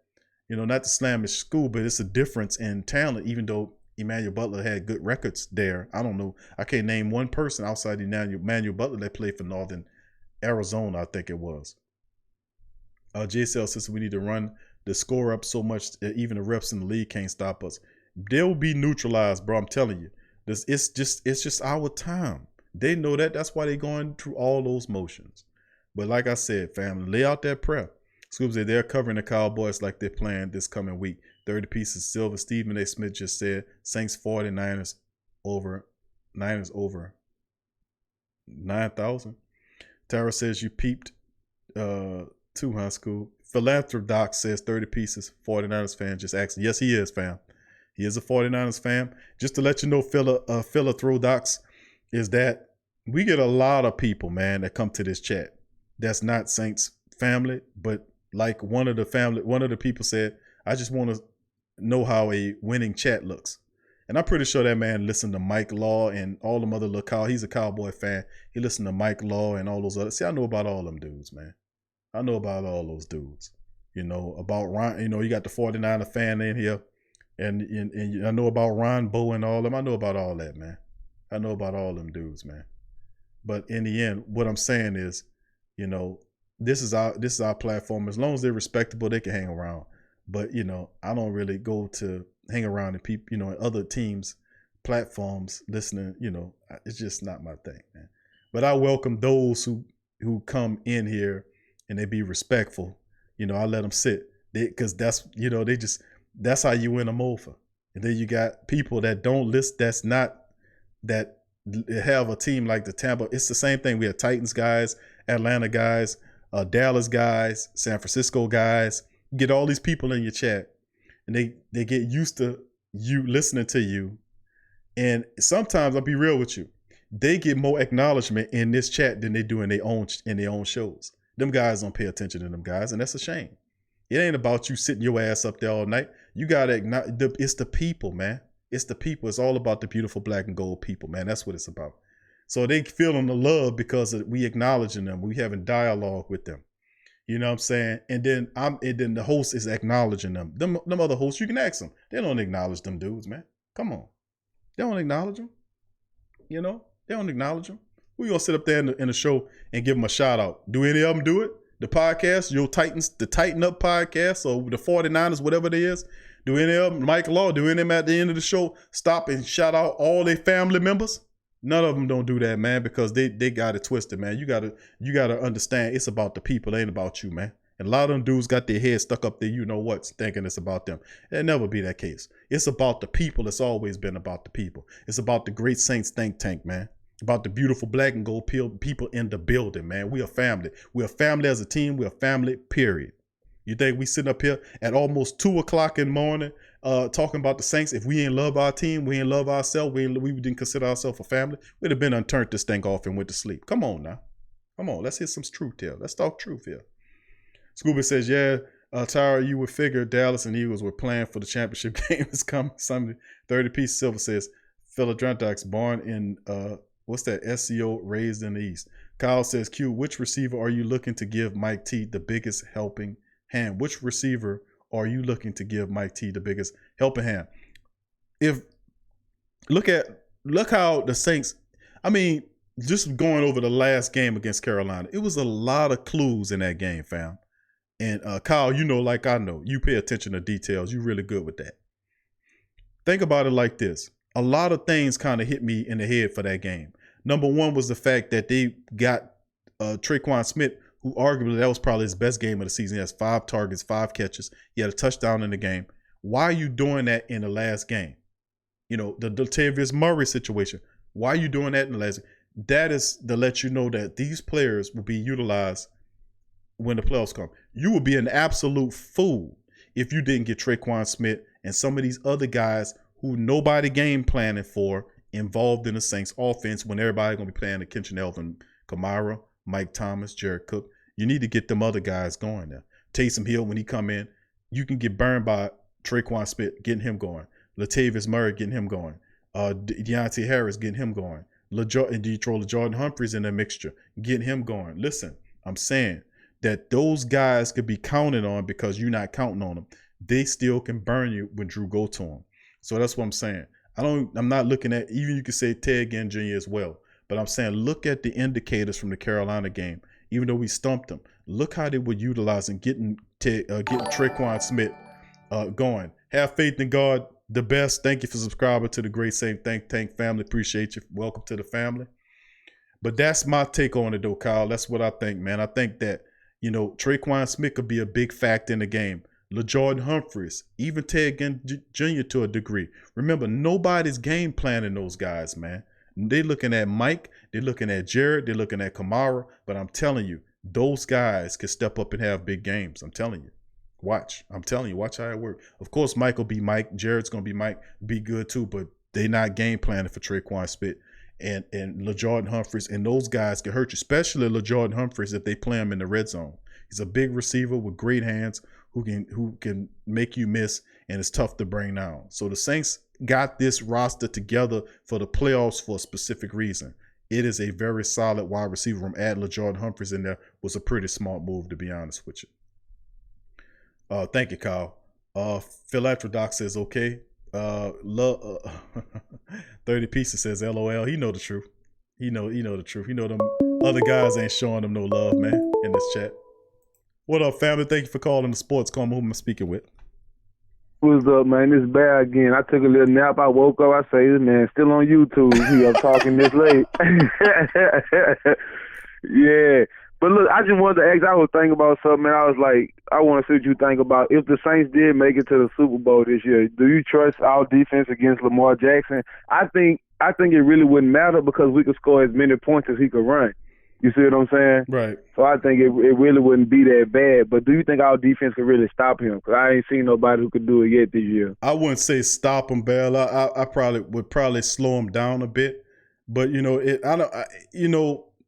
not stop Lamar Jackson. I mean, the best thing you can do is not let him become a runner. And the Saints have done a pretty damn good job. Like if you look at the body of work over this season, the Saints face every scrambling ass quarterback you could possibly imagine this year. They started the year off with Deshaun Jackson. Then they had other quarterbacks that they played that were scramblers as well. Mitch Trubisky had a little scrambling. Yeah, they had Russell Wilson. Think about it. Look at over your schedule and look at all the practice you had against scrambling quarterbacks. Even the Minshew character down in Jacksonville, who was known to be that boy Matt Ryan even started scrambling. That little game they beat us in, Matt Ryan started scrambling on. Right. But they wasn't expecting that boy to take off. That boy to take off like he a white Jamaican boy. I was like, look at that boy Matt Ryan. Yeah, but see, that's they knew that. You understand? Matt Ryan knew, even though he was super slow, that he had an opportunity to pick up yardage because they wasn't spying him like that. But if the Saints have had an ample amount of time to practice against scrambling quarterbacks this year, and I really do think that I don't think they stop Lamar Jackson. That's a bit. But they just force him to pass, even in critical situations. Force him to pass. That's my thing. It's not to let him hurt you as a runner. Keep him in that pocket. Put pressure on him. Because I think eventually Lamar Jackson is an excellent quarterback. This is his first, he having this year, what he having all this, but eventually those hits gonna start mounting up and he'll get a little slower and slower. But the Saints do have the game plan to be able to manipulate and control him. Remember, the Saints have Janoris Jenkins and Lattimore back there at the cornerback position. They can get really exotic with those blitzes. They don't have to shift protection to either side. They can kind of play an island and trust those guys. Eli Apple was getting protection because they didn't totally trust him. But think about it like this: with Janoris Jenkins out there, with LaShawn Lattimore, they can basically kind of lead those guys on the island. Then you can send linebacker, safety blitz. You can get really exotic to put pressure on Lamar Jackson and hold him down. But it's also Ingram too. You're gonna have to box Ingram as well. So it'll be a tough task, man. But the only thing, something that really worried me about the Saints defense is I noticed when they played the 49ers, and even when they was playing Seattle the first time, but when they played the 49ers, for some reason they always let the running back come out the backfield late, like about five or six steps after the quarterback, and he'll take out the backfield. He either run into the curls or run into the flat, and somebody over pursuit, like the defensive end or over pursuit, or the linebacker or whoever that end corner is in the zone, they just wouldn't see him or they wouldn't get to him quick enough, and they'll get a quick 7 or 8 yards on us. They kept doing that the whole night on us. And I was hoping the Saints stop it, but they never got to it when they played adjusted. the 49ers. Gap discipline, bro. That's what it basically comes down to is gap discipline. Understanding what you're dealing with. And the 49ers had the Saints defense off kilt. And remember, that wasn't the best representation of the New Orleans Saints defense. If you go back and look up the time of possession was like off by like 2 or 3 minutes between the two teams, which means that the Saints didn't do a pretty good job of dominating, controlling the clock. As a respectable and as a responsible offense, you have to think about your defense. If you can control the clock, have long drives, and keep their offense off the field, and while you keeping your defense off the field, gives you the defense ability to be able to rest, and they'll be a lot more effective. That didn't happen in the 49ers game. So it wasn't really right. So that's what I'm saying. So realistically speaking, the gap discipline that the Saints had, they were fatigued, man. You know, when you in a game when you 48-46 and they just winging it, like, man, the Saints defense don't look the same. Man, the Saints was out there just Sean Payton just got possessed and just got really pass happy. Had he had just punished them with Latavius Murray. That, man. He got to stop that.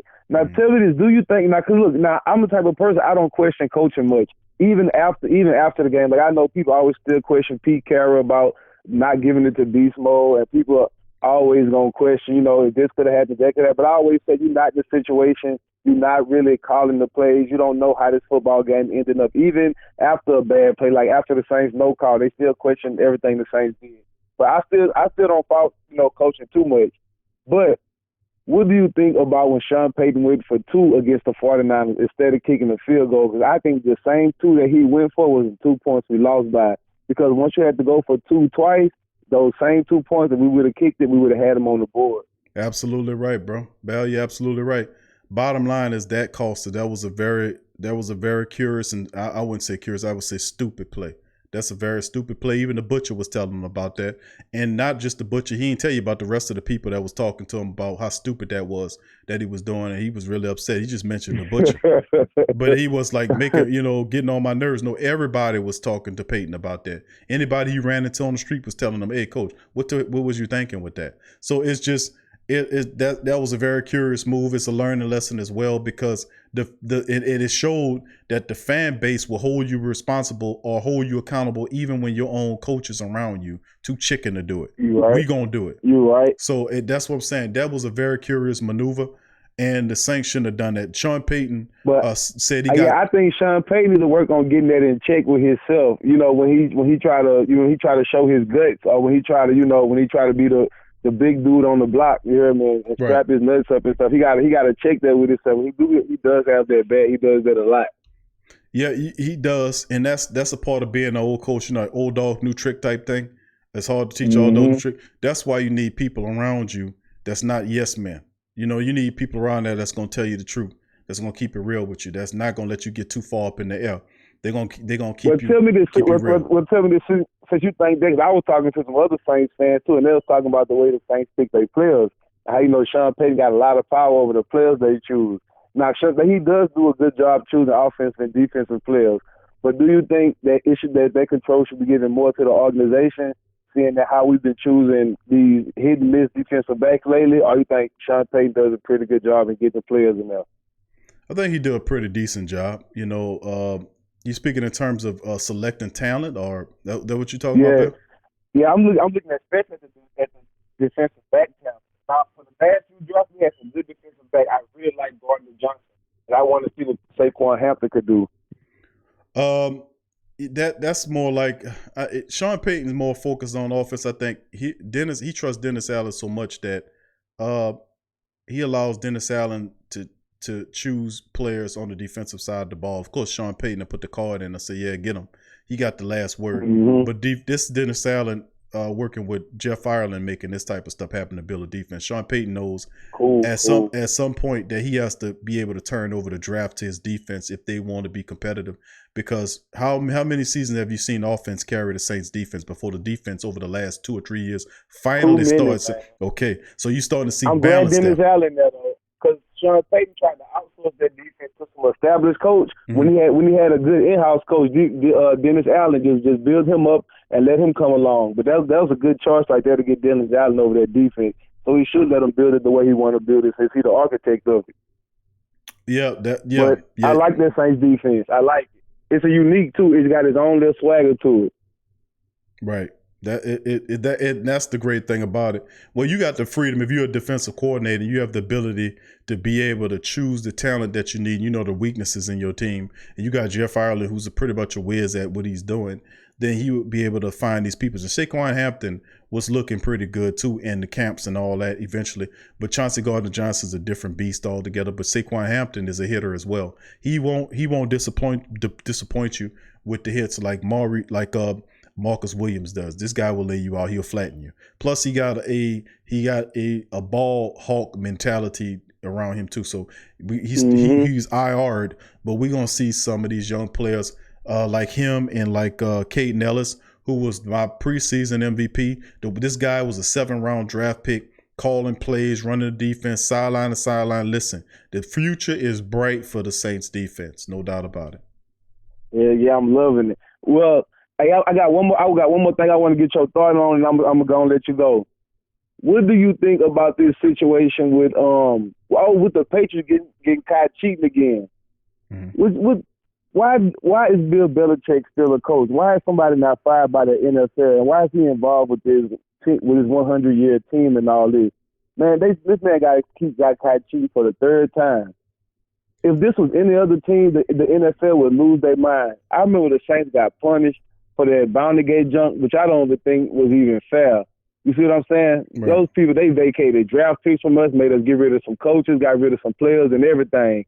Fined us. I'm talking about did us so bad. They really made us go 7-9 for 3 years. We really felt the whole wrath of the NFL for some bounty gate, but they don't do anything to the Patriots for cheating. I don't think that's right. Yeah, it's not, bro. But that goes to show you the unfairness, the bias that they have toward the Patriot organization. That the Patriots can tape and film people's practices and do all the stuff that they do, not get penalized. Yeah, that's illegal, man. They somebody need to be really fired behind that stuff. I don't like the NCAA because I think they kind of got over their skis messing with these players' money. I think all they should control is safety and drug tests. But one thing I do like about the NCAA is if they find out you did something wrong, they will vacate your wins, championships, and everything. Yeah. You see what I'm saying? Right. I believe the NFL should do the same thing. This is crazy. These people spit it so it's not even worth not cheating. Then if they're not gonna get, if nothing not gonna happen to them for cheating. You see what I'm saying? I hope you understand what I'm saying. No, I get what you're saying. It's the NCAA. In college, you operate a little differently. You know, you got a lot more people involved in the process as opposed to the NFL's design, where you do have a board, but then ultimately the commissioner has the last word, so it resides with him. He's the overall factor. So whether good, bad, or indifferent, the heat falls upon him. He was designed for that capacity. Exactly. But remember, he's not truly the boss. He is a representative of the owners. They selected him to be their representative to the players. So the players have Maurice Smith. The owners have Roger Goodell, and he is merely a puppet for the will of the ownership. So the dealing with Roger Goodell, look at it like this. That's like Roger Goodell, who works for Robert Kraft because Kraft's an owner, going to Robert Kraft and saying, I'm going to fine you for cheating. Does that sound right? And so it's the whole order, the pecking order is all wrong. He should not be.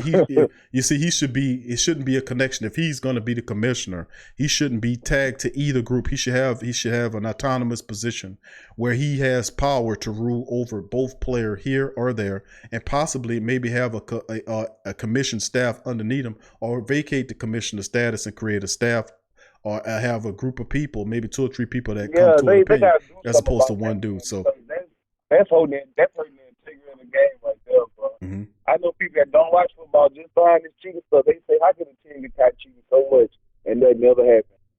It's ridiculous, bro. And where's the integrity of the league then? See, it's created. It's a reason why everything comes with a reason. It's a reason why the NFL uses a shield and not a sword. Or uses a shield. It could have used a circle or use any kind of symbol. They choose to use a shield because with a shield they can hide stuff. They can use it to protect them, whether or not. But you go over years of dirtiness when you go back when you had minority players couldn't even play in the league. They want to race past that. You couldn't even go in the NFL. And then all that kind of stuff. Then you got to nowadays, the hiding the data about the concussion issues. That was happening years ago. People get knocked upside the head and all this kind of stuff. And they knew about it and had all that money and didn't do nothing about it. They hiding shit, man. You see what I'm saying? See, that's what I'm saying. But that's what happened with people with power, that you allow them to run reckless with money and power. And they weak spiritually already. So the money just going to take them to levels unforeseen. So that's what I'm saying. When you're dealing with this level of type of stuff, you got to understand what you're dealing with. So I understand where the Patriots are. They have 6 championships. Half those championships they don't deserve. They ain't supposed to have it. That's what I'm saying. That's all I'm saying right there. That's all I'm saying. Fake tuck rule. Tuck rule started the whole thing. There was no such thing as a tuck rule. We've been watching football for years. What happened with Tom Brady, that was a fumble. There was not a tuck rule that was created to give them an opportunity to advance it, because actually the Raiders beat them that year. Ask Charles Woodson about that. Woodson ain't a part of the game. You right. Shit, you right. Woodson was saying that, man, there wasn't no tuck rule. And I ain't need Charles Woodson to tell me that. I've been watching football for years. There wasn't no tuck rule. They created it to give them an advantage, and they continue to protect them while they assault you. So that's why I'm saying at the end of the day, as long as they doing that, the Baltimore Ravens is in trouble. They might not make it. You know, they can see the Patriots. That's what I'm saying, man. They better watch out. They better watch out. But they better get themselves a big Q in a sports coma and a black and gold family member, or purple and gold, whatever they got up there, and better get the prayer over, because I'm telling you, the juggernaut are not just they're against you because you more dangerous than anybody else, because you continue to win despite the fact that they're cheating you. So what team would you most like to see if the Saints make it to the Super Bowl? What team would you most like to see make it to the Super Bowl? I would most like to see the Patriots. I would most like to see the Patriots, me too, because of the obvious reasons. And that's to beat them, beat them in the ground, because they represent the exact adverse to what the black and gold organization is. We play it safe, we do it right, and they do it dirty, they cheap. So I want to see you in the bowl and whoop you in front of your dirty referees in Miami to get that. That'll be a lot sweeter than the first Super Bowl trophy that we got 10 years ago. This will be a really sweet one. You know why? Because then you'll be able to say Drew Brees beat Peyton Manning and Tom Brady. He's the Dragon Slayer. Then that's right. Then you will also be able to say, Tom Brady ain't throwing no more Super Bowl, no more touchdown passes, in the regular season more than Drew Brees. He not putting that record way up there just to see Tom Brady knock it down. Correct. That's over with. Absolutely. Been telling the people that for years. Been telling them that for years, family. Been saying that to them for years, about the fact that Drew Brees is not going anywhere as long as Tom Brady's playing. The time's older than Drew. So as long as Tom Brady's playing, Drew going to be playing, because it's all about the legacy. It's about the records. Drew Brees has been disrespected his whole career. And not saying Tom Brady had to come up. Tom Brady was a 6th-round draft pick who got an opportunity, took advantage of it, did his thing. Big ups to him for that. But 6 Super Bowls, you don't learn. They've been there 8 times. How you go to Super Bowl 8 times, win 6 Super Bowls, man? Who you think Michael Jordan? Michael Jordan didn't even do that. I mean, come on, man. And them boys cheat. Them boys straight cheat, and they only got caught 3 times. You don't know what they really doing. There you go. But look, Peyton Manning always said he don't even have discussions in their locker room. He go talk in the tunnel. See, you see what I'm saying? Because he know everybody know this Patriot cheat, but man, that's something crazy. Got the locker rooms bugged. Yeah, I'm going to go ahead and let you go because I got to get up in the morning. But look, I want you to ring that bell, tell the referees, wake their ass up when the Saints come through and say, open their goddamn eyes. Hey, you woke their ass up last week, too. Wake their ass up. Every time you see them dozing out, wake their ass up again. You need me, I'll take that bell up there. Wake their ass up. All right, Q, man, I'm going to holler at you, though, bro. Keep doing your thing, big dog. All right, appreciate you, Bell. Who that to you, brother? Who that to you? Bell said, wake him up. It's 2 o'clock in the morning. This is your wake-up call. Wake your ass up.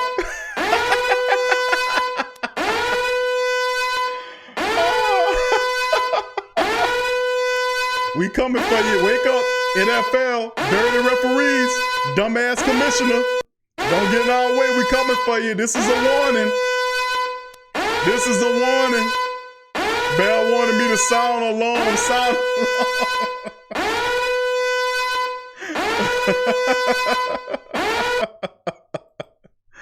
Oh, sound the alarm. Bell says, sound the alarm. I sounded the alarm, fam. I sounded it. Man.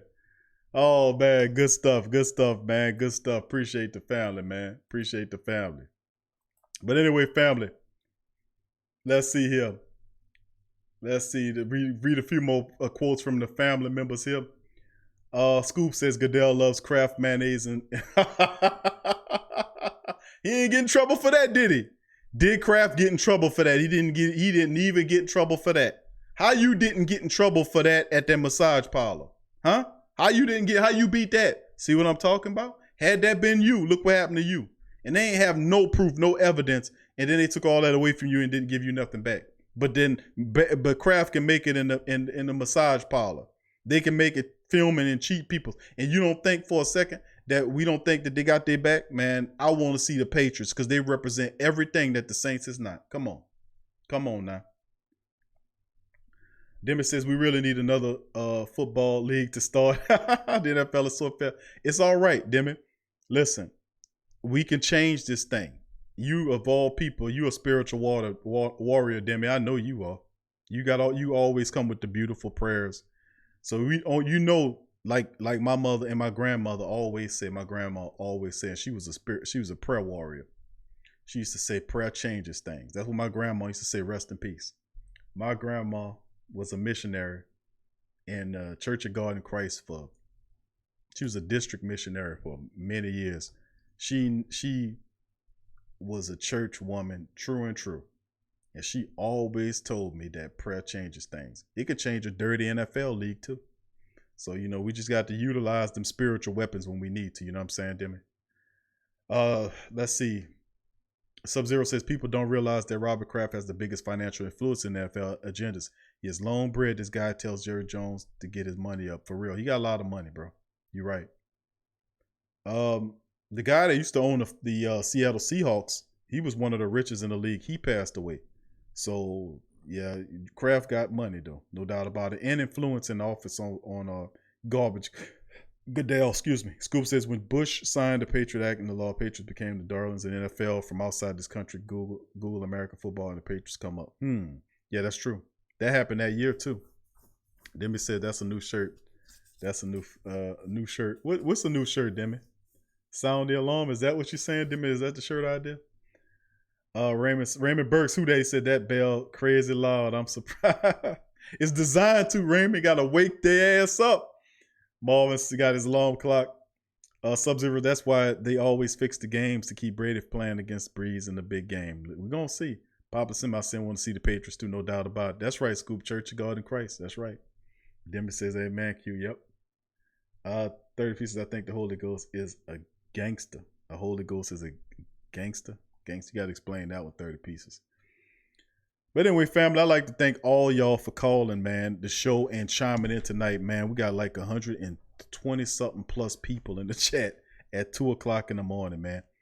I thank y'all, man. I appreciate y'all, man, for all that y'all do. Louis Lombard says, Big Q burning the midnight off. Keep it up, fam. Work at 6 to 6 a.m. shift. Nice to have live Saints football talking at this hour.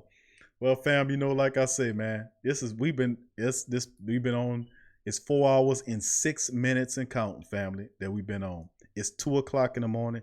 Anybody that know the Sports Coma and the Great Saints tank know that this is how we do. We talk football on the Christmas. We talk football all the time. We love our Saints, man. It's bottom line. So, big ups to all the family members, man.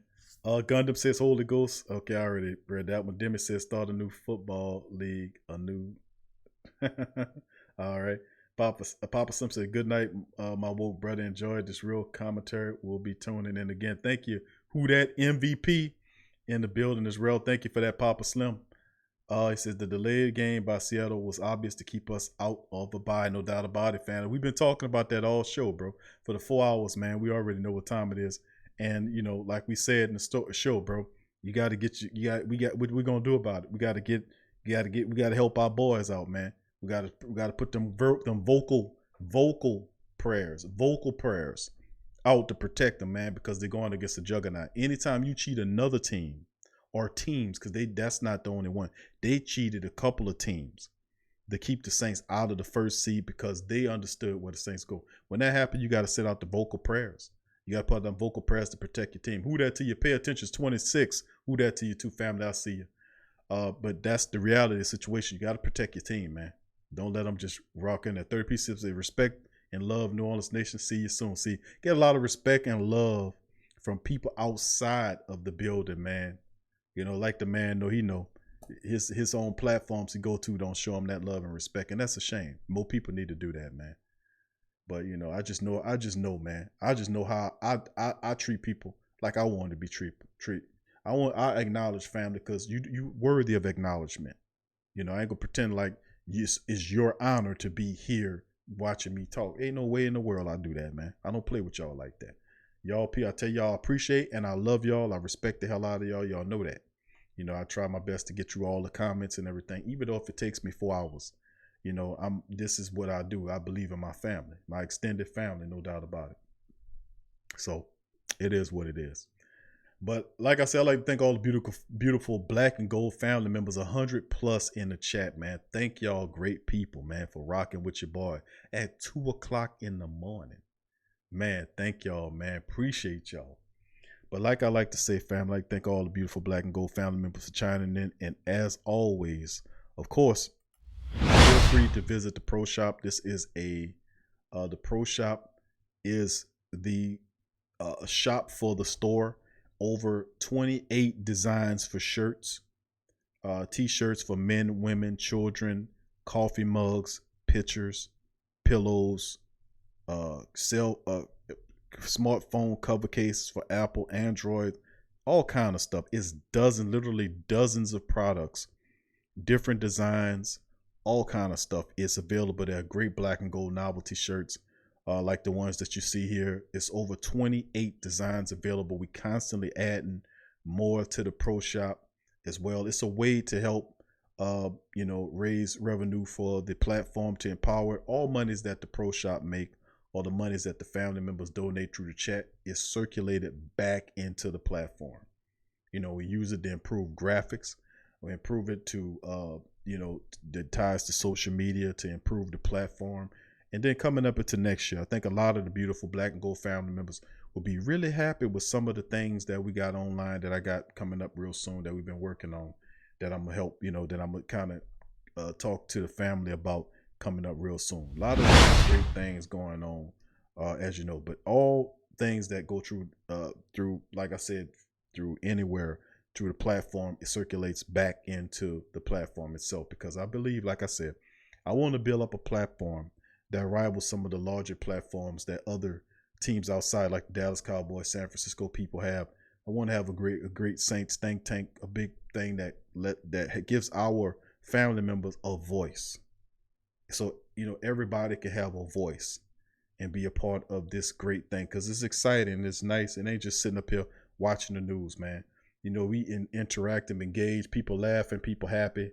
And I love that, man. I love to see the family members meeting and talking and chatting each other up in the chat. And if it wasn't for this platform, a lot of us wouldn't know each other. And I just thank the Most High that I was able to meet such great black and gold family members.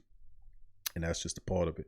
Also, to let the family members know as well in the stream that if you like the visual platforms, we also have audio platforms that you can listen to as well. The Pro Media Network, with shows like the Sports Coma, Pelican Post Game Report, Ring Kings Boxing World, and Tough Tiger Talk, which is the LSU podcast, are all available on our audio streams, which is Spreaker.com/The Sports Coma. Once again, it's Spreaker. That's SPREAKER. Spreaker.com/The Sports Coma.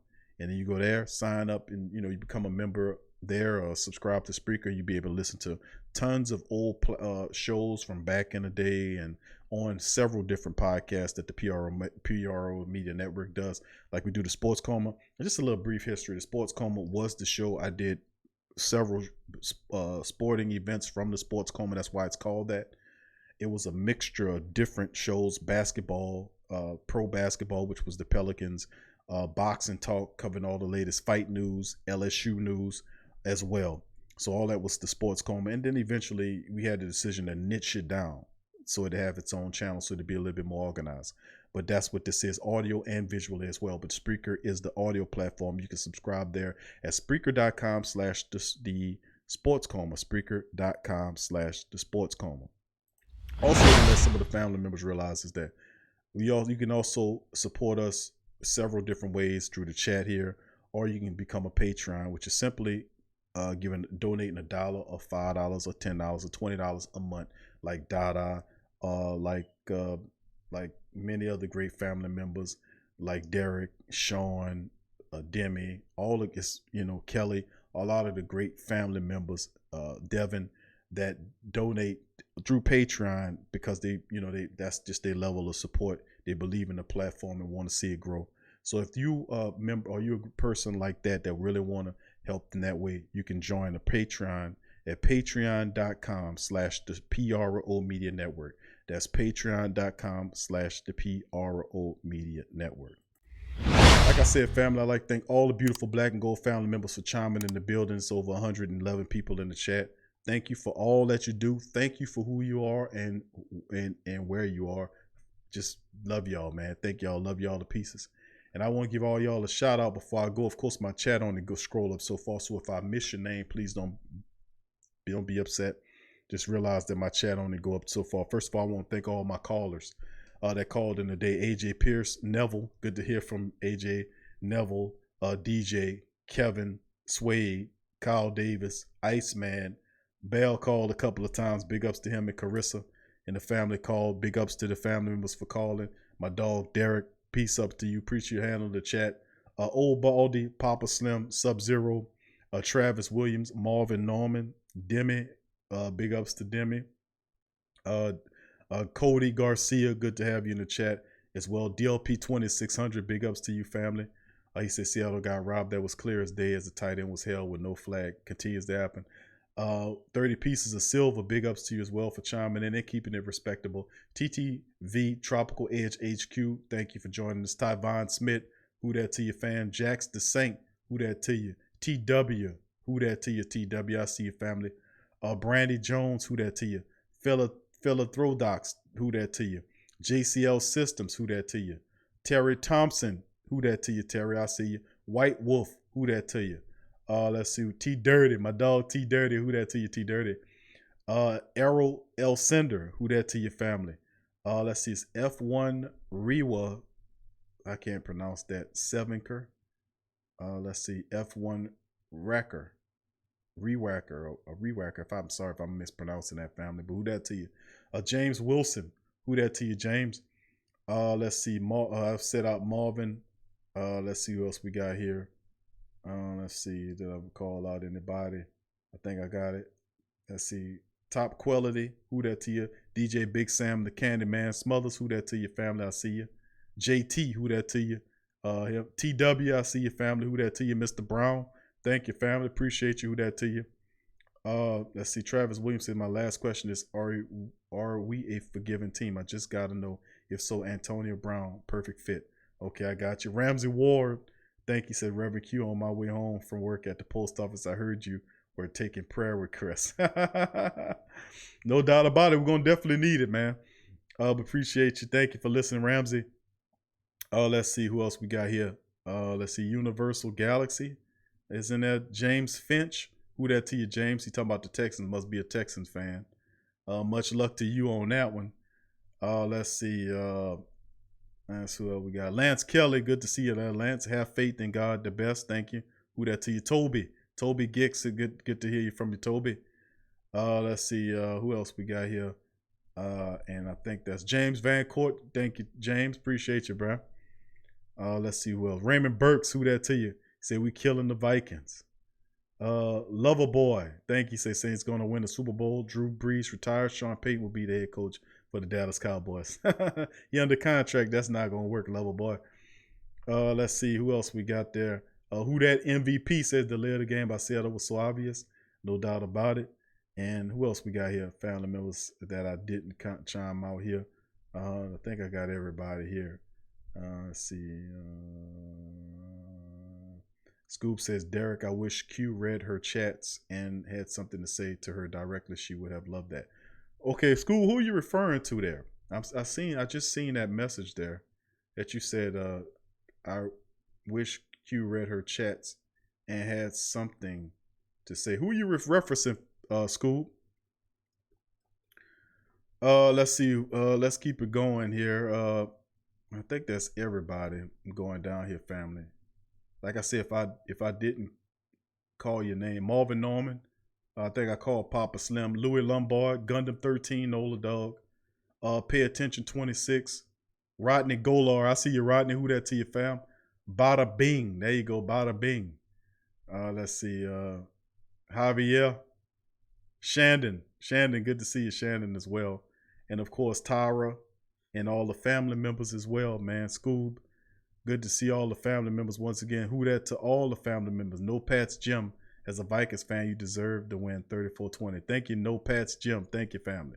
Appreciate that. Let's see. She has a long name. Okay, I didn't hear that. I must have missed the comment. Whoever she was that you was talking about, but maybe she'll be in the next show. But I'd like to thank all the family members for chiming in, man. Thank y'all for all the beautiful stuff that y'all do, your support. Once again, I ask the family members to hit the like button if you haven't already. Hit the like button. Hit the notification button. Subscribe if you aren't a subscriber, family. Please subscribe. And remember to always take the Sports Coma with you. Big ups to Miss Sexy Blacksmith, who shares the Sports Coma in 20 Saints groups on Facebook. If you're a member of such groups, family, feel free to do the same thing. If you belong to Saints groups, in there we got a lot of people from the Black and Gold Mafia. I love that group, but there are many other different groups that's out there. If you're a member of a group, whether they're on Instagram, Twitter, Facebook, feel free to go to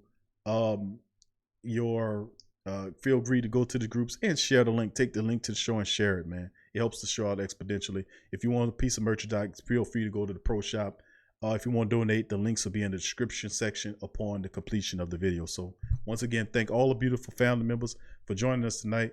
It's 4 hours and 20 minutes into the show. Thank y'all, man. And I'll see y'all later. Peace. Who that? Yeah. Well, all right. Like you always say, welcome. Number one sports talking D. We ain't like the Falcons, we won't blow the lead. Look, all we talk is who that, who got cut and who back. Rookies and the vets, players you should look at. It's the Sports Coma, you don't wanna miss it. Got the pre-game, party, post-game statistics. Get a visit from Suede, maybe DC or 5. It's the hottest thing smoking, Big Q and the guys. Go to YouTube Live, make sure you subscribe. Interviews inside the Saints locker room high. Talk to Drew, Jordan, Zach, Peyton, New Orleans, who that nation. Best believe when I say we bleed gold and black. Ain't a miracle or rivalry could ever hold us back. No, Beastquake, Bounty Gate, let the truth be told. It's the Sports Coma, all we know is Saints Super Bowl. You're listening to the Sports Coma.